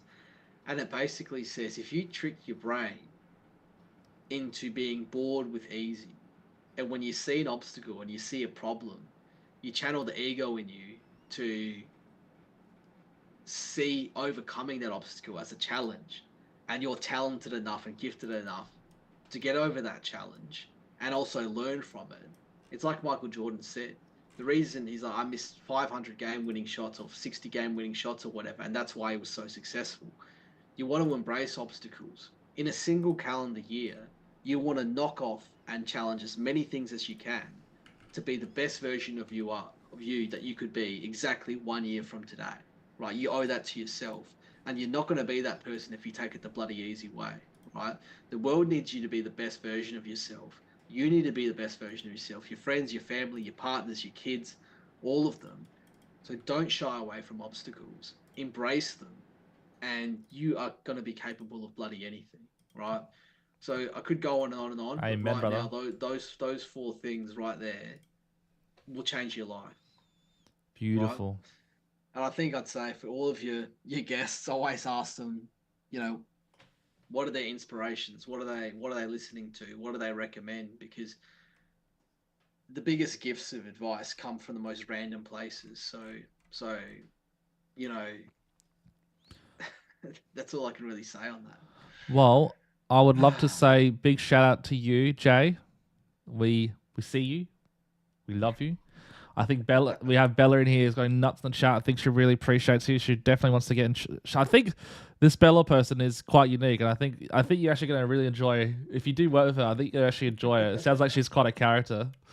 Yeah, we'll go at this together and take on the world. I'll need to make sure I save her name so I don't lose her. 1 second. I want to just say this because this is just too good not to save. 1 second. We'll take a photo. Her bio is, I'm here to lift the facade on corrupt government officials. # human right. I'll take a photo. But yeah, no, Jay, honestly, I've been wanting to do this for a long time, and I'm so happy. And don't be a stranger. Come back anytime you want. The stream is open for you. I stream every day. I'm following my heart. I'm doing the alchemy right now.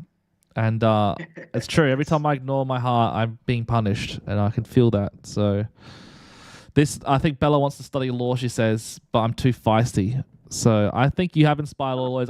I said to myself, if my career fell apart, I just want to become. Hearing you and Corey. Like, when I hear you and Corey speak, it makes me like, fuck, I should have been a lawyer. Why the fuck did I do mineral geoscience for? What the fuck? I thought I could be a way better lawyer than a geologist. What the hell was I thinking? Anyways, the point is, I'm too old now, though. I'm too old. These days you can just pirate Harvard Law lectures and just watch them for free anyway, and just teach yourself from home. So I'll just be like you I'll be know, like Mike from Suits. it's literally. But education's education. I remember the funniest one of the. I know we could talk forever. The funniest things I ever did. I was having Indian food with bloody Grant Rennick, Gerard Rennick in Canberra, right? And we were talking about corruption in the Fair Work Commission. And I'm like, dude, you're out there fucking this politician with the most thick Australian accent, just grilling the TGA on science. When the hell did you learn science? Like, oh, I just bought a textbook and read it. Yeah. He's like, you can educate yourself on anything in life. It's on YouTube. It's on the internet. You can go and buy textbooks.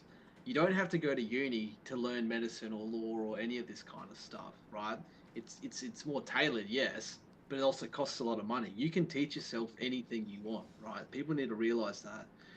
Even if it won't be at the level of a degree or a PhD or whatever, don't stop yourself from learning things just because you're not studying it at a university. That's something I wish everyone wants to know. And especially in high school, when you're at home and you've got all the time in the world, learn everything. You know, don't study in high school for your grades or whatever. Study it all to become a better person. Your brain is developing at that age. Learn everything, right? If you can be a person with 3 or 4 degrees that you can smash out in 5 or 6 years or whatever, you know, the world needs that. If I had as much medical knowledge and as legal knowledge, I'd be a medico-legal. I could absolutely do a lot better in these cases and things like that. But I only have the law side, not the medical side. So definitely, just because you want to, think you're too old to be a lawyer, doesn't mean you're too old to at least study the basic concepts and things like that and be useful. Yeah. But yeah, look, we both got to get some sleep. Yeah, I haven't even had dinner. I was like, shit. I was like, I'll just, I'm like, this will go for half an hour. It's fucking 4 hours and 8 minutes. Like, oh shit. No, the worst. It's not worse. But I had to watch this whole thing again, and not just watch it. I reckon it's gonna be a 10-hour job tomorrow.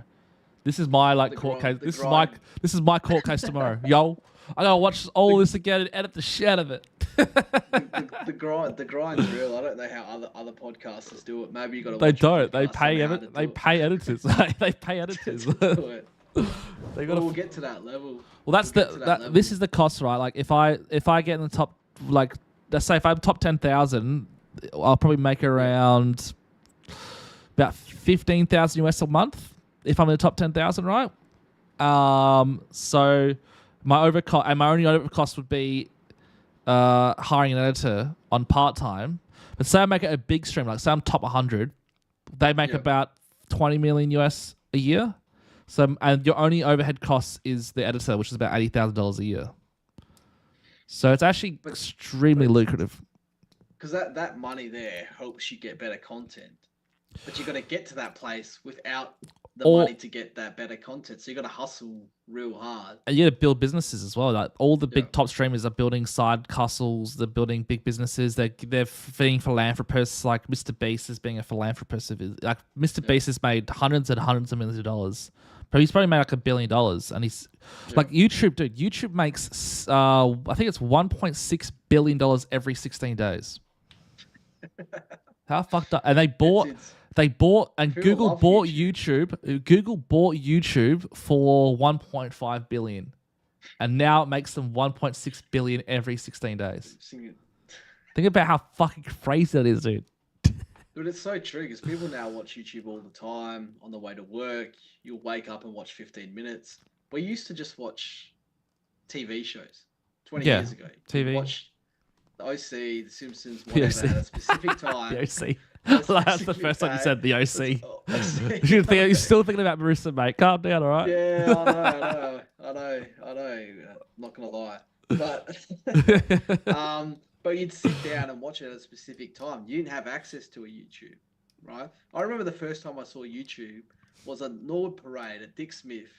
I didn't know what it was. It was out there for about a month.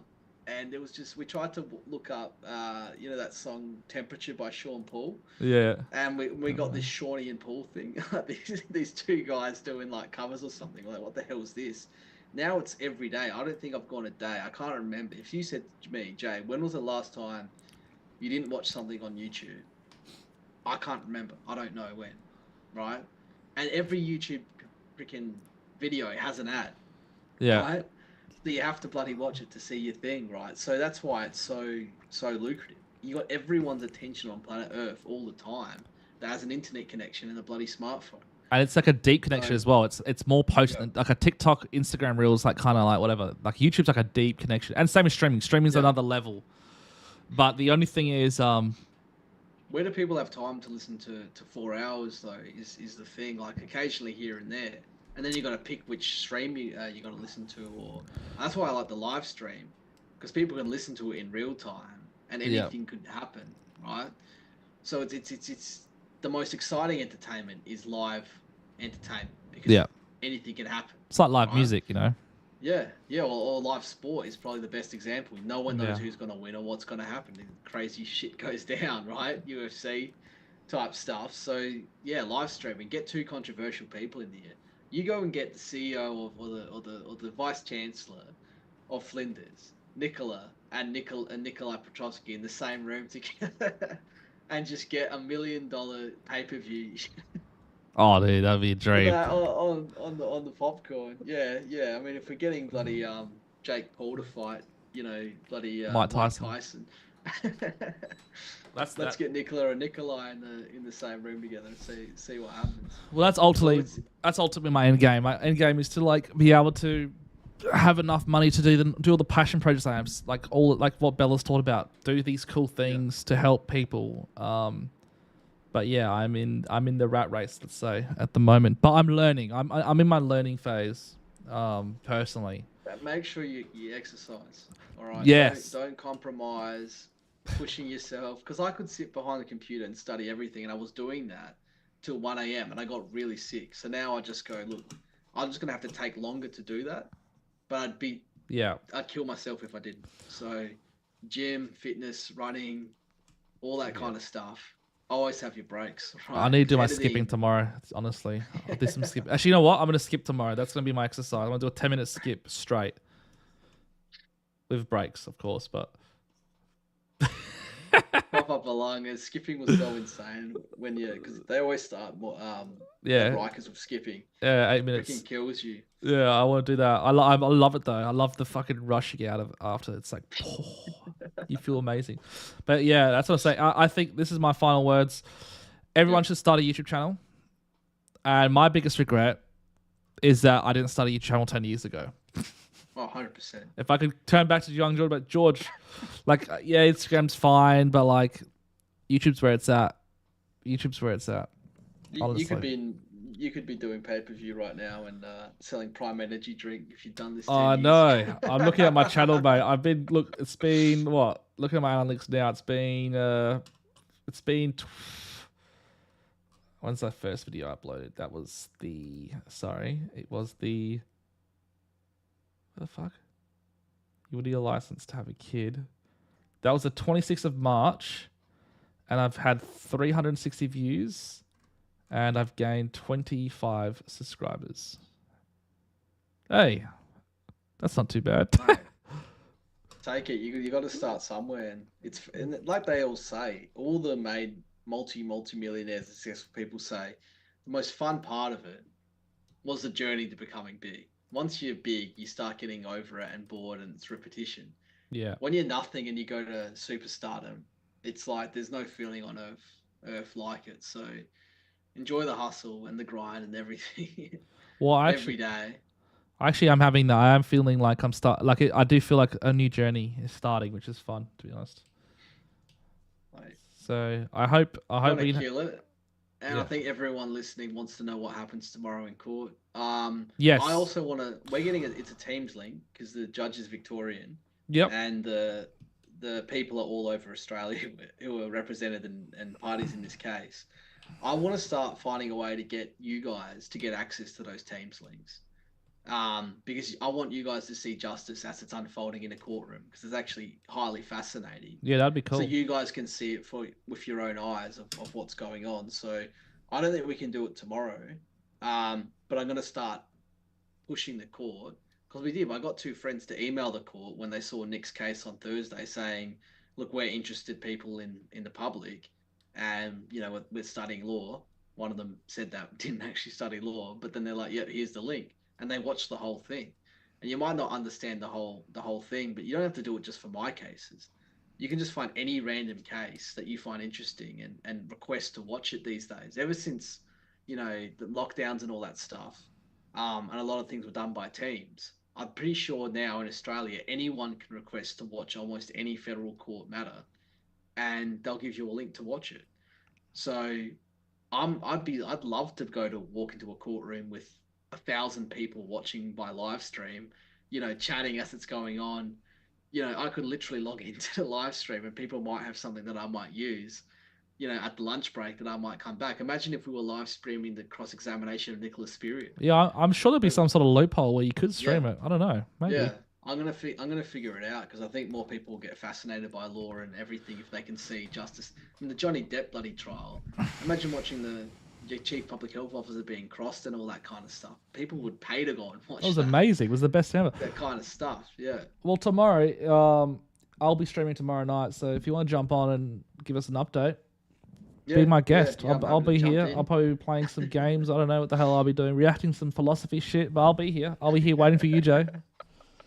Jump on. Yeah, I'll try and get Corey to come on as well. Yeah, I got to talk to Corey. See if Corey's out tonight, but we should get Corey. We should do a Corey, you and I tomorrow night, maybe. That could be fun. Drink some beers. Let's do a drink some beer stream. I freaking love that. I might even just come round and bloody. Actually, yeah. Well, that's what Get out of my damn house. That's what I originally wanted. I wanted you to have because I could set up my camera and then you'd be right next to me and we could just be streaming live together like this. You know what I mean? And that way, that's kind of what that's my vision. So I've got 2 amazing guests coming on. I've got Inti coming on next Wednesday to debate Islam with me. So we're going to be debating Islam. And my job is not to be like an Islam hater. My job is to just it's a spiritual debate. It's not like a phobia debate. It's like the whole point of the exercise is to help our viewers understand Islam better, basically. Yeah. And then the second one, I'm having a Rhodes Scholar on, and she's an incredible woman. She's like the highest anti-abortion lawyer in the world. Wow. And she's gonna come on. She's gonna come to my house, and we're gonna stream, and we're gonna debate about abortion. So we're gonna have some really, really cool things happening. I want this to be like a channel where people come to let's hear some cool ass chats with no fear and there's no it's not about left or right. It's it's left and right unite kind of thing. Yeah. But not to support vaccines. I'm just joking. Well, I'm keen. I'm curious to see how far you go and how much and where this goes. I've got a list of about 100 people. It would be awesome to have Treadray or someone on the show as well and just explaining. You got to sub to my YouTube. Make sure you sub to the YouTube. And what his experience. Yeah, well, you got to tell your friends to sub, mate. It's the only way. Otherwise, I'll no, but I'm gonna dedicate my 30s. I'm turning 30 in 2 months. So yeah, I've spent my 20s building Instagram and learning everything I've learned. I know how to edit. I know all the tricks of the trade. I know how to build a following. I've got 123,000 followers on Instagram. I know how to do it. Let's now do this for YouTube. Probably would be better if I did the other way around, but we live and learn, right? Mate, I'm heaps keen. I'll send people your way as well. Yeah, guests. Anything. If you got ideas, if you got, I want to do my own thing. That's why I bought all this stuff. What do you? I don't know what you have. What do you have? You got some stuff. So I want to speak to. I'll show you what I got. But I'll be like, this is what's so funny about my ideas, and this is the more sleep deprived I get, the crazier my ideas get. Right? Imagine if you did a podcast where we watch someone else's podcast or something like that, and stop it and comment. That's all I do. And that kind of stuff. That's called live. We're literally listening to. That's literally what I do, dude. Have you heard of Asmongold before? Nah. So it's called reactionary streaming. So what I do is I'll find a video, and I just watch it, and I pause it, and I just have a rant about it for a bit. Then I keep watching it. That's legit all I do. That's my whole channel. So if you want to, dude, Let's do it. And do that. I'd love to do that. Or It's just the best. What are they called? Have what the call-in radio. Just like you got 30 seconds to rant about anything. Yeah. You come in and yeah, I love people just throwing in ideas and things like that. I'll tell you actually who I'd love to get on your podcast. So there was one of our clients, their daughter was at Marrickville High School, and she didn't get the vaccine. And basically the teacher said, everyone who got your vaccine, I'm going to give you 10 house points or whatever to find out which kid wasn't vaccinated or not. So he illegally found out her vaccination status by manipulation, then destroyed her, ostracized her. She went and wait, what school was this? Marrickville High School. Really, right? Marrickville, and then Marrickville High School, right? What the fuck? She goes on to do this amazing art project to reflect the pain and suffering she felt in the school from being targeted for this kind of stuff, right? And even her boyfriend at the time's parents were like almost telling the boyfriend break up with her because she's unvaccinated. Like that's the kind of shit she went through. Holy shit! Made this amazing art project. Left, came back one day and it wasn't there. Teacher just said, oh, got rid of it. It was taken up room. Right. This is like a 15, 16, 17-year-old kid growing up with this crap. Grown adults doing this kind of stuff. That's the other kind of people I'd want on your show, the people who have suffered because of this. So I've got a lot of people I want you to meet that would make for the most fascinating let's get her on podcasts. So I'll keep you updated with all of that. Please and do. then, yeah, just all sorts of crazy, unique ideas, and just throw it out there and see what sticks. So let's do it. Let's get some sleep. Let's it's do almost it. Midnight. Ah. I'll give you an update tomorrow. All right. Well, thank you, brother. And No I'll worries see you on tomorrow night's stream. Yeah, a couple beers. Beers. Catch you, Yes. mate. See ya. Night. And there you go, guys. An amazing Recording stopped. 4 hours and 20 minutes of some of the most extraordinary conversations I've had in my life. I'm glad I recorded the entire thing. We are going to put this all online so you can watch the whole thing again, and I'm going to make clips out of it. That's tomorrow's mission.